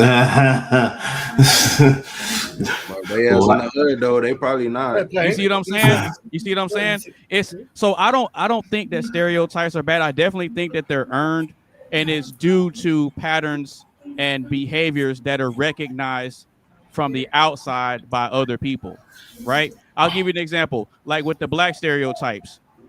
One thing that highlights this the best is watching Boondocks. If you want to learn how black people think and how black people operate, Mr. Mark, go and watch Boondocks. Go and watch Boondocks. Yeah, going back to TV shows. Right. It's hilarious. Now, with that being said, what's it called? Boondocks. Boondocks. I With put a it B. up on my screen. Yeah. Look right here. This the season 1, I think, on my joke. Okay. Yeah. So when it comes to, I'll speak for our group, the black group. So as far as like the black stereotypes is concerned, we have a set of patterns and behaviors that are known not only amongst us, but they're known and recognized on the outside by other groups. Like I'll give you a perfect example. They people on the outside assume that all black people like grape Kool-Aid, eat fried chicken, and eat watermelon. You ain't lying. Some people don't. Does that apply to all? No. No. Is it a gross overgeneralization? Yes. Yes. Hey, it's just like Yes. the same. It's just like the same when motherfuckers thinking that every black people are gangbanger just because they got tattoos on their arms. Right. But we know that that's not the case. Yeah. I'm just going to say one little thing, and then I'm going to head off. My Okay. last little piece quickly, if you don't mind, Right. because Go I'm ahead. itching to go, actually. So the only thing I can relate to is one of my closest friends, who's from Kenya. I think I mentioned him before, actually. He's 3 times my size, right? He's got very lots of stereotypes about him. He's from, like I say, Kenya. He drives around in a BMW with tinted windows. And me and him always used to hang around with each other. And we didn't look like we should be friends. Do you know what I mean? People used to stereotype both of us together. Yep. I was stereotyped by a lot of his friends, and he was stereotyped by a lot of mine. The funny thing is, I'm the guy that smokes the weed. He doesn't even smoke weed. And we used to joke. We used to joke all the time. Isn't this funny, right? Because we used to say, "Oh, isn't it going to be funny when the police eventually pull us over because you're a big black BMW, right? They're going to suspect you as being the weed smoker." But lo and behold, it's going to be me, isn't it? The skinny little white dude with glasses. And we used to joke about that all the time. So we recognized our own stereotypes in each other. And that's what we used to have a lot of banter about. We used to laugh about that all the time. And we used to tell each other little jokes. Y'all guys gonna be like, big boy, what's that smell on your shirt? Is that perp? Is that perp? Yeah, bro. Yeah. No, but real quick, back to what I was saying though. I think stereotypes are necessary. I don't think that they're a bad thing because again, it's for survival and security purposes from outsiders. Like if we don't have time to get to know everybody, so it's best to just judge a book by its cover. I know that doesn't sound politically correct, but it's reality. Everybody judges a book by its cover. And another thing that I can speak on as far as like black people are concerned, black people hate the idea of being stereotyped while at the same time stereotyping everybody else, right? Oh, and so that's a word right there. Right. And so with me understanding that, I make conscious choices to not fit into the stereotypical black person image, like right. So, and I'll give you another example. The stereotype thing is so bad that we have something called a black fatigue. Black fatigue. I've heard that. So that's a global recognition. That's a you global took my recognition. example, yeah. And this was my question, and I based it off of that. The whole black fatigue and with everything that's going on with. Y'all don't know about the hurricane. Y'all know about the hurricanes in Jamaica, and the Americans in Jamaica, and they're they're both black, but they feel some type of way about the black American Jamaicans, and I think they're earned. They're definitely earned, in every aspect of it. And sure, I don't want to speak to a specific group, but like it's every specific group has their own stereotype. What you trying to say? Hey, Carmen, I bet you won't do it. What you trying to say? I bet you won't do it. Trying to say? I was trying to say because both of us, and then another aspect of it, I'm in an interracial marriage, and then a lot of the people, what they say when they look at us, and me and hubby when we go out, a lot of the black women, I'm like, you must hate black women. That's why she ain't black. I'm like, what the man, hey, look. I really want to continue this conversation. I've got to go. Bye. You are good, Mark. All right, you take it easy, bro. This isn't good for your back. I brought this on myself.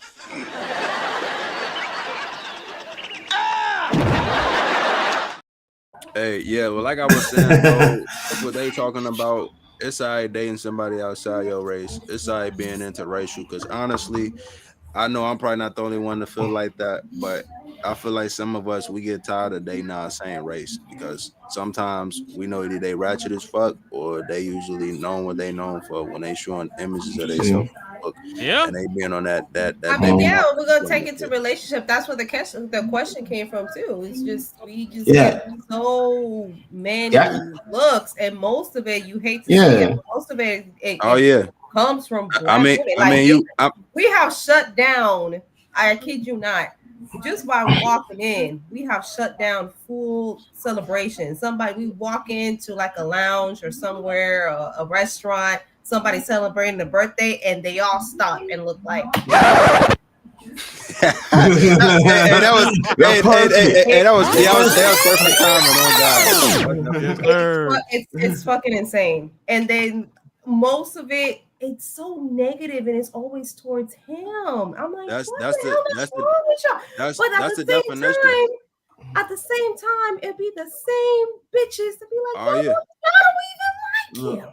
Yeah, exactly. Hey, look, I feel for. He said, if you ask him time and time again, he's like, look, and he's even told women with this before, like when I was out dating, looking for a wife, I was looking for a black woman. I really was. I didn't find one, but he wasn't gonna turn me down and all the other ones just because I wasn't black. Exactly. Exactly. He didn't look at the race. He didn't even look at the race. He's like, I was a black woman. It just so happened that he met me, but he wasn't gonna turn me down just because I'm black. And on the flip side, from my side of the family, on the flip side, from the Latino, because I'm gonna speak to both. From the Latino side, I mean, I will say, my parents, when I brought him home, they'd be like, okay. So this is what we do. But they thought, because again, the stereotype of it all and what's praised in the culture, they thought he was the other type of black person. I'm like, he's not like that. He's not a ninja, mom. He's not. And then they put their guard down. They thought he was a nigga from the hood. Right, and he's from East Savannah. So on top of that, he's you go. East Savannah. So it was brought that. And then at the end of the day, it's so beautiful because at the end of the day, both our families, I was like, you know what? They looked at each other and were like, our values are the same. Yeah. Hey, Carmen. So that was it. Hey, so with that being said, Carmen, ¿te gusta morenos? I'm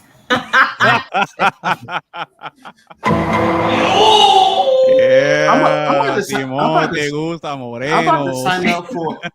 sign up for a master class to learn how to talk Spanish. I know some Spanish because of my mom. Oh, you in Texas? Everybody you know, but you in San Antonio.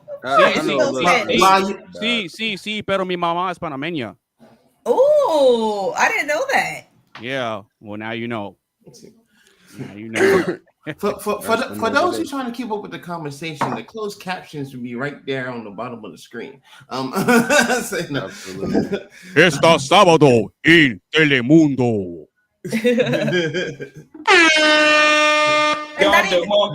And I agree with Anonymous when it comes to like safety. Yes, you stereotyping. It's for a reason. You know you're not gonna stop at a certain gas station at a certain amount of time. Okay, I am not going to stop. Because I'm not out late at night. But Nos vemos locos. No, we're not gonna stop at Martin Luther King at the Shell station on Martin Luther King Road at fucking 2 in the morning. No, we're not doing that. We're in Atlanta. We're in Atlanta. ATL. We're in Atlanta. We're not gonna stop at Martin Luther King Road, MLK, right. at the Shell station at 1 in the morning. And why is that? Because we see all the other. Because we see the cars, we see the YNs, we see. I'm like, nope. Oh damn! They said the YNs. You know that's trouble. Yeah, and look, I feel you on that, Carmen, because like now take it from me, a black guy, right? I absolutely hated living in the hood because of the stuff that I went through, that other people fucked up, like people break into my house while I'm at work, people talking all kinds of shit to other people, creating a ruckus for no reason at all. Gunshots. So you wanna pop that shit, get your motherfucking cranium crack, nigga. Step on up. I swear that's perfect timing. Like, it's hey, motherfuckers be thinking it's fireworks, but it's actually real gunshots. Yeah, real gunshots. Like and people be thinking, oh, it's just fireworks. No, hell no. Stop. And you could even apply the same stereotype to females. Weren't we just on? I don't know if it was last week's show, maybe it was the week before show. We were talking about the wigs and shit. Yeah. Oh wait, y'all was talking about wigs. Damn. The red wigs be like, oh, like with the females, who you gonna take seriously or not? And the female came on with like a purple wig, a red wig, it's funny. Let me find that TikTok. And whoever it was like, oh yeah, that TikTok real I bet you she can sub some good. That red with so see what I mean? Like the stereotype her. And you can apply it to any community, any type of behavior, any type of stereotype. Tell me why when Anonymous said that I was talking like Hank Hill with the mask on, I find this AI video on TikTok.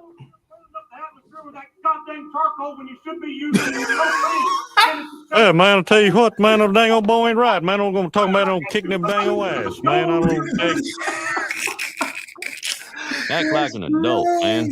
And keep it down, guys. I am trying to get through an article on vintage Camaros, and I've been on the same dang page for 20 minutes. That's relatable, though. I'm not gonna lie. That's so relatable. Like when you stuck on something, you be like, "Damn, bro, y'all motherfuckers." Yeah, not man. Now I ain't gonna lie. When people getting out of control, you just hit them with this. Act like an adult, man. And keep it down, guys. Will you? Sometimes it's difficult. And I'm just real quick before you go to another topic. Being that you know fluent Spanish, like have you ever turned on Univision or Telemundo, one of those channels, and watched Univision? That's how you say it. Oh, Univision. That's how you say it. No. Univision. Univision. Yeah, Univision. Oh, okay. But Telemundo. But do you ever watch one of those channels and watch Laura? Laura? Yeah. Laura? Yeah, Laura. Yeah. Yeah, I came on Telemundo. That's Telemundo. Not Univision. That's Telemundo. I call it the Spanish. I call it the Spanish female version of Jerry Springer. Every time I would turn there, like that's always something. I always get into the middle of a fight when I turn it there. I'm like, wait a minute, what are they doing? They're Spanish. They're not supposed to do that.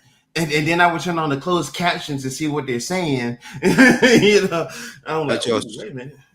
And it's all in Spanish and it's going fast. No, I don't turn on the regular captions. I turn on the you turn on the SAP? Mm-hmm. Oh, okay. That makes sense. But see, I'm like light skinned black. My dad's a little bit darker than me, but my mom is your color, Carmen. Yeah, she's Panamanian. Yeah, my mom is your color. Oh. And she has a little bit of freckles too. Oh, nice. I did not know you was. I didn't even know you spoke Spanish. Now I know something. Oh yeah, look, see. Look, you see that? She was over there stereotyping your boy. I really was. Hey, that's why you should never judge a book by its cover. You can learn anything or two. I feel like the oddball. I'm the only one that barely knows Spanish. No, but to be fair, when you look at black people like all over the world, there's literally black people everywhere in the world, and a lot of the Caribeños y las Caribeñas, you're gonna see a lot of black Caribbean people that speak Spanish. They look like they're black Americans, but see, since I've been around, I know that they're not like black Americans. I could tell they're from somewhere else. And even with some of the Spanish, like even with some of the English accents, if they speak Spanish, like if I've been around Venezuelan people, I can tell that they're from Venezuela for how they speak English. The same with people like from Peru, y Colombia, like different areas. If you listen to how they speak English, you know they speak Spanish. But if you're around different dialects of people, you can tell where they're from. And if you can't right away, you could just ask them like, "Hey man, where are you from?" They don't the edits, and then they'll tell you.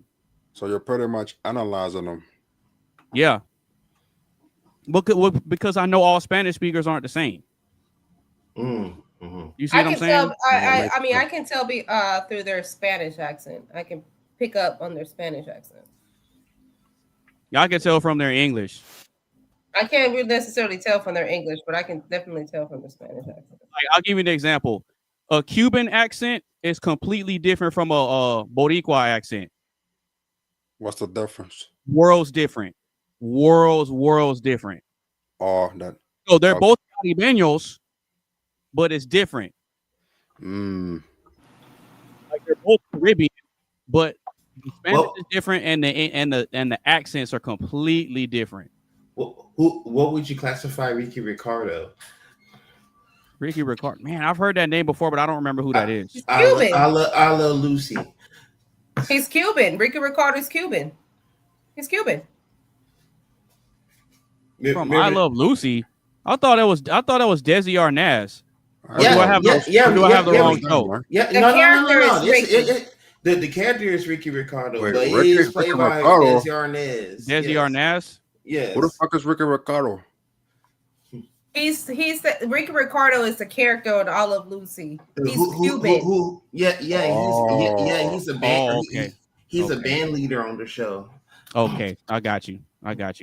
No, but to Carmen's point, the stereotypes are 100% earned, and she gave a personal anecdote of some of the stuff that she experienced as a Latina, more specifically Dominicana,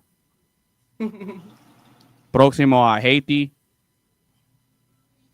Hey, you know what? You still got a bunch of family in Haiti, or not Haiti? Dominican Republic, or no? I was like, who's Haitian? I do. My mom's side of the family.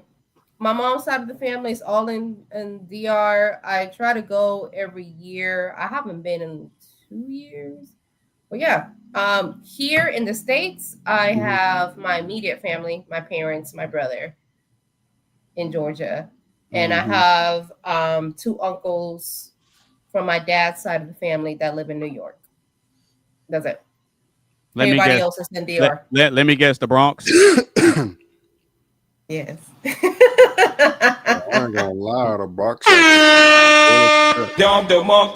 See how stereotypes come back into the question? See, it's stereotypes. And you see how I was right? Yeah. I ain't gonna lie though. I grew up watching the Bronx Tale, and I ain't gonna lie, that shit kind of different. Yeah, because in the Bronx it's gonna be mostly Boricuas y Dominicanos. Yeah. You know what though? I ain't like, for some reason, I think they was the Italians or another race. They did not fuck with the blacks, and they was trying to fuck their ass up. I was like, damn. That's probably gonna.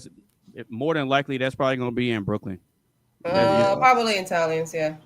So, Coley, did we change your mind, or do you still on the fence? Yeah, I did change my mind. Now that listening to the whole thing, it's definitely earned. It's definitely not given. Now that I heard it's the whole given thing, for a reason, because it's given because it's earned. Okay, yeah.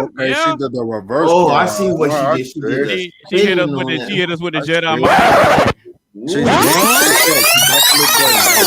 You triggered my trap card. She definitely put a Jedi mind trick, man. I know, right? She hit us with the. You triggered my trap card. Yeah, she definitely got down on that one. So that's pretty much everybody's perspective on that one. Yeah. Okay. Man, I learned a lot on that one. Man, this is a great show tonight. I swear. Look, told you. I'm here to provide a great experience for everybody, not just myself, but the panelists and the people that are watching. Shout out to everybody. Definitely shout out to everybody. Shit like that. Man, yeah, like I said, my bad. I didn't come in here earlier. I was at a friend house. We was playing Halo and shit. And like I said, I kind of learned the thing. Brother, this guy stinks. I know, but I'm pretty sure Coley let y'all know what I was doing. So he did. He did. So he communicated. Shit, I learned something new today. I mean, I should have, like you were just saying, I should never judge a book by its cover. Like, I played that joint. I was like, damn. I'm like, you know what? It ain't even a bad game, because like we don't have no choice but to judge. That's just how it is. Oh yeah. I mean, I feel like I could be wrong. I feel like that's a normal instinct though, to pretty much. That's why there's a phrase called "get to know somebody" or "get to know me." You see what I'm saying? Because it's rooted in our biology. We're just gonna make a quick second judgment because, like I said earlier, we don't have time to get to know this person or that person. You know what I mean? If a dog is running at you, you don't know if the dog is nice or not. You're gonna sit there and wait to see if it's gonna bite you, or you're gonna go and run and protect yourself. You ain't lying. You see what I'm saying? It's the same thing. We're stereotyping a dog. Just like pit bulls have a negative stereotype. Oh man, yeah, your ass talking about pit bull shit. That's what I'm saying. It's either you love them or you hate them. I don't know. They Because even animals have a bad reputation, or they get lying. stereotyped too. They can crucify your ass. I'm probably a little skeptical on them. Yeah, that's what I'm saying. But yeah, we're gonna go ahead and keep the show pushing. We got one more question, and then we're gonna go ahead and wrap this up because I know y'all got stuff to do. But it's a Saturday night. We having a good time. And the reason that I wanted to do this on a Saturday night is because if it went on late, like last week, then it's carrying over into Sunday and y'all can sleep in and y'all don't have to worry about work necessarily. You know what I mean? Okay. Yeah, my last day of my old job is Monday. I just told them kids that Monday my last day. They was upset.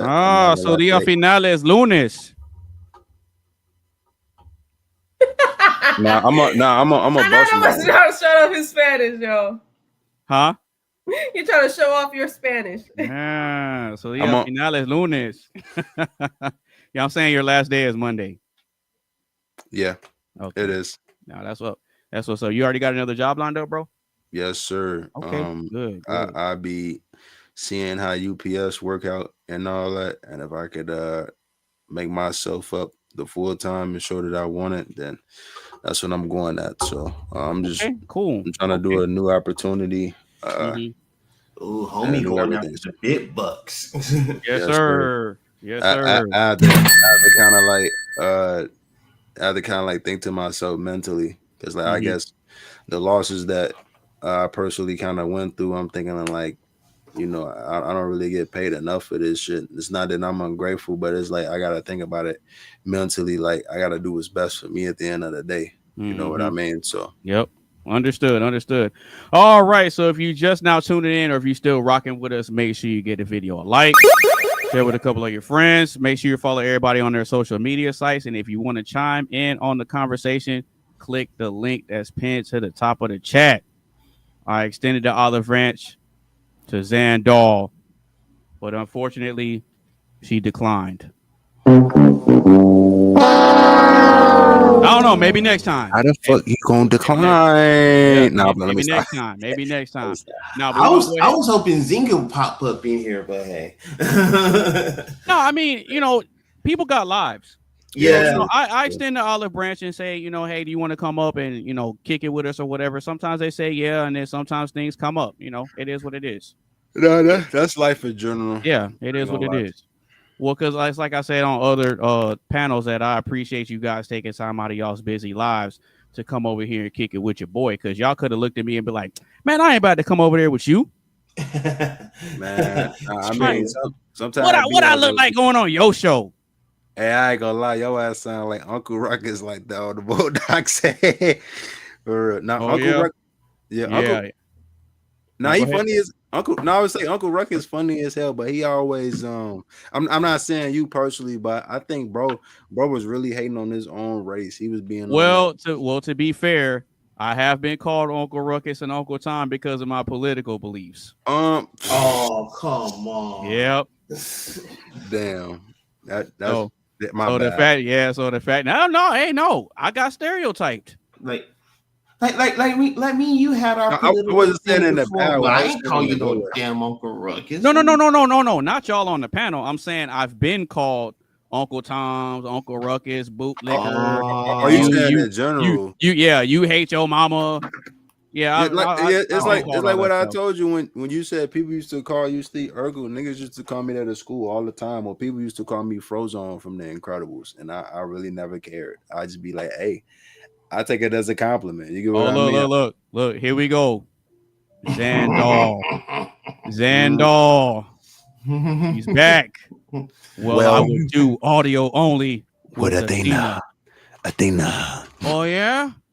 Wait. What dash she be doing? Yeah. Tina. ¿Por qué no conmigo? ¿Por qué no conmigo? Oh man. ¿Por qué no conmigo? You know what? I should Let's see should what probably you say to that.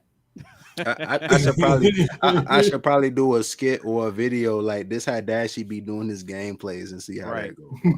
But yeah, we're gonna go ahead and get into this last question. That way we can go ahead and get up out of here. Does that sound good, y'all? Yes, sir. All right.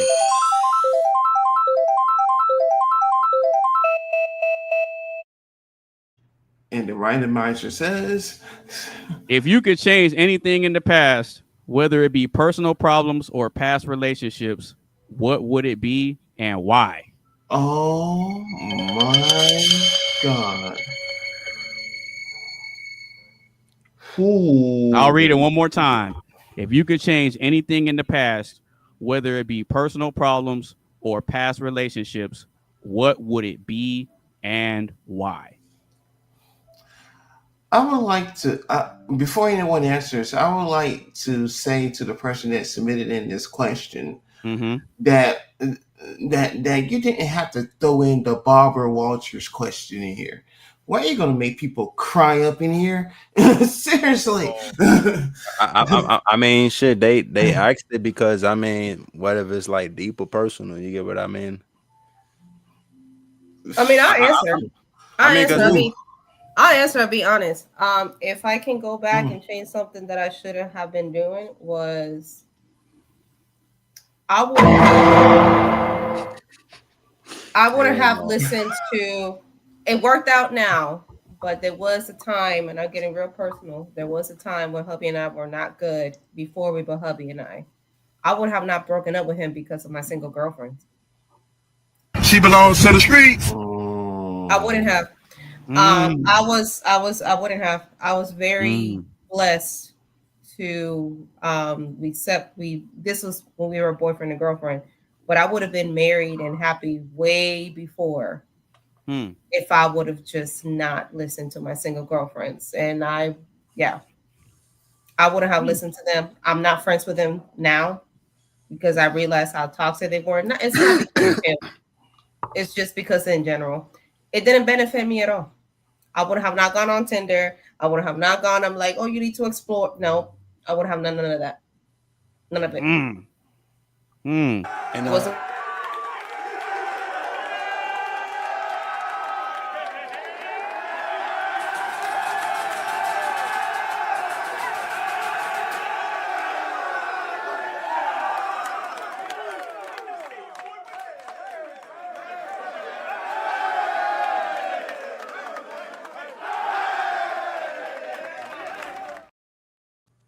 And that's what I call it. That's why I disagree with like, oh, you should have a whole face. No.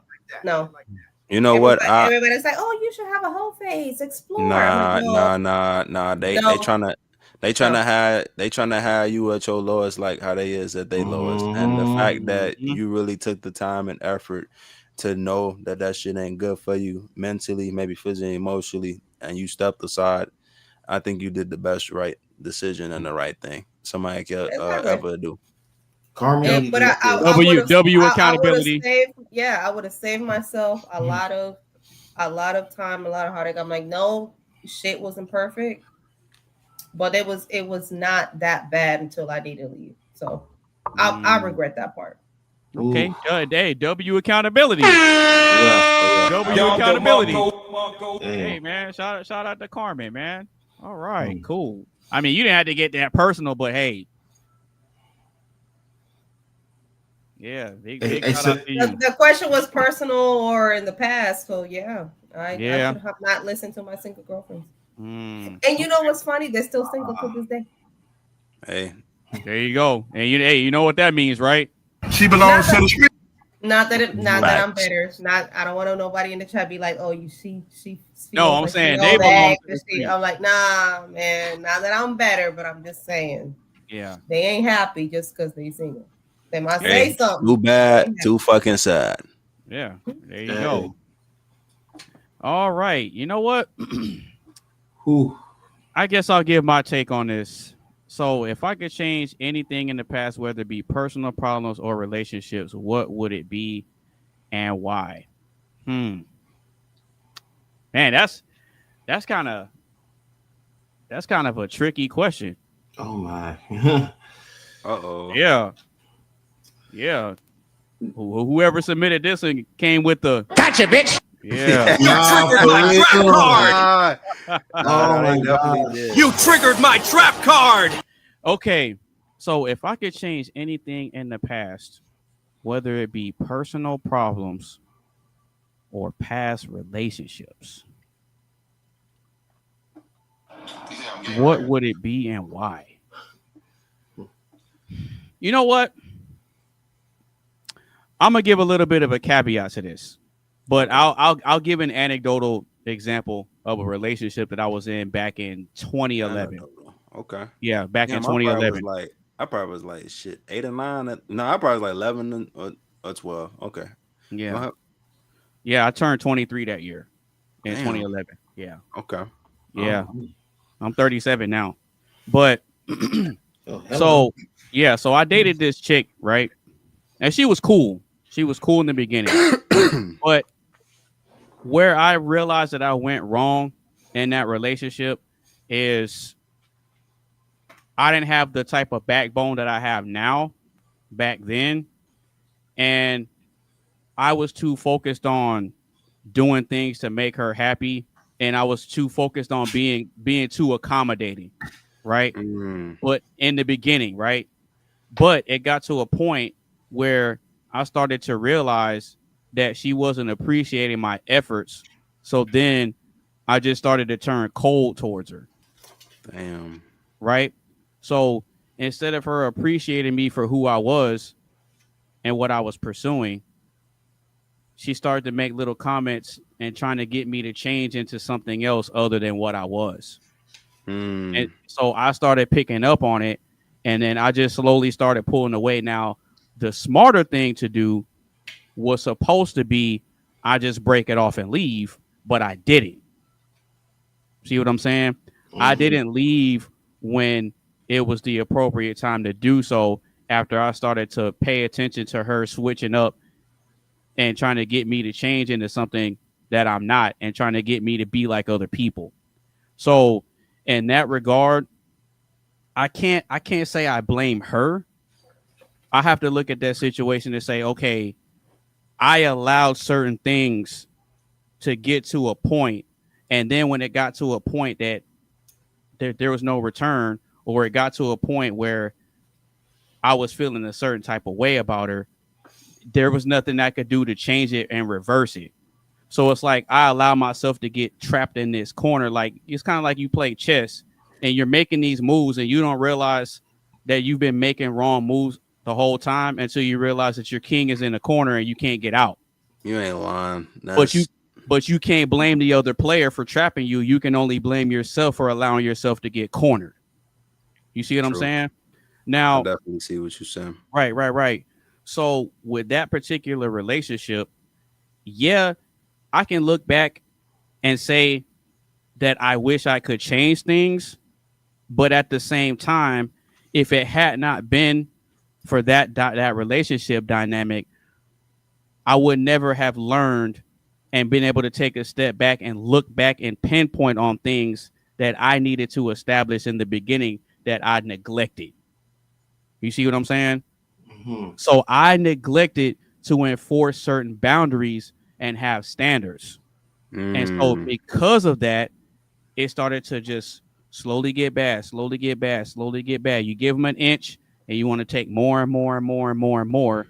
And it got to the point where nothing I could do or nothing that I did, she was satisfied with. So I started internalizing that and looking to say, you know what, she ain't appreciating me. But you know what? I'm not going to go off on her. I'm not going to raise my voice. I'm not going to yell. I'm not going to curse her out. I'm not going to do none of that. I'm just going to pull back. I'm just going to pull back and let her be the one to break it off. And that's what happened. That's what happened. I feel like sometimes that's the hardest thing to do because you want to have trust in that person or you got faith. But you gotta do what's best for you mentally, because like you don't want to feel like at the end of the day you being led on, or you, like you said, you feeling like that motherfucker's not seeing the effort you doing. Like even when you do fuck up and you trying to make up for the mistakes, it's just like sometimes you either gotta let them break it off or you break it off. But here's the thing though. So now that I'm sitting here reliving this and talking about this openly, I can pinpoint the exact conversation that her and I had to where I was supposed to respond and move a different way, but I chose not to. So we had this conversation. Now, I was 23 at the time and she was 19 at the time. Back in 2011, right? She was born in 92 like Carmen. You was doing something like what I was doing around my age, because I definitely was dating a woman around that age, I believe, when I was 19. Right. So, but here's the thing though. So ever since I was young, I've always known what I wanted to do with my life and how I want my life set up before I get married and have kids and, you know, do the whole family thing. Right. And so when I'm in relationships, that conversation comes up because I'm a firm believer of I need to communicate what my long-term goals are up front and what I'm about up front. And I always do that. So that way, once I start making moves and thinking a certain way, it's not a shock. Like, why is he doing this and why is he doing that? No, I let you know what my goals were up front. But anyway, I let her know what my long-term goal was to be married and have a family. But it was going to be farther down the road. And I let her know that, hey, we're in the honeymoon phase of this relationship, but there's going to come a point where we start to get settled into the relationship and we're going to be going through our day-to-day whatever. And there are going to be times where I'm not feeling you one day, you're not feeling me one day. I'm in love with you one day, you're in love with me one day. We're going to get on each other's nerves sometimes. We're going to butt heads. We're going to have disagreements. We're going to fight. We're going to argue. But I'm letting you know that based on what the long-term goal is, I'm willing to go through all those storms and all those trials to carry us to where we can fulfill that goal. And I'm saying this at 23. Because like I said, I've always had this mindset of what I wanted to do and how I want my life to be orchestrated. So you pretty much was being cautious before stepping in the fire. True. But the point of where I was supposed to cut it off and change course was she didn't understand at the time that it was going to be a journey that requires a diligent amount of work, time, and patience. Work, time, and patience. I'm already understanding that we're going to have the ups and downs. We're going to have disagreements. We're going to be yelling at each other. We're going to be feeling each other one day. And then there's going to be times where I can't stand her, but I'm still going to work through it to get to that point to where we, carry out what we talked about. Cool. No problem. Her response to me was, yeah, that sounds good and everything, but I kind of want to do all that now. Oh. Now, mind you, this was the point where I was supposed to say, well, if that's how you feel or if that's what you're thinking, then I don't think this is going to work. Right. Because I communicated that it was going to take time. But her response is, I want it now. You see what I'm saying? Well, so, she didn't. What the thing is, she didn't understand the part when you said it's gonna take time. That don't mean now. That mean like sooner or later, whenever that time comes. Yeah, absolutely. Yeah, I mean, I get it, but at the same time, it's one of those things where it's like this. My problem and where I went wrong is I didn't make the right decision to cut it off when I was supposed to. You see what I'm saying? So instead of me taking her honesty as, okay, she's not willing to ride this thing out, so let me just hop on the train and take off. No, I stood there and I waited around for her to finally come around and understand where I was coming from. And so from that point forward, that was the beginning of the end. So looking back on that, that was the conversation that I was supposed to make the right choice and say, you know what? If you're not willing to ride this out with me, then I don't need to waste your time. And so I was supposed to let it go, but I didn't. But I learned a lot from that, though. Yeah. You see what I'm saying? I learned a lot since then. A teaching tool. That was a huge teaching tool. It was a huge, and like I said, I can't blame her for that, because I'm the one that was supposed to be in the driver's seat, and I'll explain what the goal was, what the destination was about, and what the journey was about, and what the destination was supposed to be. Right? I have these conversations when I get in relationships because like I said earlier, I like to be open and honest up front about why I'm here. So you don't necessarily want to change it because it made you better in the right. That's why I said I'll give it a caveat. So I mean, there's a possibility that yes, I could change that, given and it leads to a different outcome. But there's no way for me to necessarily say what type of mindset that I would have today if that chain of events never happened. You see what I'm saying? That's why I threw that caveat in there. Mm-hmm. You see what I'm saying? Got it. So I made the mistake of continuing to let somebody ride in the passenger seat that wasn't okay with taking the full ride. You want an instant result. I can't give you an instant result. It takes time, work, and patience. So long story short, we ended up not working out. She broke it off with me.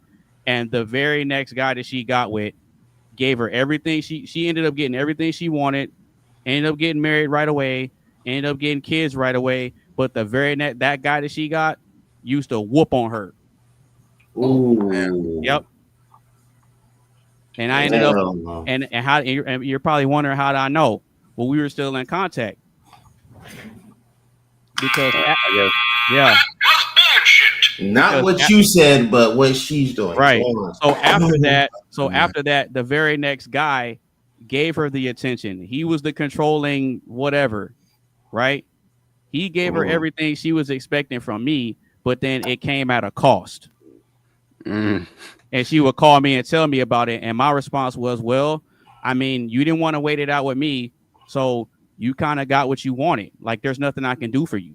I mean, yeah, pretty much at that point. I said it just like that. I mean, you ain't lying. He ended up getting her pregnant. They had 2 kids together, and then he dipped on her. Now she's a single mom.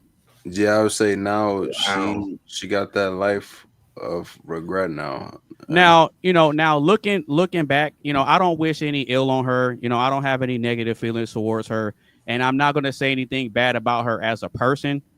All I can say is that during the time of our relationship, when we weren't seeing eye to eye on what the long-term goal was, I didn't make the right decision and break it off.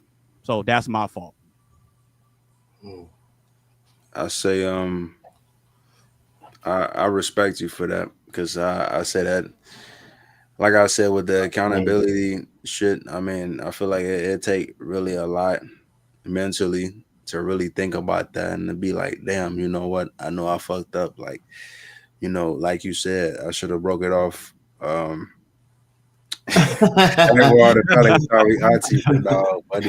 yo, shout out to Zinga, man. Shout out to Zinga. Shout out to you, and I wish you the best with everything you got going on with your family, man. And shout out to your husband too. For real. But yeah, I definitely in some way at that form what you said, I definitely agree with you on some aspects for sure. Because I mean, it come to some situations. I mean, I'm not gonna really say it fully yet. I think I'm gonna wait till Coley talk, but some of the shit you've been saying, it is damn near kind of relatable for sure. Okay. Well, y'all can go ahead and keep the conversation going. I'm gonna step away and go to the restroom real quick. Okay. Oh, all right then. All right. Well, well, I'm gonna go ahead and say what basically answer the question or whatnot.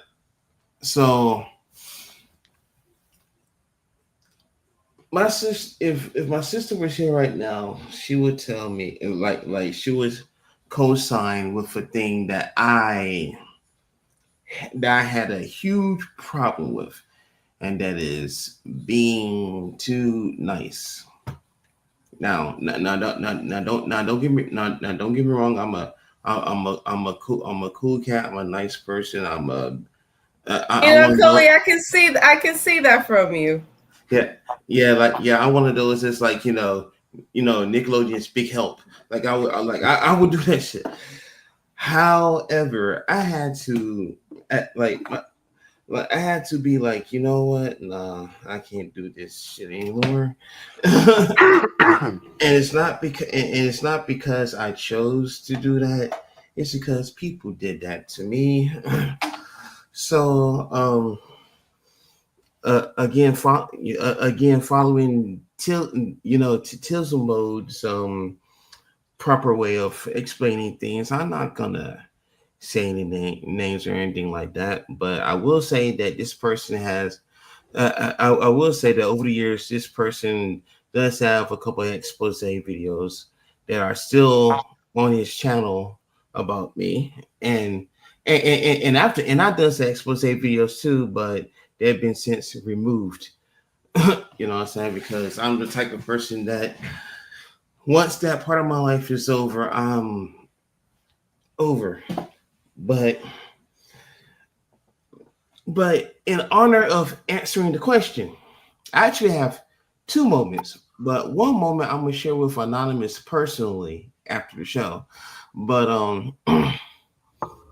that's one moment that I wish I hadn't been too nice, and it's because I have let a person I have let a person not only use me, but use a fellow homie of mine or whatnot, which I will not name names.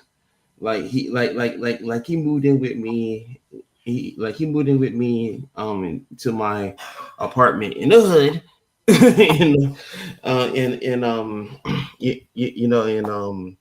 In Durham or whatnot, which is why I'm currently which is where I live at now. But I was in the hood part, unfortunately. They what they wanted to do was move out of his mother's house at the time and wanted to start start this empire, if you will. Wanted to basically like the stuff that I did and the stuff that he did and whoever else was in their circle wanted to combine and create build this unstoppable team of creative minds and all that stuff. You know what I'm saying? And I'm not gonna say the name of this team because I don't want to spark up any things or whatever. But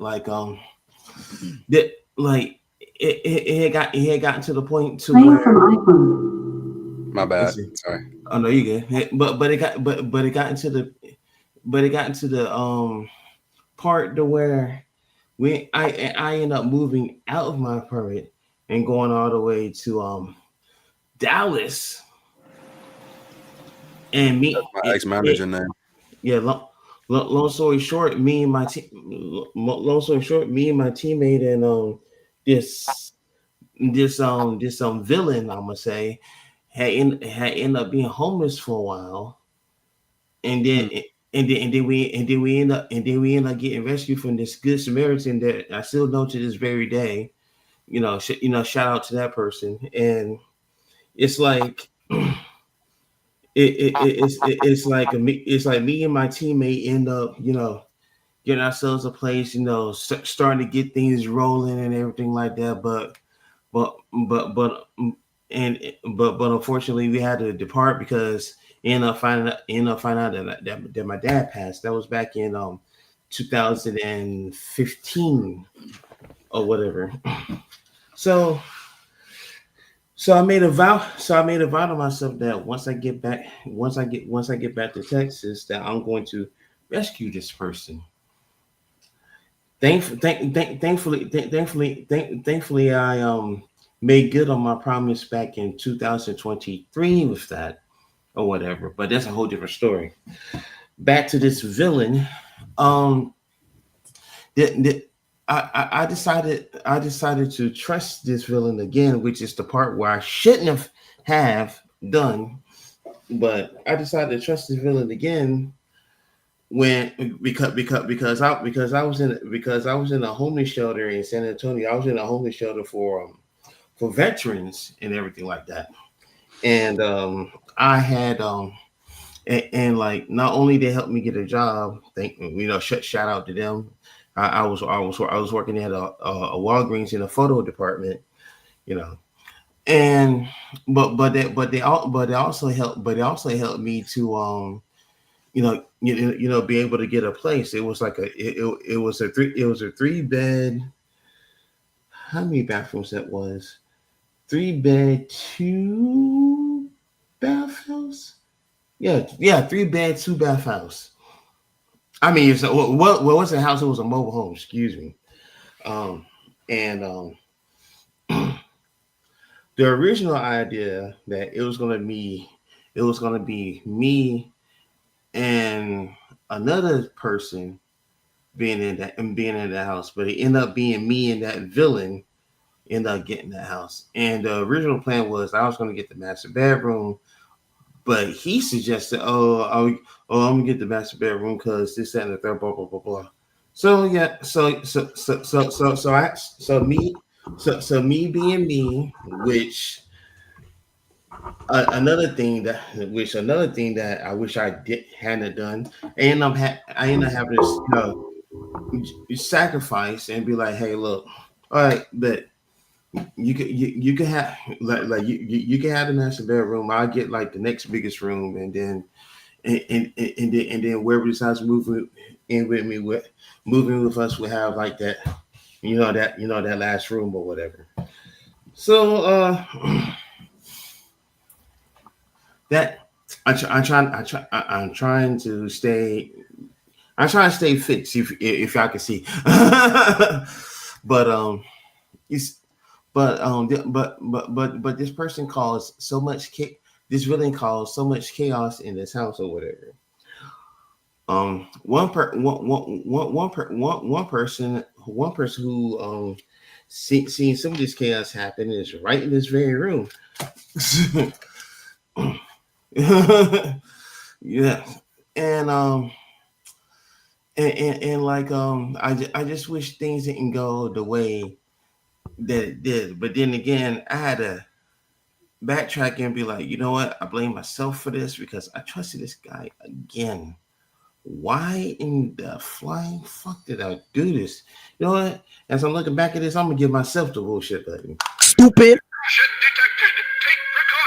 You know what I'm saying? Stupid. Yeah, I deserve that too. I swear I did. But at least you being honest though. I feel like it take a real one to really be honest. But you learn from it. Yeah, you learn from it. But yeah, so it's the same situation. It's like you don't necessarily want to change it because it made you a better person, made you not so trusting anymore. Right. To the wrong people. Yeah, absolutely. Because I ain't gonna lie. Ever since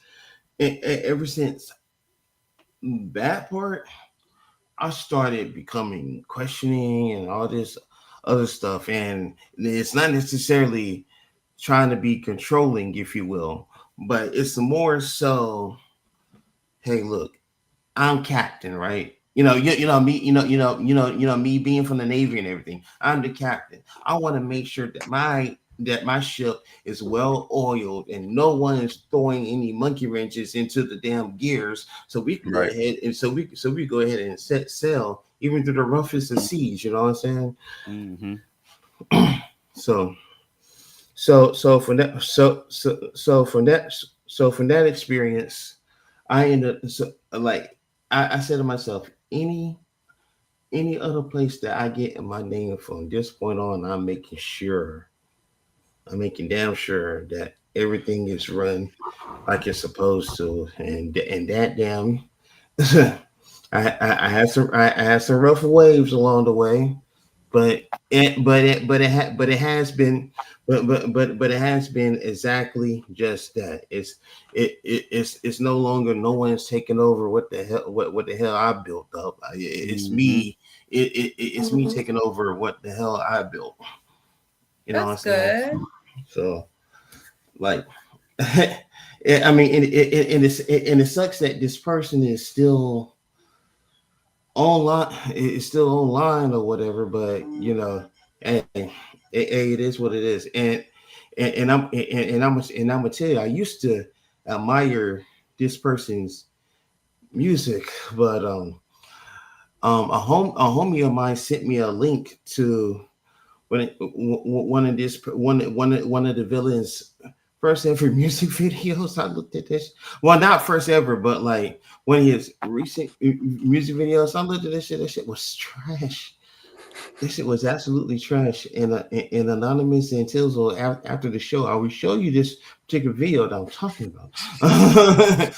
But can I ask, like, turning it away from like relationship, like, has there ever been, because all of you have other business entrepreneurships? I don't have a side hustle. Maybe I should get one. But have you ever had like a regretful business decision? Like, dang, I should have gone with that. You know what? I kind of do, which I mean, it probably was gonna be a regret. Because but, Tinsel and Anonymous, y'all both make music. Right. Totally. I mean, I do photography like, do too. you ever just be like, dang, I should have went with that one dude, and now he popped off? I do photography and video, and I will say this on a positive note, because of that man right down there. Keep your camera safely rolling. Oh yeah. Oh yeah. Okay. I need to get me one of them.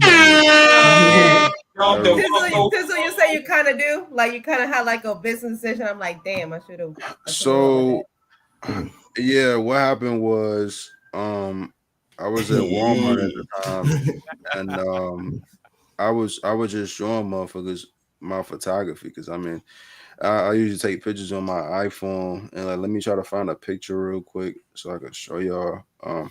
I'll be showing them like pictures of me doing like all types of edits and shit. Like, I remember I showed them one where it was one side in the mirror of me, I was dressed as Ghostface, and then on the right side it was just me, like the normal version and shit. And then I used to do which I mean I kind of still do now once in a while. I do photography, like where I'll be somewhere and I like just clone myself with some shit. So like, yeah, that's me. I know it's blurry. Oh, that's cool. That's tight, bro. Appreciate you. So I was I mean, I still got to get a piece for it now, but I use like a tripod, and then I use like the remote shutter, and then I usually just try to like make sure I got the right angle. But I remember when I was showing them that, they told me that I'll probably be interested in taking pictures and shit, like, and getting more money. But I kind of was skeptical about it. And I think that's probably one of the things I regret, because I think about it now. I'm like, damn, I probably could have been going to different states or different countries. I really could have been exploring, but I guess me procrastinating, I guess me like second guessing and shit, I kind of regret it, because it's like, damn, I could have really been put on with something big, and I kind of just went right past it and surpassed it. So I mean, I guess it's one of them things that like I lived and I learned from it, and I guess it's one of them things like it made me don't want to miss an opportunity again. Like, that's why I was just telling Anonymous, like with the UPS shit, like the reason why I didn't waste the opportunity and miss it, because my blood brother, he put me on with that shit. Like he put it, it's crazy though, because like he put me on with it at probably one of my lowest points in life. I'm not gonna lie to you. So, all right, so real quick, I want to give a shout out to Zinga. She going crazy in the chat. You know, she says she kicking back, enjoying the conversation. She says, I never charged enough for my photography until Scott, that's her husband, started fussing at me about it, and I changed my prices. Hey, W to Zinga for following the leadership and the masculinity of her husband. Yeah. And I feel Zynga on that note because I had a similar situation where I had I had a person who I call my brother to this very day. I have a person like he seemed like a rough draft of how I would do like photography and videos and stuff like that. And he's like, he said you setting yourself for less.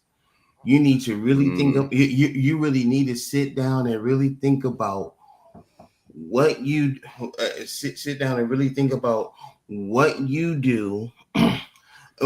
Like what, as far as like not only the filming prospect, right, but what you add on into your video, what you add in your videos, the quality of your videos, and like how much you advertise your business and all that stuff. You really got to put all that into perspective, and then actually add that into the price.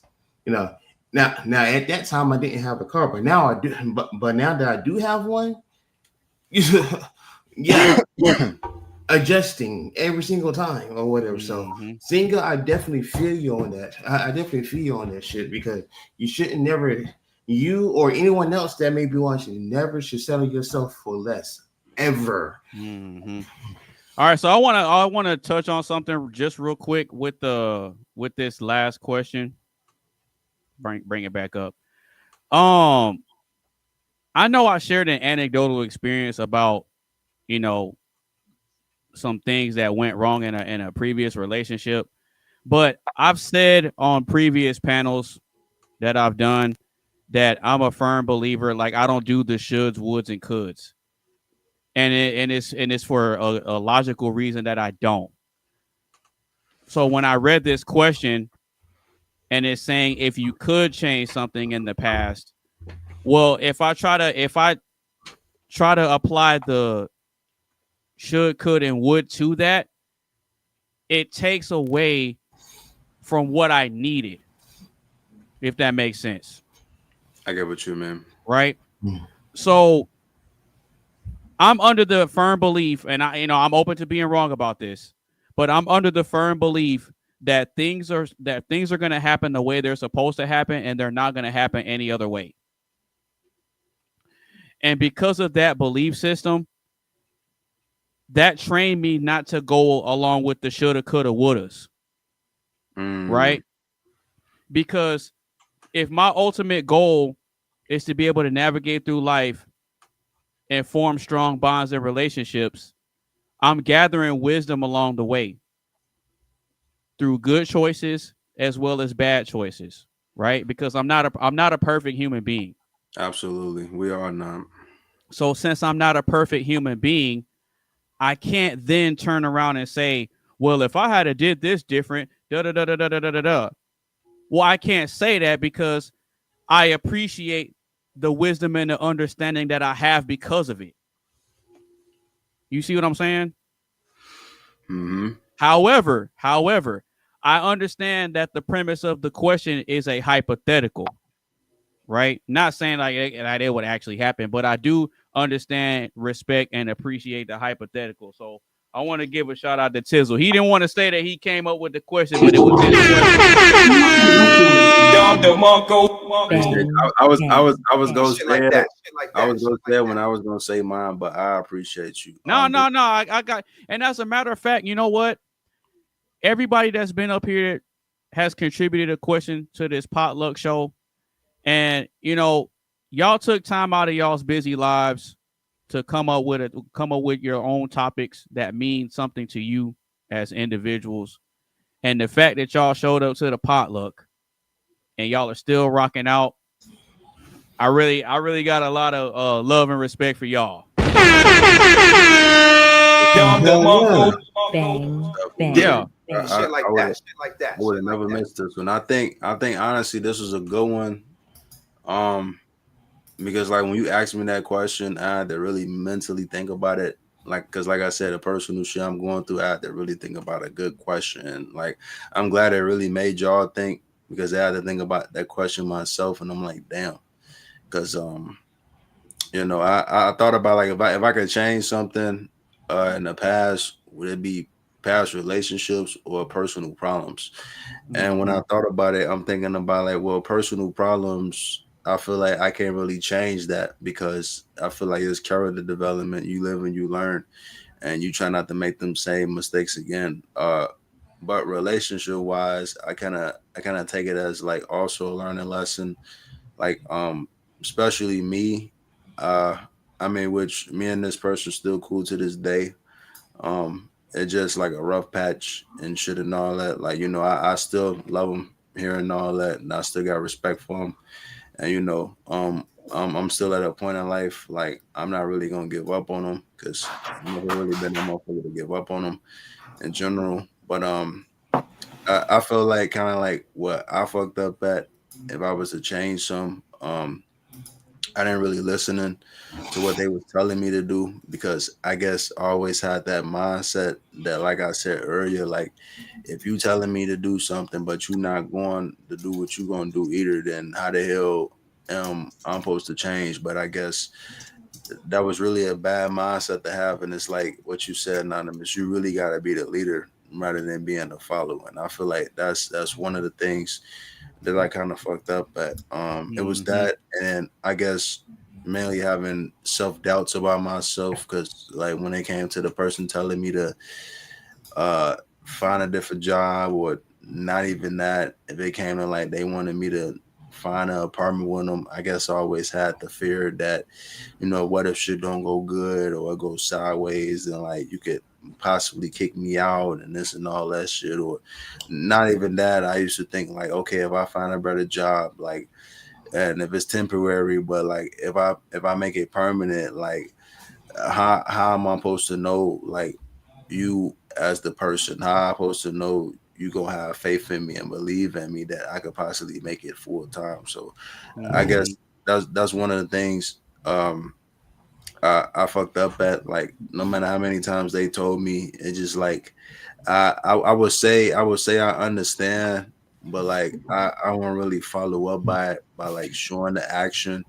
And I guess it's one of them things that like I really got too comfortable, if that makes sense. Like I got comfortable to a point where I was like, well, I'm not really you started getting complacent.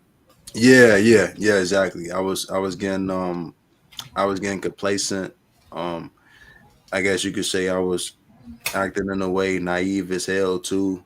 I was procrastinating usually, which I mean that person procrastinates too, but like I said, I'm supposed to really be the leader and not the follower. And I was always blaming other people for my personal problems, and it should have never really been like that. And I guess it's one of them moments, like you said, that I should have really just fell back, but that's kind of my fault for not, you know, holding back or pushing them away. So it's like I really had to learn the hard way from when they push me back. And it's one of them things, like I said, it's like it's character development. You get what I mean? Because I mean, yeah, absolutely, like absolutely. So it's like not everybody gonna really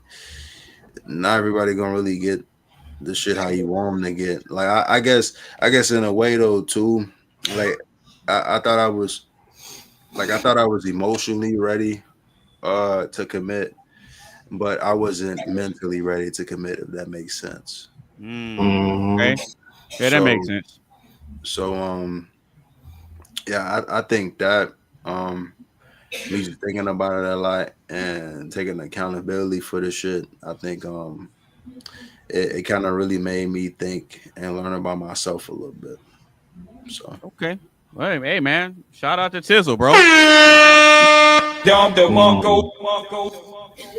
All right. So with that being said, does anybody else have anything that they want to share? Any questions like y'all want to talk about? Y'all want to throw something out there? Because over here where I am, it's about to be 9:30, and we've been on. That's about to be where I'm at too. 10:30 for me. So yeah, I'm getting about hungry again. I don't know what I'm gonna eat though. I'm probably finna eat some of that Puerto Rican food. Like I said, that shit good. Wait, what? It's like a type of fucking bowl. It's like it got rice in it, like grilled chicken. I think fried plantains in that shit. And then Oh yeah. You I know know what you're talking right? about. Yeah, it was that. I And know what then you're talking about. yeah, and then they gave me some I think some egg salad. And usually I don't ever eat egg salad like that or potato salad. Yes, it's arroz con pollo y platanitos. Yeah. So yeah, I tried and I was like, damn, you know what, this shit ain't even that bad. Like I actually fuck with it. So that then I got me some refried beans and some mochada, of course, because you know I love some mochada. Like at first when I was like young as hell, and because my mom she'll call it rice water. And then like I hear them like, what the fuck is that? Oh, that shit sound nasty as hell. And then like I tried and then I try it and I'm like, you know what? I'm like, this shit actually good. So like now I'm like, you know, I thank my mom for that shit. Plus the old movies and the old R&B music and all that other shit that come with, I guess, having a parent that's like, having parents is like born in 19 some or whatever. I guess since me being a 2000 baby, I guess that's why I kind of call myself an old head, even though I'm not. But I guess I kind of got you have an old soul. Yeah, exactly. So it's like yeah, I definitely do got an old soul for sure. I feel like sometimes I definitely be noticing that. I'd be like, damn, like. Well, think about it, because you're hopping on these panels with us, and the majority of the time, everybody else is older than you. You usually be the youngest one on the panel. Oh yeah, for sure. I'm only 22. That's what I'm saying. So I ain't gonna lie. That TV question from earlier, like you really impressed me for real. So like, what's question? Earlier when the TV show question was asked or whatever, like you really impressed me with your knowledge of like favorite TV shows. Oh yeah. I was about this one. Oh yeah, I was finna say one more show, but I never got to it. I guess I could say it.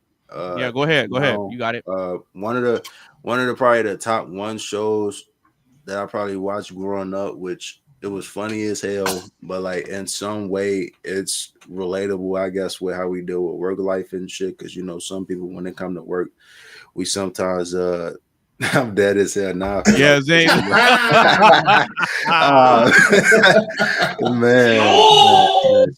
Shout out I feel like this was grandma. But and we got Granny Harris, Grandma Auntie Zinga in the building. Shout out to her. Grandma Harris and Auntie Harris, you feel me? Either or, you feel me? But one of the shows that I kind of found relatable, maybe not with work wise until I got older now, because like I said, people be bullshitting at work sometimes to fuck around and kill time.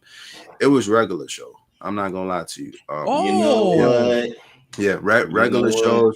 Regular Shows was one of them shows that it was a show about nothing. Yeah, I mean that too, but I mean that too, but in some aspects of the episodes, it felt like with either Mordecai or Rigby, you kind of felt like where they was coming from. So, like, from example, I remember it was an episode of Mordecai. He was talking to, y'all know who, Margaret, and Margaret was like one of his crushes throughout the fucking whole seasons. Yep. And it was an episode where that red bird. Yep, exactly. So, and I think it was an episode where maybe it was two of them, but I remember it was just one though. I think Margaret wanted Mordecai and Rigby to like flower supplies to her house, and her ass had like a diary or something or whatever, and they wound up being on some goofy shit, and they just wound up looking at her diary, and they wound up revealing a whole bunch of shit they weren't supposed to see. And I just remember that episode was a big ass version of Margaret. Her ass looked like a cyclone. And I remember it was one time Skips, he was talking about a flashback, the reason why he called himself Skips and why he named that, and it was just a backstory about like how him and his wife used to just skip a line, and then something bad happened, and then like just from that little short, I used to just replay that shit over and over, and I'm thinking like, damn, like, you know what, bro really had sunshine in his life. It's kind of like the song, like, ain't no sunshine when she gone. And it just like, it's like, damn, he really, like, he kind of really had a purpose to live. And like now, like, he the average Joe, I guess you want to say. And then there was another one that I think that fucking Mordecai was singing a song or something, and he was expressing how he felt to Margaret, but I think he fucking butt dialed on his ass by accident, and fucking the voice message wound up getting sent to Margaret. So I guess he had no other choice but to try to delete the message. And I think he had to confront his feelings that he liked her and shit. And I guess I kind of find that relatable in some way, because I guess in a way I kind of had a hard time expressing my feelings to somebody. I guess I really will let my actions do it first, and then I guess like later on I will continue with that action. And I guess that's one of the things that I messed up on too. Like, instead of me saying I'm gonna do it, I gotta really show that I'm gonna do it, if that makes sense. And I mean, not only that, but when it comes to stuff like that, it has to be a person that's worth it. Oh yeah, absolutely. You definitely in line. I think, which I mean, I could be wrong, but I don't think I'm wrong. I think out of all the people who I really been with or talked to, I think the person now who I'm talking to and trying to fix things and make things work, I think that might have been the only person who really like had no doubt about me. Even though like when I had doubts about myself and other shit, I'd say it was definitely one of the people who was supportive for the show. Never one of the people who really like said they was gonna do something, like where they was making plans and then like, you know, they don't really go by that plan, or like they not explaining why the plan changed. And I guess I appreciate that person for that, because it take honesty and it take communication, you know. And sometimes I feel like, you know, it take one to know one. And sometimes, like you said, with the opening up shit, I feel like sometimes we don't really open up fully how we supposed to be. But like I said, it's character development at the same time, you know. It's like what people say, only time will tell, you know, and you know that's facts.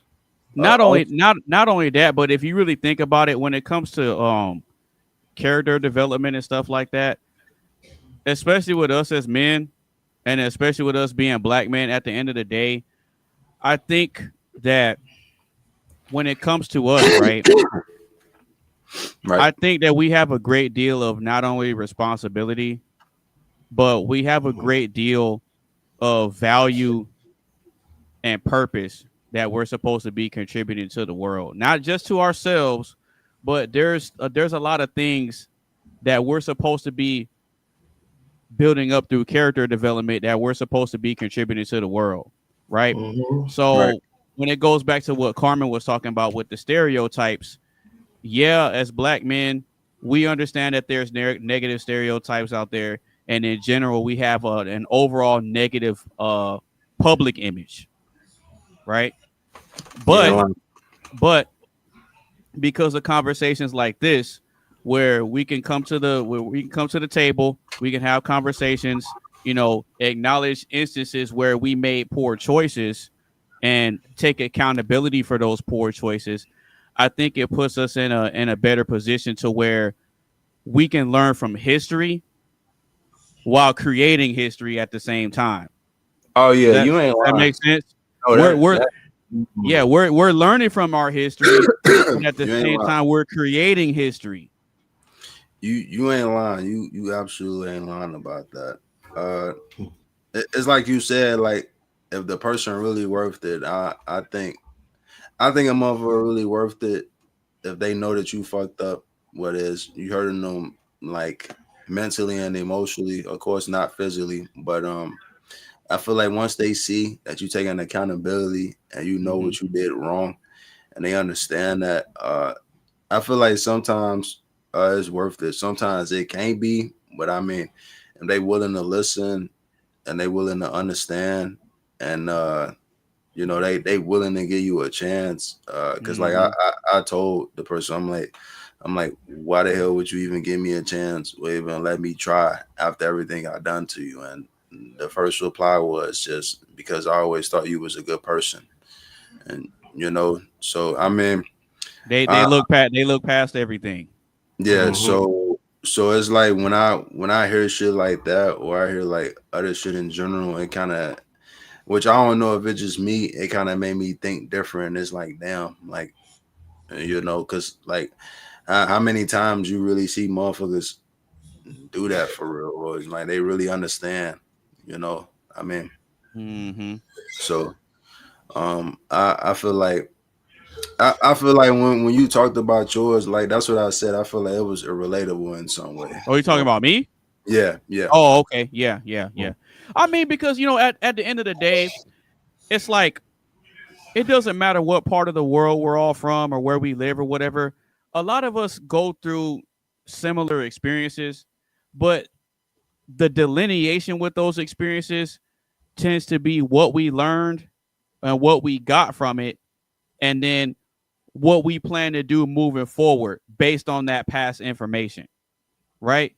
Now, if I'm a person who refuses to take accountability, then the anecdote that I shared would have consisted of me just blaming her for everything and portraying myself like, oh, I'm the perfect one. She missed out on a king and all this other type of stuff. But see, but when it comes to having a solid understanding and being confident and sure of yourself and what you're about and what you stand for, it doesn't take much for you to be able to dissect the situation and then place accountability where it needs to be, right? But it always has to start with the accountability in ourselves, right? Because I'm a firm believer of this phrase, and the phrase is life is 10% what happens to you, but it's 90% how you respond to it. Yes. I'm a big believer in that. Yes. So yes, when you go through your day to day and just pay attention to events that happen, think about how you respond to each of those scenarios, especially when you're in a position where you don't have control over what's going on.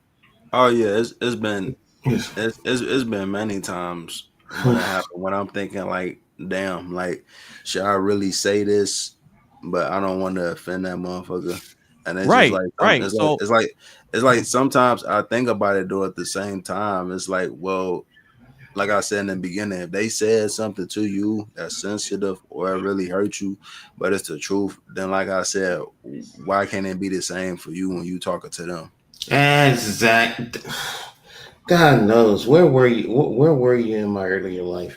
No, but watch this though. The reason that it's like that is because everybody that you encounter and that you interact with is not supposed to have the same level of understanding as you. It's not supposed to be like that. And unfortunately, that's the raw truth. Because if everybody on planet Earth was supposed to have the same understanding, then not only that, but then you wouldn't be able to tell the good from the bad and the real from the fake. You ain't lying. You won't be able to tell. You definitely ain't lying.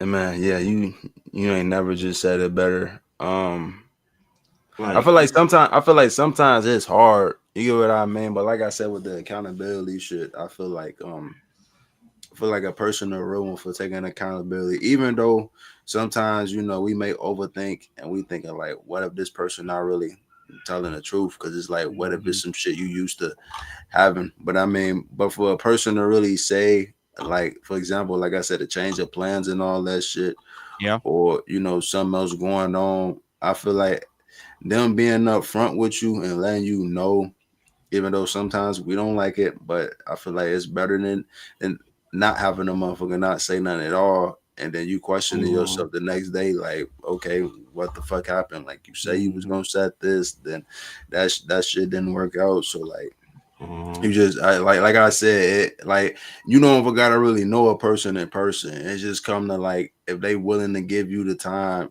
and the effort to text you back or at least give you a chance. Right. Yeah, so, but watch this though. But here's the thing.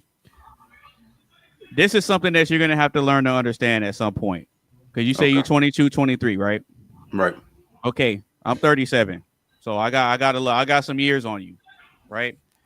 So when it comes to us as men, our journeys in life are supposed to be hard. it's not supposed to be easy. Oh yeah, it's never easy. Because if it was easy, then you would never have anything to preach to reflect on how you're a man or not.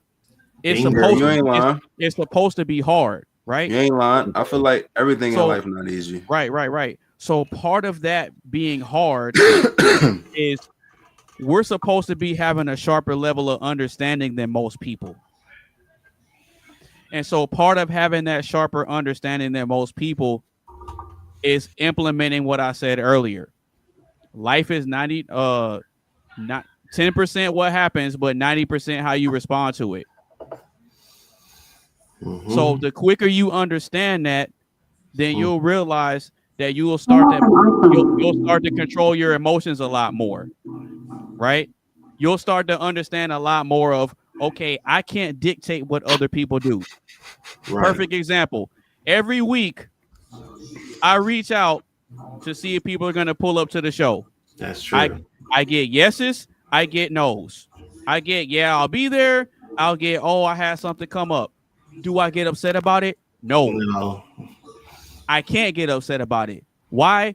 Because it doesn't make logical sense for me to get upset about something that I don't have control over. Say it again, my bad. Okay. So right. So when I reach out to people and let them know, hey, I'm gonna send the link. Do you want to pull up to the show? Will you be able to make it? I get yeses. Oh yeah, I'll be there. And then I also get no's. I get, yeah, I'll pull up, but I had something come up. I'm not gonna be able to make it. Okay, cool. I'm never rude about it. I'm never disrespectful about it because I understand. Again, life is 10% what happens to you and 90% how you respond to it. You ain't lying. Because of that, I have insane emotional control when it comes to things that are out of my control. I can't control what y'all do. I can't control what you say. I can't control how you think. I can't control how you feel. I can just control how I carry myself. You see what I'm saying? So the sooner you understand that, life gets a whole lot easier for you. It really does. No, because now you start to not play so much emotional control into things that you don't control. Yeah, I was gonna say I feel like it's really having self-control for real. Once you got that, I feel like you Gucci. Like once you it's like you said earlier, once you figure out how to handle shit differently, I guess, rather than overreacting or like being mad or yelling, and I feel like that's when you really kind of find yourself in some way. Well, not only that. No, you're right. But not only that, but watch this though. So when you start to dedicate yourself to, personal development and things of that nature, you'll start understanding that in order for you to take on the personal development, it starts with you changing your mindset about things. Oh yeah. And how you process information, right? Absolutely. So when you make subtle and small changes like that, I'm telling you, the dividends that come from that cannot be measured, bro. You can't put a price on the wisdom and the understanding that you gain from just changing how you think and process information. It starts with something small like that. You may not think it makes that big a deal in the grand scheme of things, but I'm telling you it does. I mean, sometimes you're 22, 23. I don't know if you have an older brother or what, but I don't. Oh no, I do. I got two. I feel like I love both of my brothers, Tyree and Tyrone. But no, it's not. I mean, it's not in a bad way. It's not in a bad way. I know. I feel like my brother Tyree, he sometimes when I talk to him, I feel like he can relate to what I'm talking about. He kind of understand where I'm coming from. Like if I'm telling him like I'm having a bad day and the reason why and what's bothering me, he definitely get it. It just like, cause even though like both of they're sometimes butt heads, they go back and forth and all that. I feel like in some way I could talk to him and he understand me and know me more. Like I say, he the reason why that I'm going to UPS now, and like he the reason why I'm quitting the job that I'm doing now. Because I mean, he told me on the phone, like even though motherfuckers who I know, they was telling me that the shit gonna be temporary, and once they once you in there, they gonna get you out of there and all that shit. Well, my brother, he told me on the other hand, he said, nah, that's not how that shit really play out. He said they just make you think that it's temporary. He said that you really gotta show that you want to be in there full time. And he said once you do, he said you're gonna be in that bitch full time. And I asked him, because I mean I know a normal person would ask somebody like, how do you know that? And he told me because I was doing seasonal and then I worked my way up there to get full time. So I mean, when he told me that, I'm just like, okay, shit. I'm like, and I asked like hella questions. I'm like, what I gotta do to show that I want to be in there full time? He told me like, don't. He said, you gotta come to work. Don't be calling off. Don't be doing all that extra shit. He also said, what else he said? He said, show up on time and just work hard. Them the three things he said. Consistency.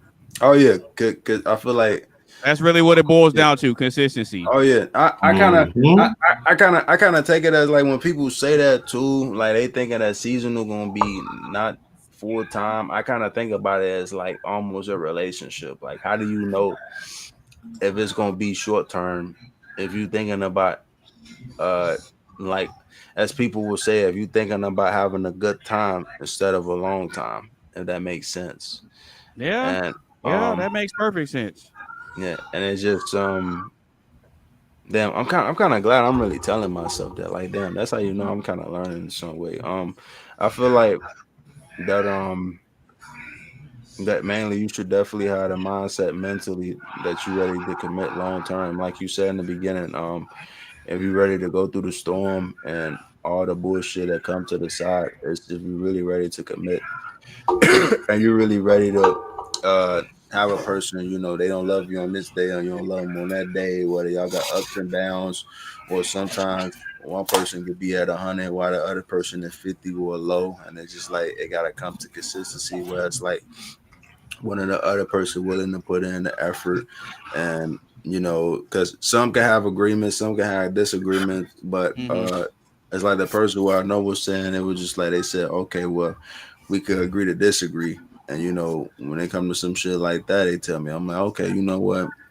You ain't lying. Like when I heard that, I'm like, okay, nah, in some way you understanding what I'm saying now. Cause I know it be times like you'll talk to a motherfucker and like they can say something you don't like, you say something they don't like, and it's just like you don't be want to start no problems, you don't want to be causing bullshit, but it's just like when they tell you like, why do you bring something up, it's like you kind of wonder and you ask them that same shit. It's like, why would you bring up something that's sensitive to me in the first place if you don't want nothing sensitive to come to you back in return? Like that kind of makes sense. You know what I'm saying, right? No, I get it. So I just kind of take it as like I kind of take it as like if you don't want nothing that a motherfucker saying that's affecting them, I feel like you shouldn't say it at all. Or not even that. It's like when a person says something, and which I know a lot of people don't say it, but like they say like they hate to say it, but it's like you think about it, it's like, okay, if you hate to say it so much, why do you bring it up all the time? These the type of questions I don't really tell a motherfucker for real, but it need to be them certain points I really need to tell them. It's like, okay, if you really hate it so much, why do you bring it up all the time? Like, why do you think this is bad and all that and etc.?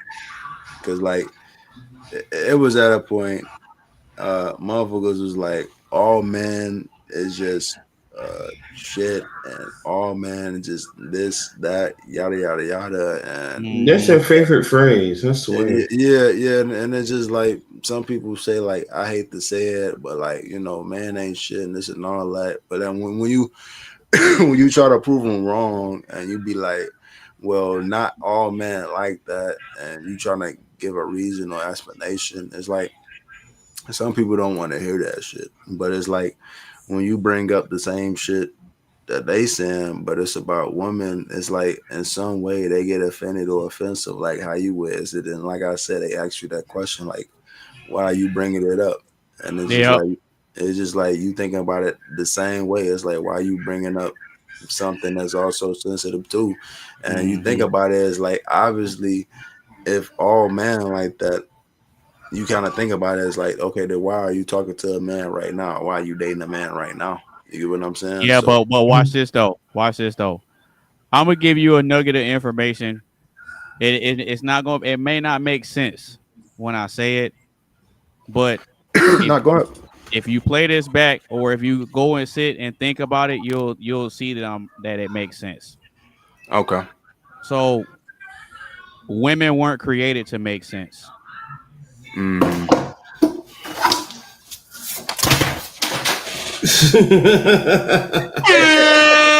what? You know what? I wouldn't. Thank you, Anonymous. Thank you. I wouldn't say that it don't make sense, but you absolutely right. I mean, in some way, I guess I kind of said in a way though too, because like people say that man ain't shit, but I kind of think about it like mentally, like if man ain't shit, then how would you be here? You wouldn't be here if your daddy wasn't around or somebody. Yeah, but think about that though. Even them saying that doesn't make sense. Yeah, true. I mean, but they gotta really mentally think about it. It's like how do I explain it? It's like you can't really solve the piece to the puzzle if you don't know the fucking correct patterns. Like I kind of find it the same like with a male and a female. You can't possibly make a child without both of the genders not being around. If that makes sense. I mean, maybe you could do that that sperm donor shit or whatever it is, but I think right, exactly. But I think in my opinion, which I could be wrong, I think that's like the lamest way, but like maybe the cheapest way to try to have a baby without actually having a man doing it. But I mean, I guess in some way,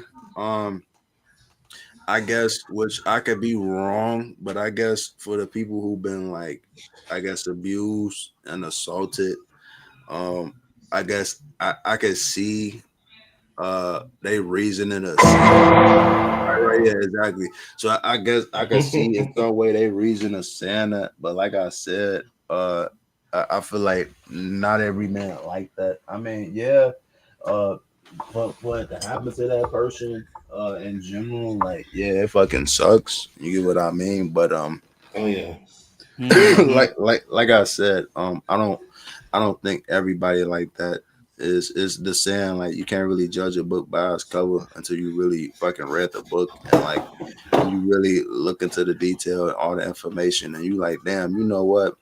This ain't a bad book. It's just like the same with a person. You be like, damn, this ain't a fucking bad person. It's just it's either they misunderstood or they wasn't like really taught well how to do shit right how they supposed to. And you know, for somebody to really understand that and to notice that, I feel like that really mean a lot. Like, you get what I mean? All right, Mr. Coley, you got anything else on this conversation, brother? Oh nah. Or you just sitting back listening? Coley's so nah. He still wait, was I spot on with it? Yeah, boy. All right, well, if nobody else has anything, we're gonna go ahead and get ready to wrap up the show. Cause yeah, I'm gonna go to bed here in a little bit. But before we do that, it's 10 o'clock. Yeah, I'm gonna go ahead and introduce the topic for next week's show. Say less. Is it next Saturday or Sunday? Yep. Saturday. Bet say less. And wait a minute. The topic for next week's show: age gap dating. Is it biology or is it predatory? What in the morning COVID? I mean, yeah, I don't even want to really answer that question because we're not having at it. Y'all, hey, look, y'all got a week to think about it. Yeah, I don't know. I'm thinking about it, and I'm like, I'm kind of, I'm kind of thinking like it depends on what the age gap is. Honestly. Oh, yep. See, there you go. So But I mean, I could be wrong though. I could be wrong because you do got some motherfuckers out here. They be hating. They be on that shit like, oh, you should be dating this motherfucking 22-year-old man, this 24-year-old man. You in your 30s or 40s. Hey, you know what? A prime example of that. How Stella got her groove back. If y'all know.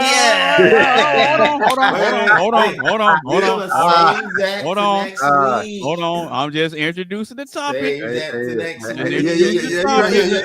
You're right. My bad. Hey, y'all didn't hear that. That's just a little tease. Yeah. So next Saturday around 4 p.m. we're gonna be going into age gap dating, and the overall question is it biology or is it predatory? All right. So that's going to be the topic for next week's show. So with that being said, we're going to go ahead and get final thoughts and get ready to close it out. So Mr. Coley, final thoughts, man. Hate it, love it. How was the show for you, man? I think I love this show way back. Like I love this is like my favorite type show because we really have gotten to know each other a lot. Not just the three of us, but everyone that was in this episode tonight. And I still want to know who threw in the Barbara Walters question on the last one, but but yeah, this was a very fantastic episode. It was Tizzle. I hope we Tizzle. do another one of those. Wait, I asked the what question? That last one. Oh yeah, really? It was me. It was me. It was Tizzle. Yeah, like I said, I really was thinking mentally like what would be a good question for people to really like think and to get personal with. I went personal with it. Anonymous went personal with it. You went personal with it also. And Carmen too. Yeah, she did too. So it was one of them things I really had to think about because, like I said, I know everybody deal with personal shit or they dealing with it now. So it was one of them things that I thought it was very educational. All right. So what were you saying, Coley? I ain't gonna lie. That was well played to you, sir. Give him a Blair, bro. You triggered my trap card. Gotcha, bitch. I appreciate y'all. Shit like that. But yeah, tonight was a fantastic episode. Like, I'm hoping that we do another one of these again, like around the holidays and stuff like that. That was great. I love that. Okay, cool. We should do a Thanksgiving one soon. Yeah, for real. All right. So where can the people find you, Mr. Coley? They can find me. They can find me on YouTube at Coley D Studios. That I'm on the process of creating a Facebook page. So whenever I do launch that, I will let the host know so y'all can find me there as well. And I'm gonna try to make that a collaborative, effort between people. Not just myself, but people who actually want to get their craft out there. I will even be advertising this show on there. So hey, yes sir. All right. Tizzle mode. Last thoughts on the show, man. Did you hate it? Love it? How was the show for you? And that mic is good too. That mic is real good, man. Man, yeah, I got the same one. I was just tripping on that because I inboxed him, but he inboxed me and he showed me the mic and I was like, wait, what the fuck? I was like, hold on. I was like, we got the same mic, goddammit. So I'm like, yeah. So I think the mic pretty smooth. I'm glad I got it. I forgot who I was telling that to. I probably was telling myself on YouTube while I was doing a video. I was like, I did have a mic before, but I kind of fucked up on. Well, you showed it to me too. Yeah, I did. But before I had this mic, I had another one I forgot the name of that shit, but it pretty much was it was like similar to this. It light up and all that shit. But what I kind of fucked up on is that I left it plugged in, and I was kind of being lazy to unplug it, and like when I did that, that pretty much was my downfall, and like that kind of stopped the mic from working when I needed it. So okay. Yeah. So and that motherfucker was not cheap. I think I paid like 80 for that bit. Like I kind of saved a little bit of money on this one. So I'm glad this one worked. Like I said. Well, this so mic that I'm on, I'm using a Shure mic, and this mic was almost $200. Nah, man, your mic sound clean. I'm not gonna lie to you. If I had to compare it to some, I'd say it's giving out blue mic vibes, but I could be wrong. Though. Yeah, this is a Shure mic.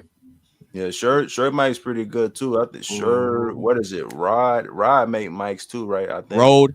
Yeah, Rode. Yeah, they make pretty good mics too. But overall with this one, I'm always loving what we talking about. I got no doubts about what we be talking about. I think it's very educational. I think we learn something from one another, whether it's personal or anything in general. We kind of in some way we kind of understand one another, and if we don't, we kind of understand the similarities from one another. If that makes sense. So all right, cool. So once again, next week's topic is going to be age gap dating. Is it biology or is it predatory? And next week's show is going to be Saturday at 4 p.m. Central Standard Time. So y'all make sure y'all pull up. Make sure y'all follow everybody on their social media sites. Oh yeah. By the way, my bad. Tell the people where they can find you too. Yeah, I forgot to say. I'm gonna share my screen real quick. All right, go ahead. If you guys wanna, I'm gonna just put on the windows or whatever. How the fuck this shit work? Okay, so yeah, if you guys wanna find my YouTube channel, it would be under Tizzle mode right here. You could just type it like this. Yeah, I pulled it up. Bet. So yeah, we almost at 16,000 subscribers. I'm like one subscriber away from getting 1,600. Yeah, I mean at first it said I had it, but I don't know if somebody like unsubscribed or it's a glitch or what. But hopefully we make it up there. I'm gonna still have videos on the way. I mean, which I still got videos now. Right. I got set for premiere. I got Fight Night Round 3 coming out online with Parsec. Shout out to Coley for watching my Mortal Kombat Shaolin Monk videos. Okay. Oh yes, sir. So I've been doing that. I got gameplay 1 and 2 out already. I've been playing 50 Cent Blood on the Sand, Burnout, and also I've been doing reaction videos of me just doing Try Not to Laugh challenges and whatever else videos I could watch or people want me to react to. So I'm trying to mix it up a little bit, stay a little versatile instead of like doing beats all the time. Even though I know that's probably like one of my main things I do on there, but I try to make it a little fun, more entertaining once in a while, so like people don't want to listen to beats all the time, and they can at least see me play games or react and all that shit. So yeah. All right. Well, shout out to you, man. Everybody knows where they can find me. My links are all over the place. You go look in the description of the video. My links are all there. As far as my thoughts on the show, I thought the show was amazing. I thought the show was great. I thought it was wonderful. I thought it was excellent.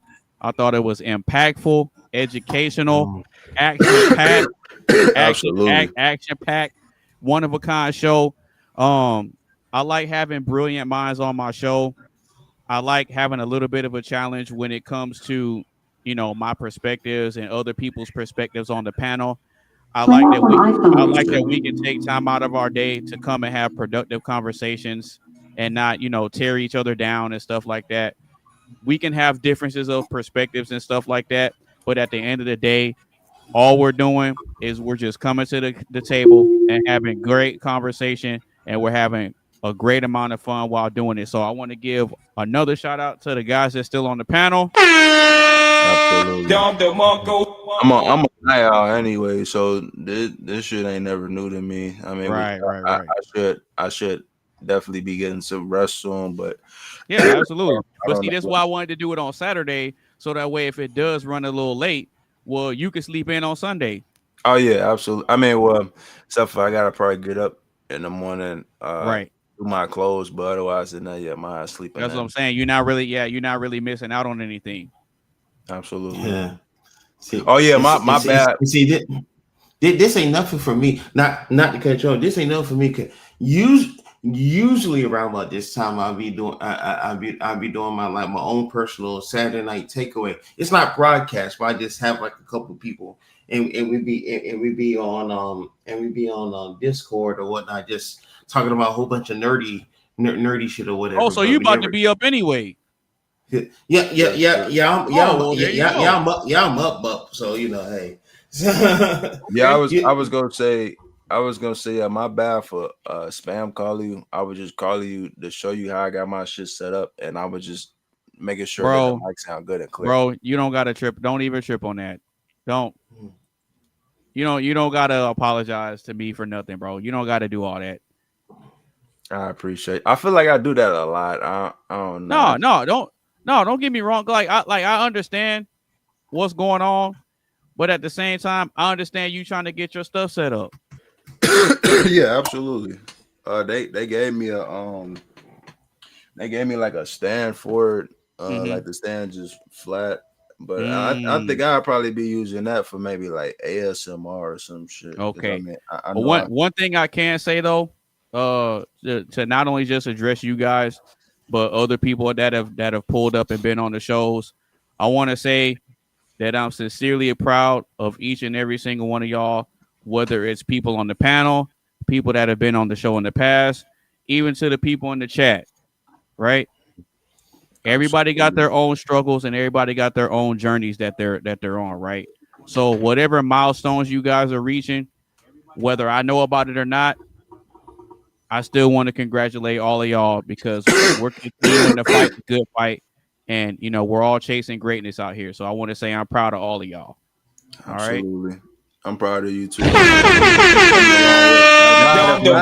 fact that you let me Shit hear like that, them shit two like that, beats and that other beat when you was like you told me you sent it to Joe Run everybody in that group. That shit really kind of brought me back to memory lane. I'm like, oh shit. I'm like, okay, that was you.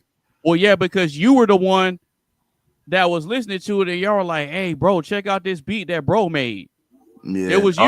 I'm always doing that. If it's not me, it's usually Jaron doing it because like if he ain't busy, he usually sharing and supporting. If I'm not busy, I'm usually doing the same thing. It's whoever active in the chat. But yeah, most definitely, I definitely believe that was me. And see, that's why I like using this that's why I like to use this platform, because I may not be in the groups being active, but me doing this, I'm putting everything to the forefront so people can put faces with names. Oh yeah, absolutely. You see what I'm saying? So it's like I look at this as like a form of journalism. Okay, if that makes sense. Okay. I feel like us doing these streams and having these conversations is a form of journalism for me. Instead of just sitting around writing things down, we're documenting this in real time so we can always have something reflect back on later. Oh, I get what you're saying. Like you said, instead of writing it down, we talking about it in real time. Yeah, exactly. We're talking about it in real time. But anyway, we're gonna go ahead and get ready to close the show out. Y'all got anything else that y'all want to promote or anything like that before we close it out? Honestly, I'm gonna just like I've been saying. I got well, I probably already did on my YouTube channel. I made a post. I said that I got new beats coming out in 2026, and I let audiences know that just because I'm doing shit on the side and all that, like doing gameplay and all that, don't mean that I stop making beats and all that shit in general. It's just that I'm kind of taking a little break from it instead of like I said, uploading that all the time. I want the audience to kind of like see something different as well and new. I mean, because some people don't know on my channel, like back then, maybe like 6 or 7 years ago, I was already doing like me doing gameplays and shit, but it was like obviously not on this. Like I was young as hell. I was doing it on my phone, and I was just like screen recording myself playing. Like I still got a video now on my YouTube channel if I find it that I was playing Slender Man in my grandma's house, and I was in the bathroom. I remember I had the speaker on. I remember my grandma got on my ass for this. All right, Mr. Coley, you got anything that's coming out or anything you want to promote? Nothing coming out soon as of yet. Okay. But the only thing I will say, hey, give your boy a chance, huh? For real. Oh yeah, he got it. You got it. That's how I'm trying to be soon. No lie, I'm definitely trying to get me a Canon camera. So with that one, can you know? I was thinking, is that a good camera? I was thinking getting the Limix too. Yeah. Oh yeah. Yeah. Okay. So because I know you could use like a USB-C or something. You could connect it to your computer, right? And like. Yeah, I think I have to get something specific for that, but I'm gonna look into that. Okay. Yeah, I'm looking at this one too because they got a Wi-Fi. It's compatible with Wi-Fi too, so I gotta look into that. But other than that, this is professional. Like it, like if you want to take if you want to take photos like the paparazzi, you can do it with this one. Wait, what's your Limix called? Anonymous, if you remember or no? It's a Panasonic Lumix. Panasonic. The one I have is the FZ300. Okay, but FZ300 got you. Is it worth it? Yeah, I got this camera brand new like some years ago. And at the time I paid maybe $399 for it, brand new. Okay. I'm the only person who's ever used this camera.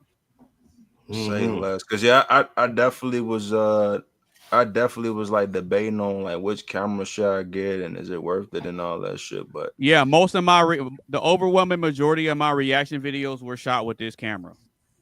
Say less. Oh no, keep going. It was before I got the one that I'm using right now. I'm actually using a different camera as a webcam for me to do this right now. That's what I'm doing too. Instead of me doing on my computer, like if you see me like looking this way, I'm actually looking on my PC, but I got my setup to the look, and you'll never guess what kind of camera this is I'm using right now. You'll never guess. Logitech or nah? Nope. You're not gonna guess it. You're not gonna be able to guess it. Damn. Is it like an actual camera? Yeah. Okay. You know, I never really thought about doing that, but that's smart as hell though. So what would you guys say if I told you that I'm actually using an action camera as a webcam? Oh, an action camera. Hold on, let me search that. Let me see. That's actually cool as shit. I didn't know you could do that. No way. Let me see. Watch this. Look, I'll take it a step further. This that I have right here. This is actually one of the lenses for it. You talk. Wow. You talk about one of these joints, right or nah? Nope. Nah, wait, hold on. Let me go back. Look, this is one of the lenses for it. That's wild. Okay. It's not similar to a GoPro, is it, or is it? Yeah. It's similar to it. Oh, okay, yeah. So I think I exactly know what yes. You know what? That makes sense though. I'm not gonna lie. That's because my brother. See, this is why I be stepping up my camera game because. Yes, sir. W camera game. I'm telling you. I mean, I think everybody camera game good. No lie. No, look, but real talk. I could give y'all the sauce on what camera I'm using right now too. I can tell you exactly what it is. Okay. Have you heard of a camera called an Insta360? I feel like I might have heard of it. INSTA 360. That's what I'm using right now. I'm like,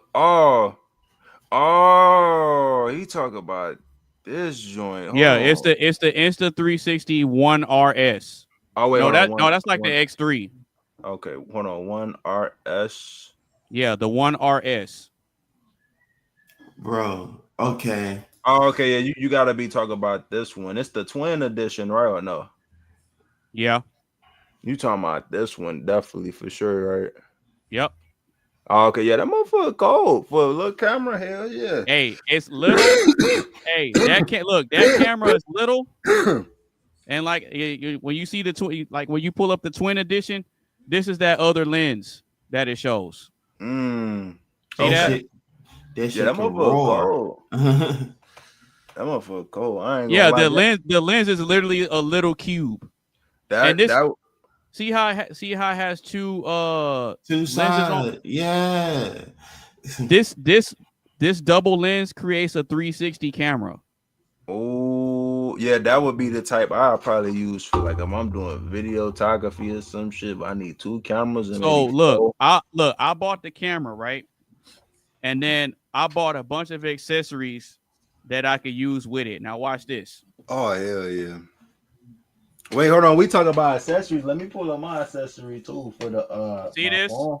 Y'all see this? Yep. What is it? This is a selfie stick.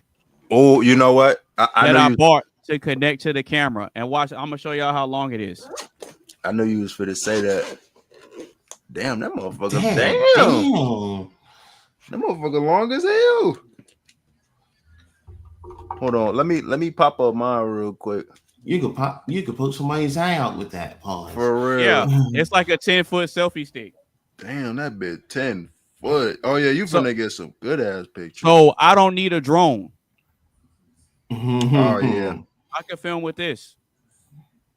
I ain't gonna lie, I used to think about that too. Like, damn, imagine if I had a drone. But yeah, what I got, I'm finna show you real quick. So hey, you know what? And DJI, they got a camera similar to that too. I never thought about that. Now, if you want to see some footage of how good the camera actually is, I actually got a playlist on my channel where I went to a Lunar New Year event, and I just took the camera out and just started filming a bunch of stuff, and I put the footage together.